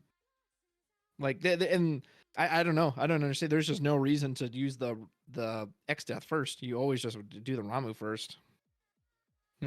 Well, past it now, so looks like we're playing another Tros. We did catch the Geomancer. Again, I have no idea what count X-Death is at. Here comes a burst. Bonus burst. Timur is always an interesting EX burst to hit, because you're asking, okay, are you going to hit me again? Probably not with this board. Like, I don't think Kyle's going to turn the Toneberry or the Blue Worm on. So presumably whatever, Ray should put a summon that he actually wants to draw if he does it. Of course, you could always threaten a damaging summon for your opponent, but again, I don't really think Kyle's going to do that. So yeah, we put the... I mean, maybe he does with the Ramu, right? Maybe the Ramu tries to bait him in, like, go ahead, try and hit this.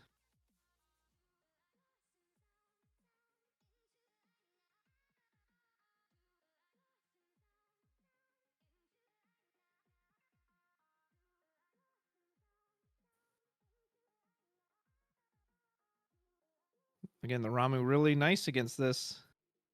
You do gotta... your sequencing matters, though. You gotta do them in the right order.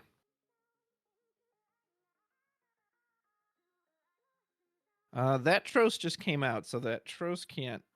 That one can't attack. So it looks like we're going to main 2, I'm guessing. Casting Sildra, yep. I'm assuming maybe Lena Leviathan is going to come... is going to be on our way.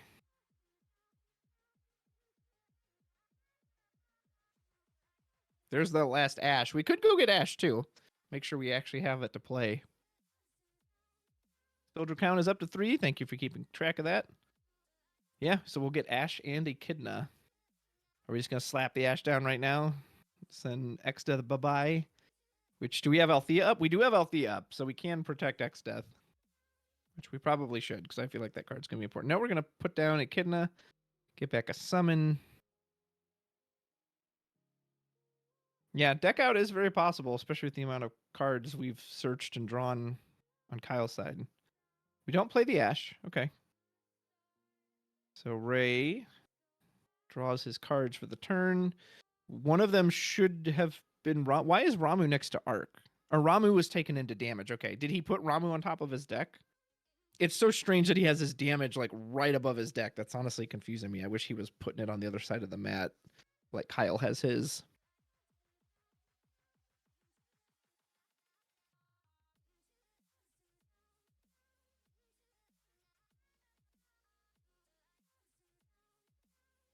Oh, we think it might have been Arc put on top. Yeah. Yeah. Can we please put the damage on the other side? Like, that's very confusing. Whatever. Someone says it was Ixion, actually. I guess we'll find out.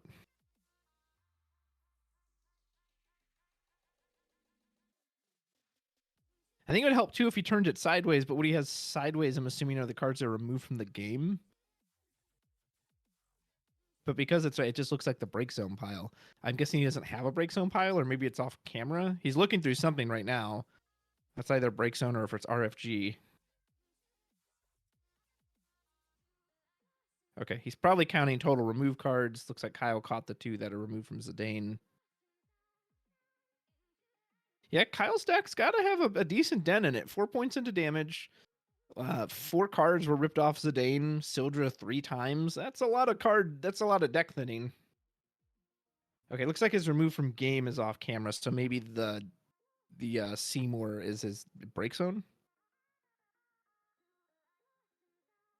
All right, so we send an X-Death for 10. And what do we hit? Ooh, the Lord of the Whirl. Oh, Levi. X-Death just sent him to the void. Are we just passing? Yeah, wow. We just attacked with X-Death, who I'm assuming is still not online because Kyle didn't Wow, really? Man, I mean, I guess Kyle has so many summons that we're not getting to that 20 count, but I guess I just would have thought he would have been at 20 removed at this point. Yeah, and Ray just holding up defensive stuff. Presumably he's just going to pop the Ramu or whatever else he wants. X-Death is the only forward on the board. Kyle's field is loaded with monsters.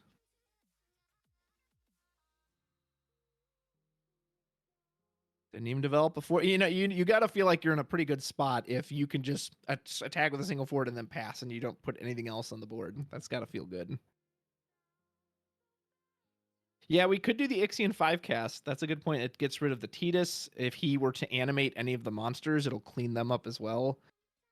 So, I mean, I never count out Mono Water, but man, Kyle's in a bit of a spot. He's taken 5 points to 2. So he does have to be a little careful, but you don't count those monsters out either because they can just dodge so much removal. Okay, so we're hard casting it. Here comes the big tsunami coming over the back of Kyle Peters' head, attempting to wash away Ray. Is saying, looks like he said, yeah, he can target the blue worm to give it back to Kyle, so that's got to feel nice. I'm assuming he targeted Seymour. Presumably we're going to respond with Rob. No, this will be the Ixion. Yeah, so we're going to supercast Ixion. Now, the only thing this is going to kill is Tidus. We could animate the blue worm on top of that, and maybe he is. If he animates the blue worm on the stack of that, it will kill the blue worm as well. If Kyle was trying to bounce it, so it'll just die instead of going back to his hand, which is kind of nice. Interesting. So if we animated the blue worm and it dies, and only the Seymour gets bounced, that's a 9,000 reduction. That's not enough to kill X-Death. X-Death will actually survive it, and we won't even have to dodge with the Althea. There should be one more round for the day, I think. I thought there was 7. So is that what we did? Yeah. Wow. Very nicely played by Ray. Yeah, so he animated the blue worm. It killed it. Kyle doesn't get it back. There is a single reduction, but it's only 9,000. X-Death will survive. I mean, we have Ash. We could absolutely just follow up if we really want to get X-Death off the board. Yeah, Tabletop Tavern, if you can confirm if there's one more round after this. But I didn't realize there was less than, there's what, 88 people, so maybe this is the last round? There is one more round today. Okay, yes, we do have round 7. So you'll get to hear the dulcet tones of me take you through that one. Does Kyle really see? Here's the thing: you can't really commit the Ash though, right? Because if he tries to commit the Ash, you just Althea it back, and then you committed that for nothing. Granted, you've got a bigger forward on the board. Okay, so he tries to blanket. I'm assuming he's trying to dig deeper. You don't really care about it. Or no, actually, that's not true. Yeah, if you blanket, it'll die because it'll lose its power bump. So it should go down to 8,000 minus 9,000. It will be put into the break zone.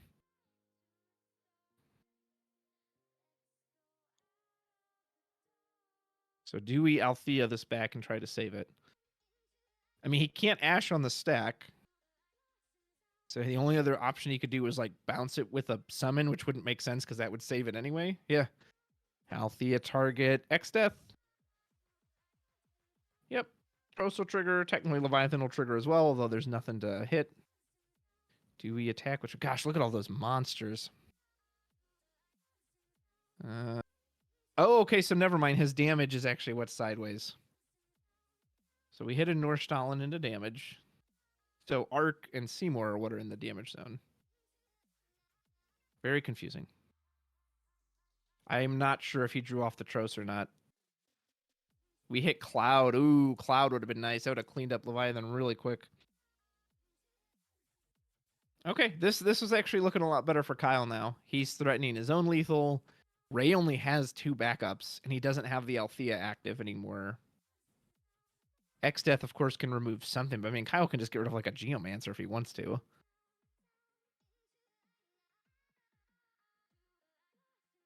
The Lightning doesn't even help because there's still technically only 1 forward on Kyle's board. Yeah, this is actually looking awful good for Kyle. We would have loved that Cloud there.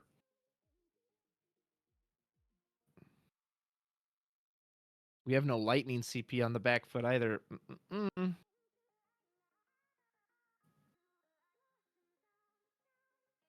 Ooh, this is a tricky turn for Ray. And again, he's staring at lethal with all these monsters. He has to swing the board state back in his favor with this turn. Kyle's only on 5, so he can't do any surprise lethal with like Zidane. He could, if he's got Verald, he could do a Verald play. Again, you have to hope that no burst or no... Kyle doesn't have any tricks in hand, which very likely he does. And the Verald doesn't really hit the monsters either, so that's probably not a good idea. We are under 5 minutes for this round, so this could go to time if we're not careful. Although, if Ray doesn't do something big here, Kyle will. Spending 3? 7? Is that Chaos? Okay, so there's the Chaos, which should have cost us 9, right? Which is what I think. I think he pitched 4 cards.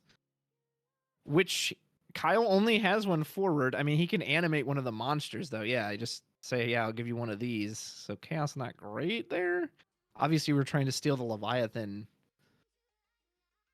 Yeah,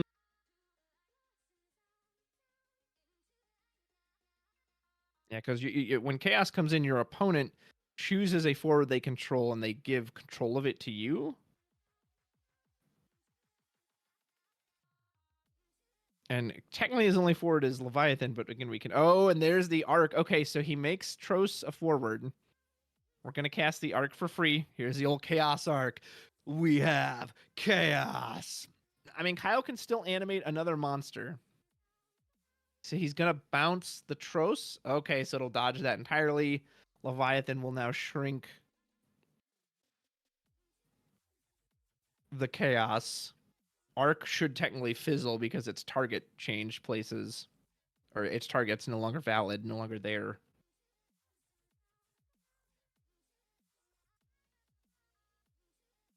But yeah, so Chaos says select, not choose. Hold on, everybody. Hold on, Ray. He still has to give him a forward. You cannot prevent him from getting a forward that way. It's like the Famfrit. Yeah, so Kyle is going to have to give up another forward if he wants that. Yeah, and good job. I don't know if that's White Mage there or whoever's catching that. Like, good job on the judge calls. Like, you still have to give up a forward here. It is not a choose. So Kyle has an Ash. I mean, he can animate the Toneberry and give him the Toneberry. Although Toneberry actually wouldn't be a bad monster for Ray to have, which is what he's going to do. He's going to animate the Toneberry. So here you go. Have this. Now the chaos will go away. Now we have Noel. Do we send Noel out here? I mean, Kyle doesn't have haste, right? So Noel is this threat. Noel says, I can either deal you damage directly, or I can just break that Leviathan. Ooh, running out of time, too. This is getting intense. Kyle has Ash in hand, but Ash has no target. This Toneberry isn't a 4. And Toneberry can even... Well, no, we don't have any cards in hand, so we can't animate the Toneberry. But the most we could do is hit our opponent twice. That is Yanez as the judge. Good job, Yanez. Good catch. Well done. Fine judging, if I do say so myself. So Leviathan going for a point of damage. And we hit Fiona. Ray's probably fine that that goes. We have to have something for this Knoll too, because if we don't have an answer for this Knoll, Knoll could pop you for a point of damage and then hit you directly with the Toneberry. So we do have to get something else out. Kyle does have Lena in hand. And he puts out Trost. Does we have enough to reanimate something? Just clean the board up as best we can. Oh, running out of time.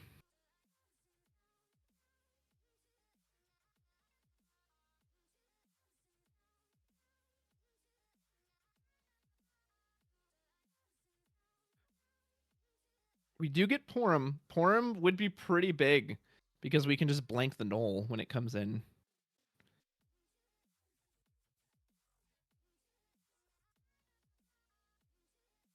That would be quite good, actually. Tidus, of course, is a threat too, where we just say, hey, you kill me next turn, or I'm just going to hit you for unblockable. We are at time in the round, though. So, according to official rules, this should now be turn 0 for Kyle.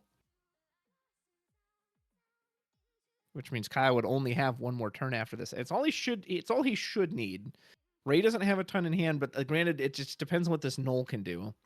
So Knoll can either, when he enters the field, he's going to either break a character of cost 4 or more. I believe it's what your opponent has to control. He can deal you 1 point of damage directly, or you can search your deck for any forward. What forward would you get in this situation? X-Death? Maybe Verald? We do hit the Porum. I think Chaos is too. So here comes Knoll. Oh boy, what do you do here? Now again, I don't really know Ray's deck, so I can't say, well, he should obviously go search forward X. Breaking Leviathan is quite good. Man, if he was on damage 6, obviously you just deal him a point of damage directly.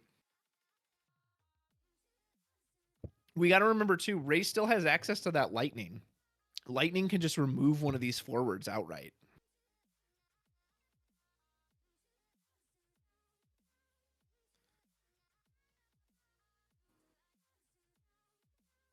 So it looks like he is going to search. Or no, maybe he's checking before he's checking it. Okay, he's checking his break zone and his RFG to see, okay, what could I possibly have left in there? Cloud isn't terrible. Cloud would let you bop Leviathan and Porum. Kyle shouldn't have enough left to reanimate on Lena again. And then Cloud would leave you with 3 defenders potentially. I don't know what his card economy would be if he can animate the Toneberry. But if you could do Cloud and Lightning, that'd be huge. Lightning just yeets the Leviathan entirely. Then Cloud, or no. I guess you'd want Lightning to get rid of Porum, and then Cloud would come in, bop Leviathan and Lena. But I'm not 100% sure. Well, the only thing he can blank that matters is the Knoll. Which he pretty much has to blank the Knoll, because if the Knoll can't go in again.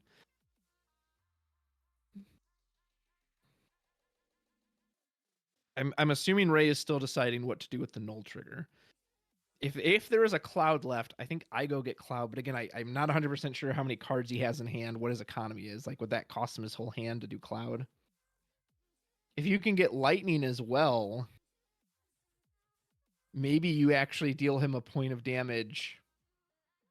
Lightning yeets Porum. Porum blanks Knoll. Knoll wouldn't be able to attack. You could send in Tonberry, but yeah, then you're still looking at the counter swing with the monsters, so. I don't know, man. Now, granted, Ray doesn't have to win this turn because he will get one more turn with the time rules, but he also cannot, he has to make sure he doesn't die on the next turn.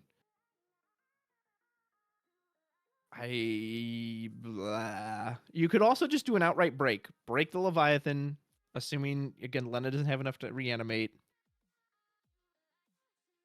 We would have to blank Null, but you could still play Lightning to yeet the Porum, and that would leave you with Lightning, Null, and a Toneberry to activate on defense, which would be Lenatros Echidna. I think he's on 6. Is he on 6 or is he on 5? I can't tell how many Ray is on. Is that 6? If he's on 5, he's actually in okay because he can take one more hit. Yeah, he's really mathing it out.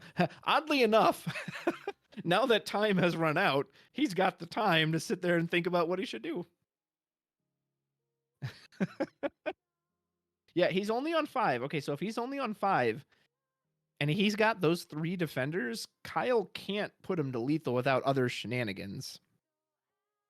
Because we can block, and then you can counter swing and kill. So if this is tough. This is really tough. What would you do in chat? What are you chat? Give me, what are you doing with this null trigger? Do you just break Leviathan? Do you ghost try to search out Cloud if you got it? Okay, he did search. His deck is open. He got. Is that Kane? What is that card? Is that Verald? It looked like Opus 10 Kane there for a second. Okay, so he does play the Lightning. What was that card he searched out? It was the Verald. Okay.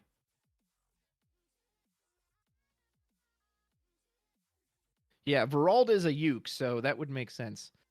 So we yeeted the Leviathan, and we're just going to pass. Oh my. Okay, we're just going to try to live. So Kyle is going to have potentially 4 attackers.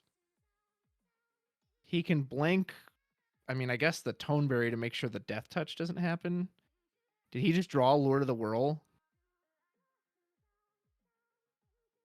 I certainly wouldn't turn down 7 hours of Steve D. You feel me?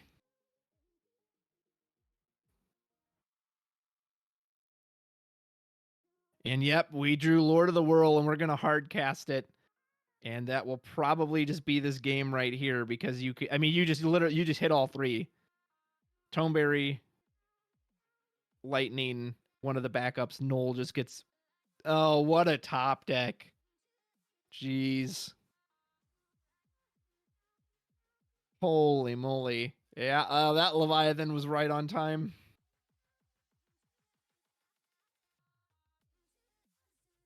We're going to play a Toneberry, draw another card.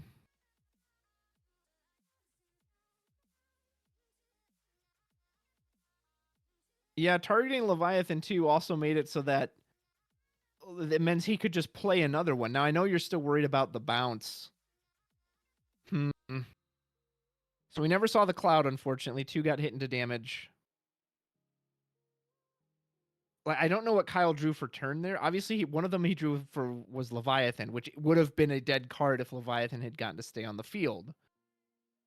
The concern being, I know that like if you bounce with Tros, then the Leviathan triggers anyway. So I do understand why he went for the Leviathan, and he's probably thinking, there's 1 in damage. I'll remove this one from the game. What are the odds he's going to draw that last one? And granted, I don't know how many were left in deck, but some people were saying lost since the first Leviathan. Anyway, playing a 9-cost forward for free is pretty good, right? Pretty good play. Congratulations to Kyle. I'm assuming he's undefeated right now. Again, assuming these are undefeated players. That would put him at 5-0. And Ray would be 5-1. Ray, it was nice to see Wind Lightning. It was cool to see a different deck. I really hope we don't see Mono Water again in the next matchup. I think I've had my fill of Mono Water today. So hopefully we'll get to see something cool and unique. Yeah, that was back and forth. That was quite the slugfest. I thought that early Zidane might get it, but it just couldn't quite push us there. There was a lot of ins and outs of that one. I think there's a lot of little plays you could have said, well, maybe if we did this differently, maybe if this did this differently. I'm kind of surprised Xdeath never got to that character count point. Obviously, a big chunk of Kyle's deck is summons, so it didn't hit that, because if we'd been able to start exiling stuff from the board, maybe that would have made a difference, but just didn't get there.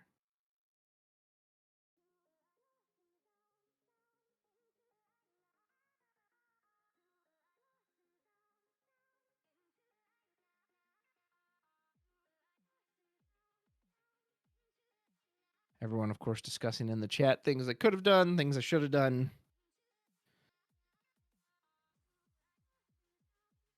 Yeah, and again, the null play too is difficult when you don't know what the deck list is, because I don't know what he has left in there. Cloud would have been my target 100% if it's even available, but maybe, well, no, it had to have been available, right? Because it hit into damage. Didn't it hit into that final point of damage? Granted, it would have cost his whole hand, and he couldn't have done the Tonberry, but it gets two forwards off the field. You could have popped Leviathan and Porum. Well, it is what it is. All right, folks, that means we are coming up on our final match of the day, and since this one went to time, that probably won't be too long before we get there.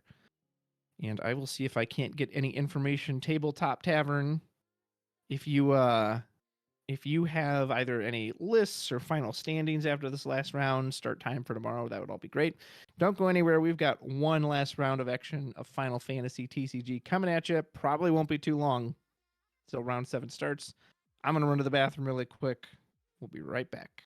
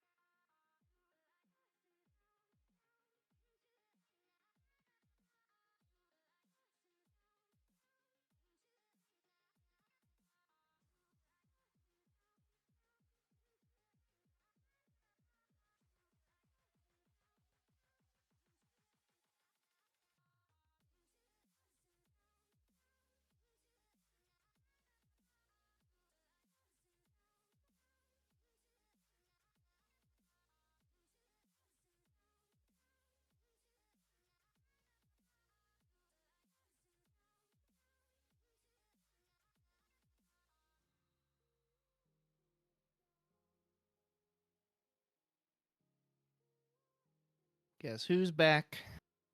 Back again. I am back. It's round 7. Tell your friends.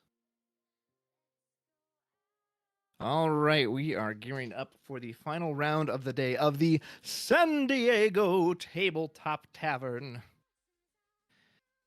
Who do we have competing this time? Let's see. My eye in the sky. Looks like we may have Chris Lopez on stream again and Jason Weivart. Chris, I believe we saw earlier on Mono Water, so we'll be seeing Mono Water again. And Jason might be on he might be on Kingsglaives. I do have some standings for everyone too. You guys ready for some standings? Let me read these off quick before the match starts. Currently in first place, Matt Okimoto, followed by Kyle Peters, followed by Daniel Golyas, followed by Arvin Bernardo, Chris Lopez, they're tied for 4th. Ray Chow in 6th, Ryan Chen 7th, Jason Weivart 8, Alex Early 9th, Alec McGee 10, 11 is Xander Koo, 12 is Sergio Bravo, 13 David Mendelez, 14 Adam Layton, 15 Jesse Panito, 16 Brian Berkeley, 17 Charles Yamat, 18 is Benny Chan, and 19 is Steve Valdez. And hopefully we can get some updated ones. Oh my gosh, we got all the standings. Hold on. I don't want to miss anything on the match, though. Okay, yeah. So I can get to those afterwards. Hopefully we'll have some final standings. As Jason is going to play... What is that card? It revealed 2... Oh, it's the Nath. Okay, it's the Nath Lightning backup. So Nath enters the field. You reveal 2 cards from your deck. And I believe it's you get a lightning card, or does it have to be character? It's either a card or character, and you get to add it to your hand.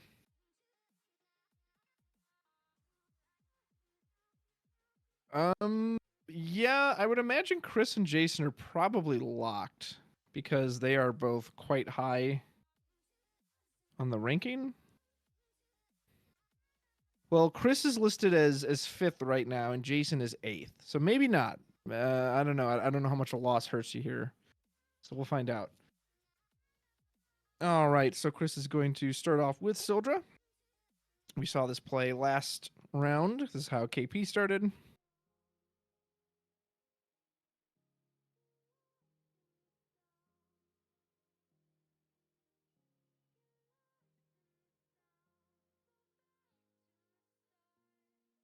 And we will search out that summoner, as well as Lady Yuna. And I'm going to guess that Yuna is going to come down right down. All right, what's our... We got the Sildra count in the chat, folks. Sildra counts at 1. Put it on the board. Put it on the board.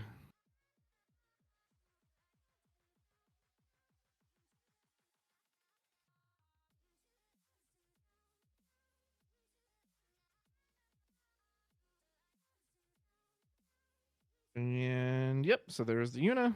We got the Sildra back, which means the Sildra count will surely be at 2 shortly. Looks like we got 65 people in here watching. It is, it's probably a bit late depending on where you're at. It's almost 8 o'clock at night for me, so it means it's going to be 9 p.m. on the East Coast, which means it's coming up on 6 p.m. out there in San Diego. Axis, one of my friend Daniel's favorite cards. So the old mandatory mill 3. You mill 3 cards into your break zone when he enters. You can, of course, crack him to get him back at any time. Ooh, nope. Backup follow-up, though. That doesn't feel good. Jason is likely struggling to find some backups. I don't think he's going to just rely on Nath to carry the day. And here we go. Sildra again. Sildra counter to 2. So chat, give me that Sildra counter to 2. No one's done it yet. Did everybody leave? That's so good. And we will search out Geomancer and Waka. So we will be set up on more backups.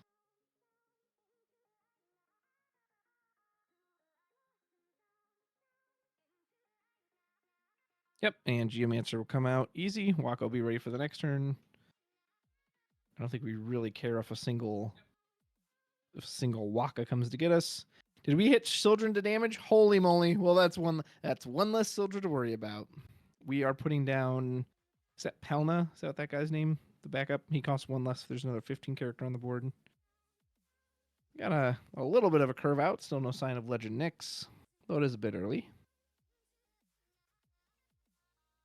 Here comes Waka, presumably. Yep, Waka will check our top 3 cards. What do we got? There's Lady Lena, there's Titus, and an old Opus 1 Leviathan. Titus seems like a good pick here. Probably a little too early for Lena. I mean, I guess you could go for it, really try to hurt your opponent. Although you're never going to kill this, excuse me. You're never going to kill this Axis. He's always going to break himself and get a forward back in response. The Kingsglaive are here. Oh, someone said he's already got Titus in hand. Yeah, in that case, it's not what you want. And Mono Water, to no surprise, with the power of Sildra, is already on 5 backups set up and rearing to go. Since we've seen so much Mono Water today, and we'll likely see so much more tomorrow, because we know so many players playing it are in the be in the top cut. All right, give me those Sildra takes, folks. What do you think? Sildra, too strong? Should be banned? Not be banned? Totally fine? I want to know. As we play Hooded Man, we did have a Hooded Man to exile, so we do get the reactivation and draw. Unfortunately, only on 2 backups. Can we curve out further than this? Hooded Man will get us another attacker this turn. And that's nice. Go to combat. There's Porum EX, a bonus burst. And we'll get back a summon. Would you believe we got back another Sildra? The card that just won't die. I think we're on the Sildra counter 2. It's about to go up to 3 next turn. And then we also hit Echidna in as the 3rd point of damage. So any Tros that Chris has will now be online. Thank you, Statler, for answering.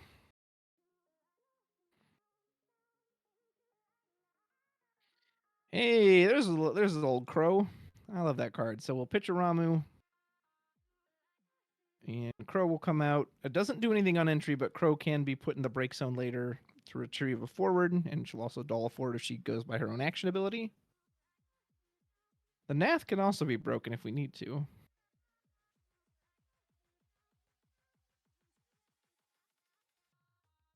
Yeah, I'm not sure I like the discarding of the Ramu either, because it's so good against the monsters, but wasn't too worried about. There he is. There's the Legend Nyx. And Chris is like, all right, give me that card. Let me read it. Man in Black would be good. Is this Mono Lightning? Kingsglaives? No other colors? I feel like I haven't seen a single other color, so at this point it must be just Mono Lightning.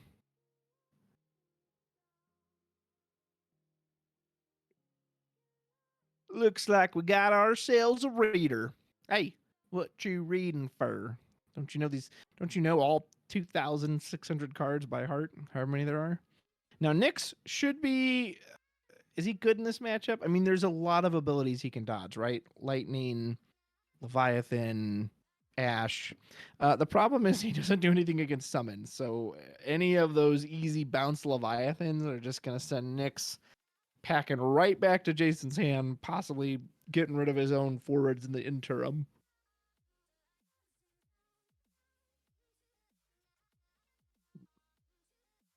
Yeah, and in some decks that Nyx can just shut him down, but in a deck with this many summons, it's going to be difficult. Here is our 3rd Sildra. Sildra counter at 3 for those keeping tabs at home. Lightning is an easy choice, as well as Lady Ash. It looks like we Sildra at the end of our opponent's turn, too.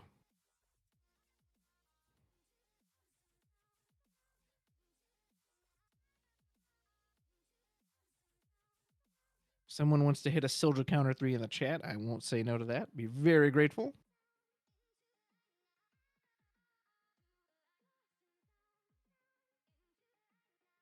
Yeah, people seem to have a soft spot for Kingsglaives, so we'll see if they ever get their like biggest moment to shine. Kuchalange is going to go ahead and blank that Nyx, presumably, right then and there. Yep, so much for that ability. Unfortunate, and Ash will get rid of the Hooded Man. Yeah, there's just so much that just gets around the Nyx in this deck. Yeah, we play Tross, and he says, "Yep, go ahead. I'm sitting pretty."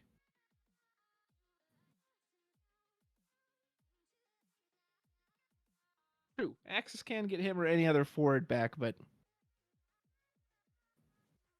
Chris is also on 5 full backups and has soldiered 3 times, so this is where I'd love to see a surprise Earth Shantoad orders come down. Be cool. Although you really don't even need to do it. Hey, Libertus! And if we specifically, so Libertus will enter the field, we can get back any category 15 character. If he targets Nyx specifically, he'll get to reactivate 2 backups. And this is actually old Opus 11 Nyx. This isn't the new one. So in this Nyx, if this Nyx enters the field, you can put a Kingsglaive you control into the break zone. And then when you do that, it will break a forward opponent controls. And then anytime that Nyx sees a Kingsglaive go to the break zone, he either dulls an opposing forward or he gives himself haste until the end of the turn. Now, we didn't do anything off the Activate 2. I thought maybe we'd slam that Nyx down and try to go in for damage. We did not opt to do that.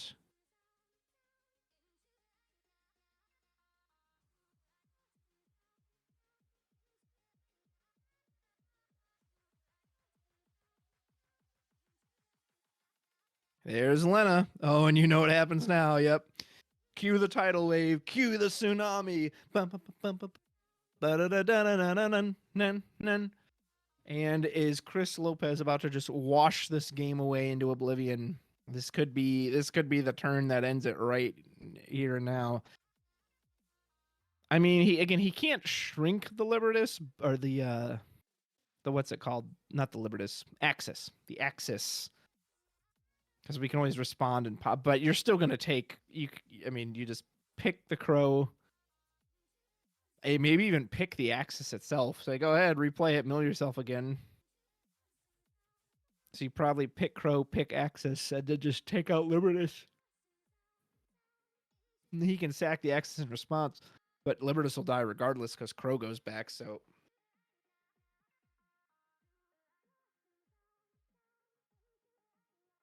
The only thing you don't want to do is just target Axis, and why would you ever do just a play like that? Now, it's true, we can pop Crow in response, which it looks like we're going to do.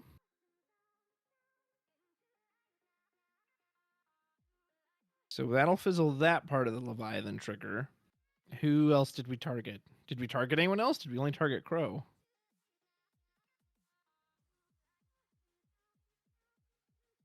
Technically, the only one he could have targeted that he couldn't sack, because I believe the Pelna has an on-break action effect too, would have been the Nath, since it's tapped currently, or dull.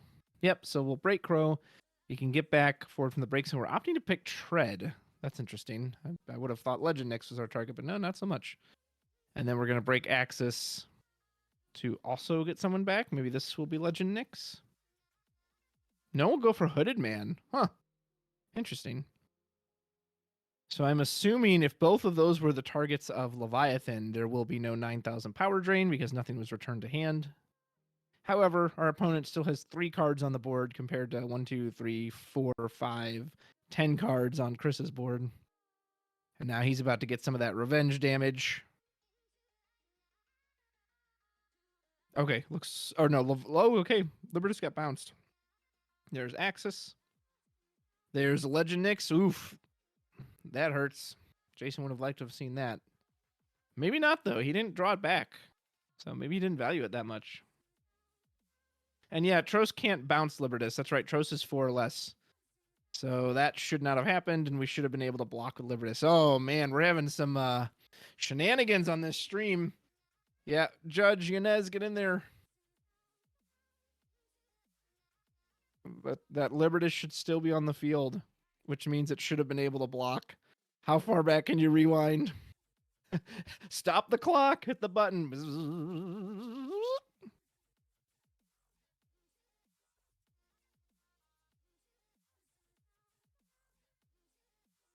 See, like, there's so much that's messed up from that, because the Libertus could have blocked and traded with someone like the Tros, which then changes the amount of cards he drew. Like, yeah, that's why most people say it's too far gone at this point. You can't rewind. But some people say you do. Say, no, doesn't matter. That was the wrong, that should not have happened. That was an illegal play. You're damn right you rewind. Is Yanez there? She's caught all the other ones.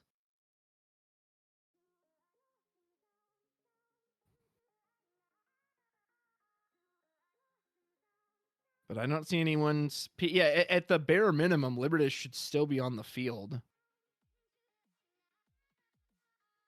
You know, this is actually one thing I do appreciate about like playing online is that you can just easily see all the cards and read them all, just like with a hover of your mouse. You don't have to physically stop and pick all of them up just to check things like that.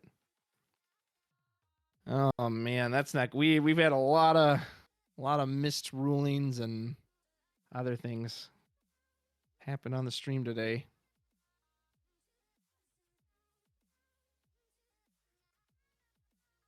Well, so we are playing Ricard, so we'll reveal the top 5 cards of our deck. I believe you add any lightning card to your hand, although it looks like we hit 5 characters. I know one of those is that another Ricard at the end? Yeah. And of course some Kingsglaives.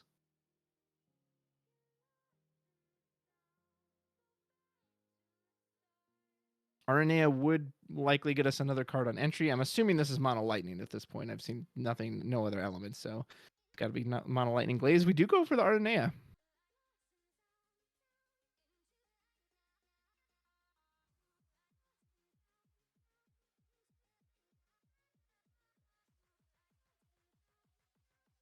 And there's Legend Nyx.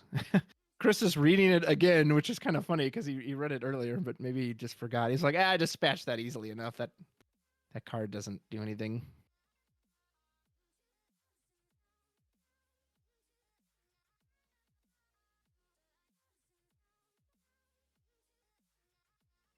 No, I don't really normally even think much of the whole like he's a reader thing, but it's just funny because he legit saw that card a few minutes ago. So it was funny. The way he grabbed it and looked at it was like, what is this card? But hey, reading's good, right? You can assume it like that Tros. We just assume Tros bounces anything. No, it cannot bounce Libertas. And Nyx is going to try to hold the line here with his 1k first strike bump, which of course any summon, as this Leviathan we're presenting just says, yeah, it doesn't matter.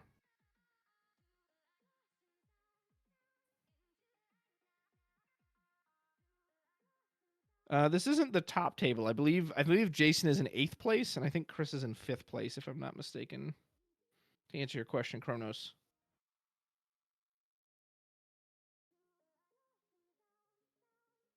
Yeah, and then Leviathan's just about to say, well, thanks for coming, but I would like you to disappear now, please.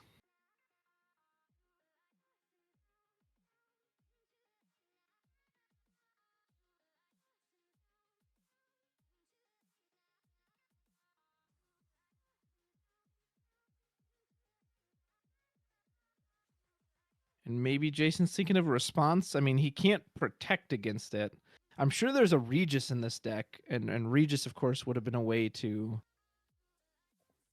Although, does Regis protect the whole board or just himself? I think it's just himself, though, right? It said if it's targeting Regis, he can cancel it.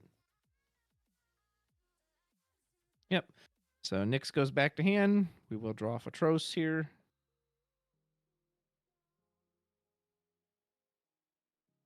I agree, Full Metal. I think Earth Lightning's a bit better. Everything else, I think the Mono Lightning's just a bit too one-dimensional for my taste. Looks like we hit an Aldo into damage. Lena coming in afterwards as well. Do we have... Looks like Jason's maybe considering something from hand. Uh-oh, the ad struck again. Womp bump ba-dum.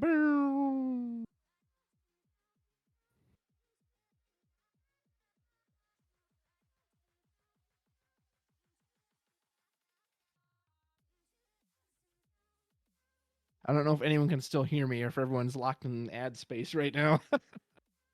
We are playing it. If you can hear me, we are playing an Ixion from hand, and it looks like we're paying the kicker. So this will wipe out Tidus, Lena, and a Lightning. Will have no effect on Ash, unfortunately. We had a tread into damage. You know, we could have waited till he animated the Tros and gotten the Tros as well.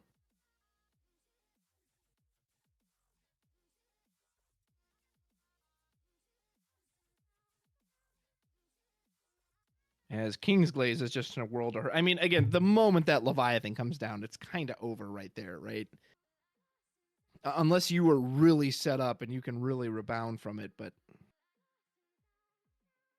So, even though Tros did hit an illegal target earlier, it's ultimately probably not going to matter much.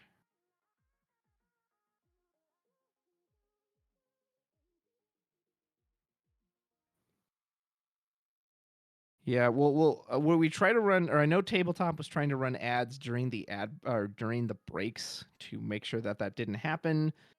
Hopefully, we can get that done so that we don't miss top cut matches tomorrow.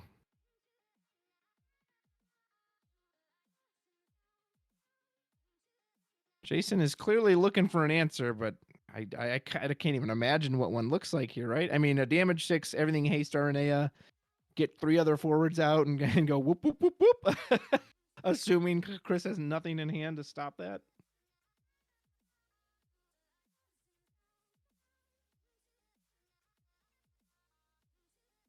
Okay, so there's baby Aranea. We reveal a card. It's Crow. Okay, so we got the card back. That's nice. I mean, we could break the Nath, but again, what do you even look for here?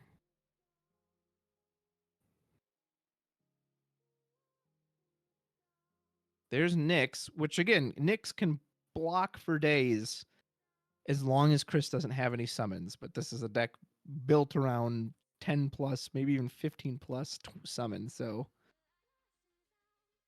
okay, there's Noctis. This is our first appearance of Noctis. All right. So anytime a 15 character enters or leaves the field, you get to dull, I believe it's a forward your opponent controls. I think it's 15 characters. Someone check me on that if that's different. But I thought the Noctis said anytime a 15 character enters or leaves, you get to dull something your opponent controls. He's also just a big body on his own. He's a big 9K, so he can trade with the Leviathan. And yes, that is the wrong RNA for lethal. I think there we go. So Chris casts the Opus 1 Leviathan to return Nyx to our opponent's hand. And again, Nyx can stonewall for days against ability heavy decks, but now looks like we are removing 5, so we can go fetch out Show Me Dark Arden just for the heck of it, right? That would be fun. Are we using it twice? Are we just going to go get 2 5 costs? 5. Can he well, he can't replace himself while he's still on the field. Show Me Dark Arden. No, okay, we get access. All right. And then what else? So he's just digging any forward he can out of his. A Libertus would work. Regis would work. Or hold on. Oh, okay, so he entered the field. So Axis enters the field. We're dulling for the Noctis trigger. And then I'm assuming, Axis effect is still on the stack. That's resolving now. Hey, it's a Lua. Haven't seen that card in a minute. I mean, Shoal could be a way to victory, right? I know you got Shoal in a deck. That's an option. We're going to remove another 5, it looks like. So this is all still on the stack of the Nyx getting bounced. Yeah, maybe this will work.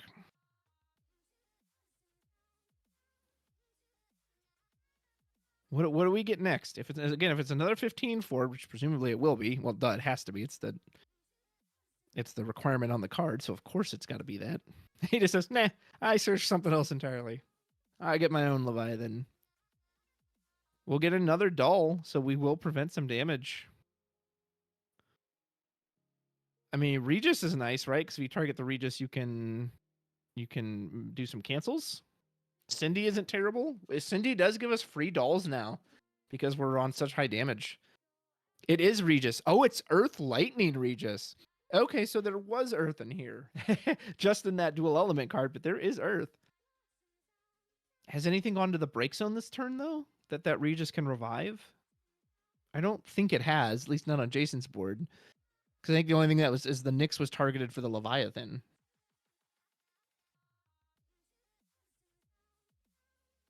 Someone was talking about access on the stack, but when Regis enters, does he target immediately, or can you access on the stack to revive the access? I mean, if you can, that's freaking sweet, but I don't know if you can. Because I thought when the Regis entered, it just picked targets in the break, but again, I don't have the card in front of me, so I don't remember how it reads. Okay, so Nyx finally goes back to hand. We did dull the Ash, so we shrunk the Noctis by 9k. Here's where we needed the Regis to enter to revive that Noctis.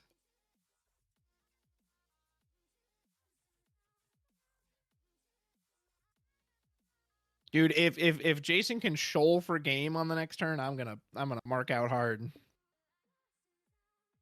Yeah, that's what I thought. Regis chooses on entry, so you can't sack the Axis in response. Unless there was already a second axis, yeah. Then obviously you could target. Well, no, because it would have still had to be the one that goes specifically from the field to the break zone. It doesn't just revive straight from the break zone. We do get out Echidna. Chris has just got summons for days in his hands. So as much as I would love to see a shoal turn with all that interaction at instant speed, and the Una makes it so easy, right? Because you pitch a single card, and then you get the effect. Whereas if the Una wasn't there, then he's got to pitch 2 cards for every one of those. No, Trost cannot bounce Regis. Please read that card. That doesn't work. Oh no. He did it once before. He's doing it again. You can't do that. Judge, if you could, Yanez, I'm like channeling anyone who can hear me. Go and stop that right now before anything else happens.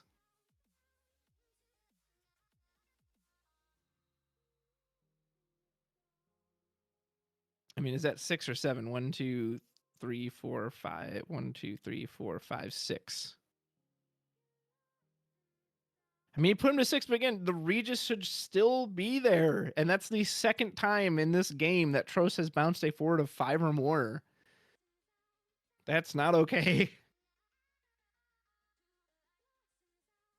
No, I'm not on site, unfortunately. I'm remote. Trust me, if I was on site, you would just hear, hold on, and you'd hear all like the scrambling of headphones as I'm running over there to tell him. And you'd see me just like dive across the table and point to the Trost. You can't do that. I mean, I can, yeah. Well, in the past, the judges have kind of caught a lot of stuff we've seen. So I don't know if they're just not watching this particular stream anymore. And I have some access to the staff, but not a whole lot. All I can do is message and say, hey, but sometimes it takes them a minute to get back to me. So, oof. I mean, especially when you're getting this kind of a board and you have shoal potential, like, again, the earlier one I could argue, okay, well, maybe it didn't even matter, but you still want the right play, correct? It doesn't matter if it doesn't matter. You want the correct card actions to happen.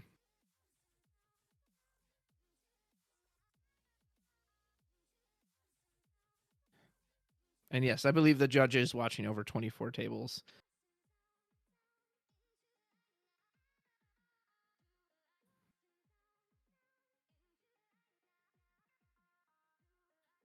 Yeah, people I know are talking about game loss because they're saying, hey, the first time it happened, it should have been a warning, and then it happened again. Is that I honestly don't think they know. Like, I think some people, because I've seen other players do that, they just assume Trost bounces anything. No, it has to be 4 or less. It cannot be a 5 cost. They are pausing and talking right now. I don't know if someone came over.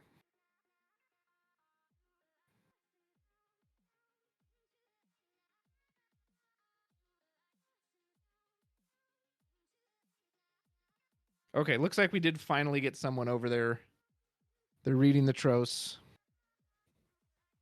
For those of you just joining, Trost, yeah, see, he's reason it right. Trost can only bounce forwards of 4 or less. Earlier in the game, he bounced a 5-cost Libertas, which is an illegal target. You can't do that. And then just now, he bounced the 5-cost Earth Lightning Regis, which again is an illegal target. Trost cannot do that. So that's 2 forwards that Jason should have had on the board that just disappeared. And the first one happened so much earlier, like there's no way you could possibly rewind to that point.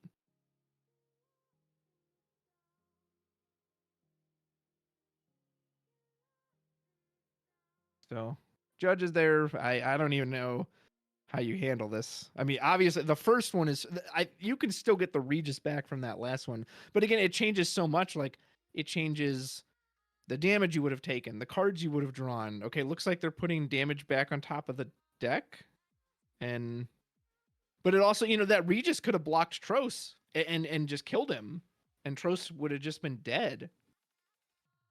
What a mess! Oof, what a mess.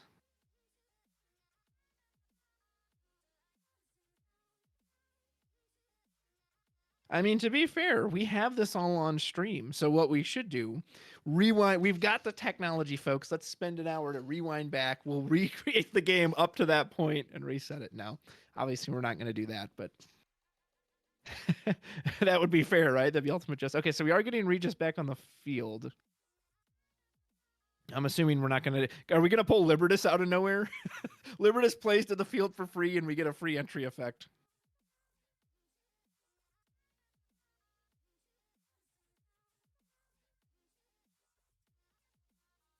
Ready Check Radio says if the rules don't matter, they should just arm wrestle then. That would be entertaining to see.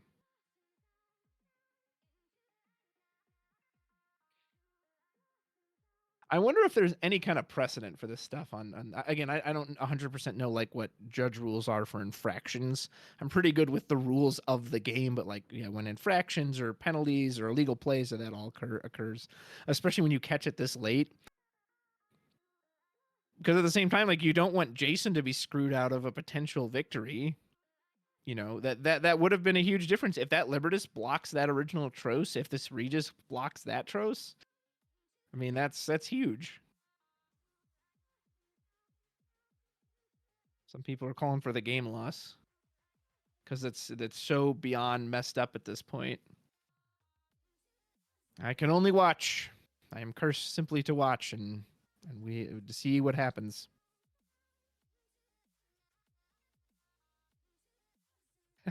Just start the whole game over. Pause the clock though. Don't reset it. Go back to turn 1 and you guys still have 10 seconds to play. Yeah, and obviously the clock should have stopped for a judge call too, so presumably these players will be given extra time.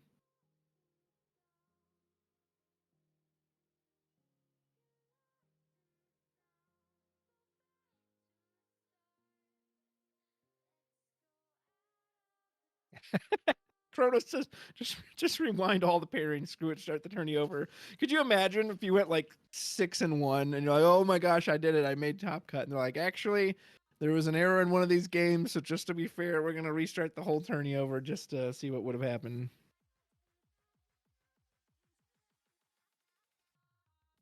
Yeah, I don't know what Inez knows. I don't know if she.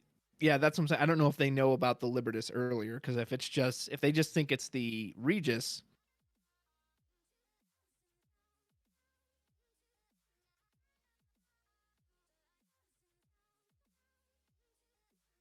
By the way, after this, if anyone wants to take me out for ice cream, I will totally let you.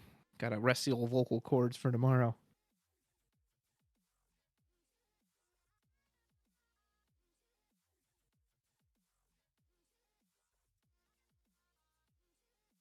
Someone asks, isn't Chris invited to nationals? Yes, he does have an invite to nationals.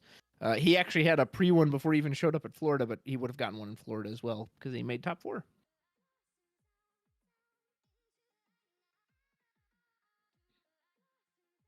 Oh man, what a way to end the stream, right? In the last match of the day and the controversy. I'm gonna read off the rest of the top 16 standings I had before this round while they're kind of sorting this out.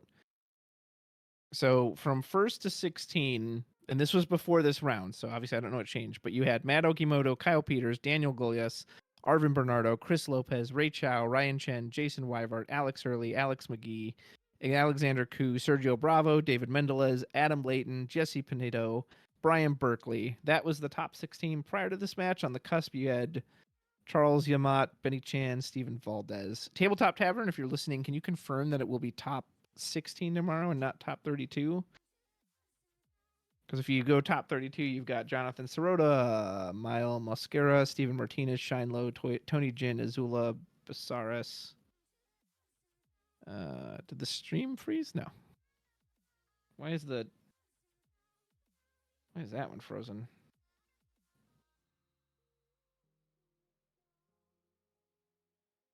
Trying to read. Okay. Hold on. Let me reload. Sorry, my stream froze. I can still see the board state, but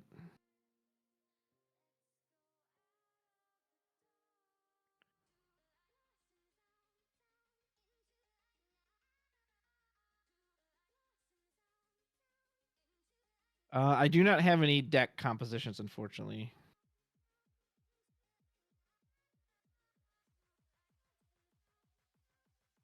What was missed? Okay.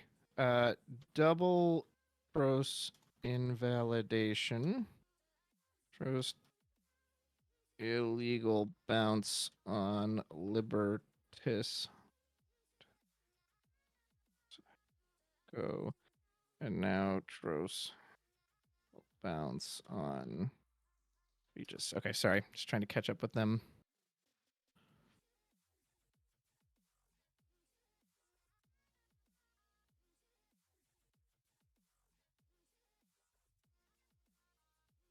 Ooh, Chad is popping off.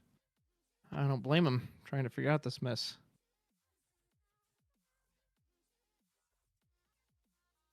Looks like they're actually talking about bringing up the VOD to reestablish game state. Wow, that's a lot of effort. I applaud you if you guys go through all that effort.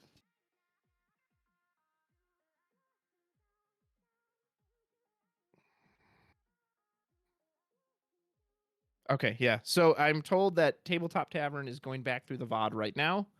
They're essentially trying to figure out what happened. I don't know how you do this. Like, well, you have the tech. Yeah, they say, well, you have the technology. I believe in you guys. Although you're going to have a heck of a game state to try to repair because of so much that's happened.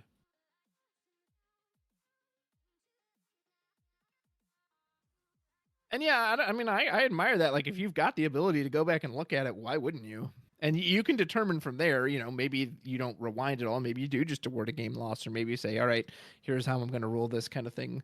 That's up to the judge. But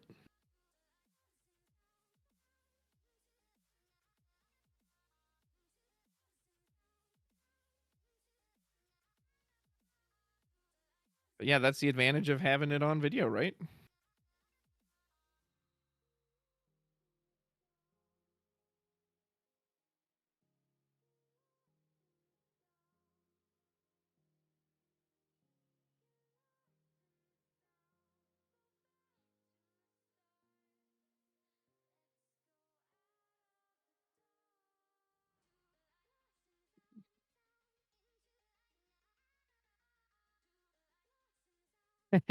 Judge on speed dial, dude. I wish.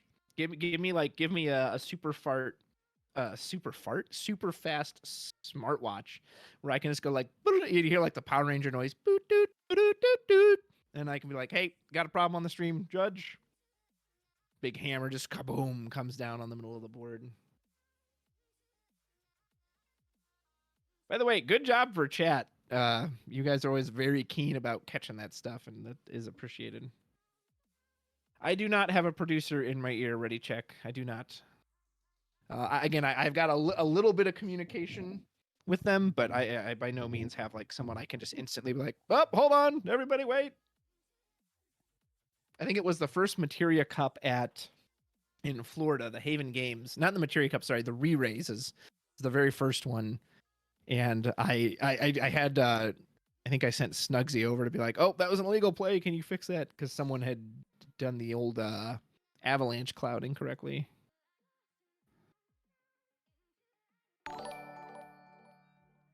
We shall see. It's a French truss we have in errata. So a lot of stuff is disappearing. What if the ruling is like, all right, so it'd be too complicated to rewind. So Jason, select 5 forwards, put them on the board state. One of them must be a Lua, and you're allowed to shoal for game and see if Chris can stop you, or 6 forwards or something goofy.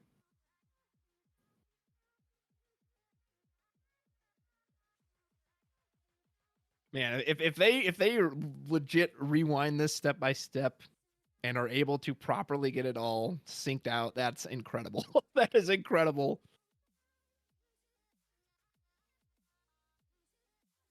There's like a fly flying around in here. Shoo, fly, don't bother me.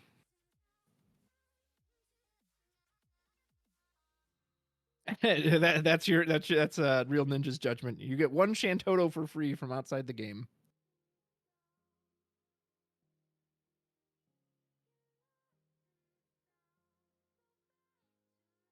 Jason's allowed 3 forwards plus an Alua plus 2 shoal in hand.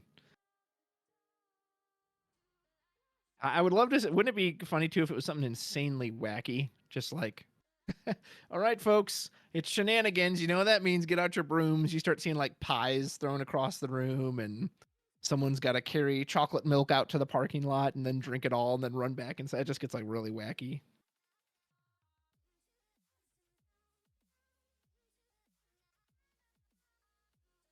Oh, maybe that was part of the rewind. So people are commenting that Chris was reading Nick's. Maybe that's part of the rewind. They're like, okay, going backwards. You reread it at this spot, so pick the card up, read it now, then put it back down, and then later it's like, okay, you read it at this spot, so read that card. So reread that card, put it back down.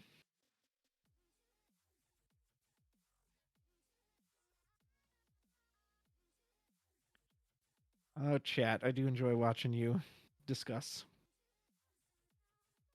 Of course, I'll take this time to just say, give a little shout out and props for Tabletop Tavern for hosting this, being pretty good with the stream as far as trying to catch this stuff. I know it hasn't been perfect, that we've had ads running in the middle of matches, and that sucks. We're really going to try to fix that tomorrow for the top cut. Hopefully, we can avoid that. And yeah, if I can get a start time for tomorrow at some point too, I will let you know. Today started around, let's say 1 p.m. Central Time, so it's probably around 11:15 Pacific Time. So maybe similar, but I'll try to get you a solid answer when I know what that is.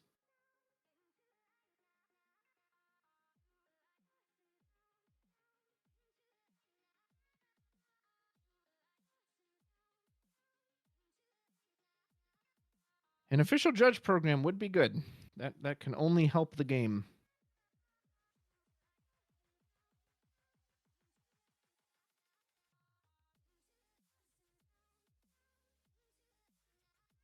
Now an Alu is on the board. Are we playing for real? He's drawn 2 cards.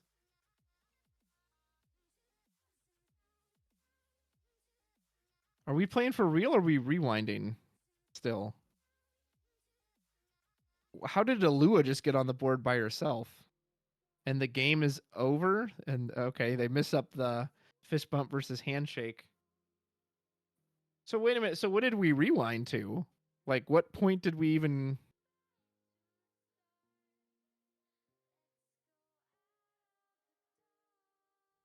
Okay, let's see. Top cut for tomorrow and start time.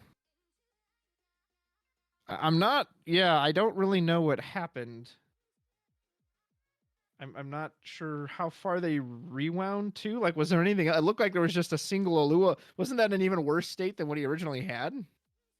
Huh. I don't know. I could only guess at that point.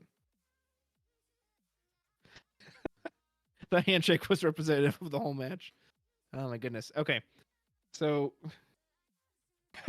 we all simultaneously had a stroke. My good octopus. Okay, that was funny. Okay, so I will get you before we close out today. I'm going to try to get you the top 16 standings for tomorrow and the start time. So I would don't go anywhere. I'm going to try and get all that information from you. Versus top 3. Yeah, that was I would love to talk to Yanez or whoever ruled that and just say, so what exactly did you rule there? Because like it almost again, I can't hear anything they're saying, so we just see a mess of like hands and cards moving. But it's like it almost looked like he ended up in a worse spot than he started in. Like, like what was the actual ruling?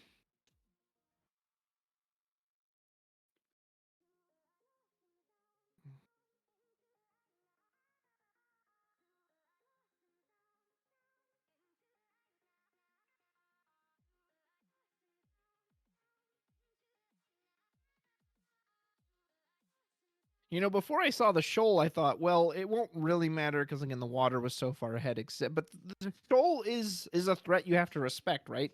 The Lua is going to eat up one of the targetings you pick on her, and you can haste that entire board out of nowhere. So yeah, you can't just say, hey, it absolutely wouldn't have mattered. I mean, it might have. We don't know.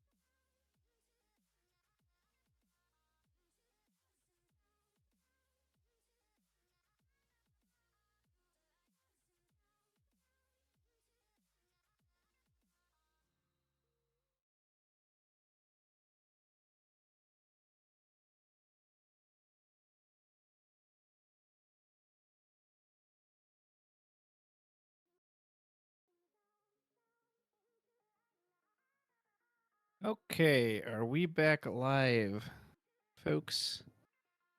Can you hear me? I want to make sure. Okay, looks like we can. Hopefully, I don't know if they've announced it in the store yet or not. I'm assuming it's okay for me to announce the top cut here, as I have that information in front of me. So I'm assuming so, since they put me back online. Hopefully, they didn't give me the microphone if they didn't want me to say it. Yep, there we go. Ta-da! So there's your top cut. In first place, we have Mr. Matthew Okimoto. He went 7-0. Kyle Peters in second. Chris Lopez in third. Ray Chow in fourth. Alex Early in fifth. These players all went 6-1. Everyone else went 5-2 and 6. Daniel Golias, my boy Ghoul. Congrats, sir. Mr. Ryan Chen, seventh. Arvin Bernardo in eighth. Ninth is Benny Chan. 10th is Jason Weivart, who we saw on stream. 11th, Brian Berkeley. 12, Sergio Bravo. Good job, Sergio. It's a buddy of mine. 13, Alexander Koo. 14, Jesse Pinedo.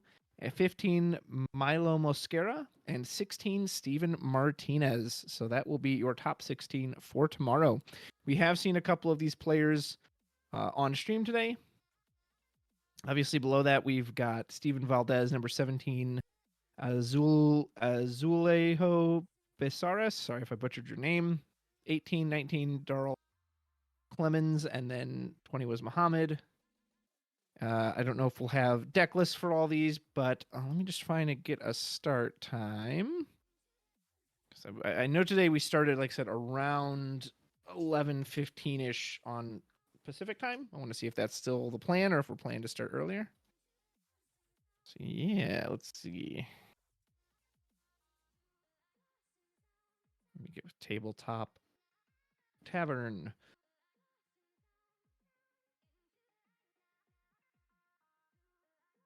It's going to be a lot of mono water tomorrow because we know Okamoto, Kyle, at least we're on water. I feel like we saw somebody else on there who was on water.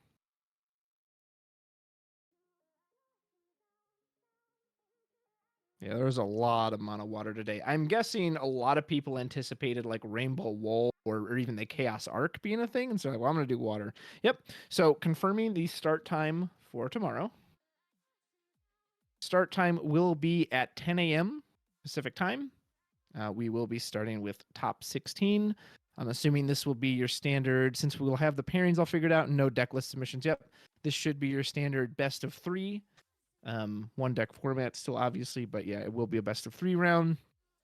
Probably be given 70 minutes. All right, I'm double checking with Tabletop Tavern, but it's been a long stream. I'm going to assume we're wrapping up for the night. It's almost 9 p.m. here. I certainly want to go get something to eat. So big shout out to Tabletop Tavern for streaming today, for hosting the event, for trying to help us out with all the judge questions and everything else, allowing me to commentate. I'm very grateful for that. Thank you in the chat for watching. Thank you for being active and responsive and talking to me, complaining to me, loving, hating, whatever. Hey, I'm just happy to have the engagement. So yes, I will return tomorrow at 10 a.m.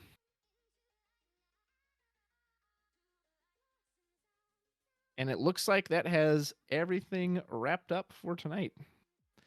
So, folks, enjoy your evening. Come back tomorrow for some best of 3 action, where we will certainly see some mono water. Maybe we'll get to see some King's Glaives again.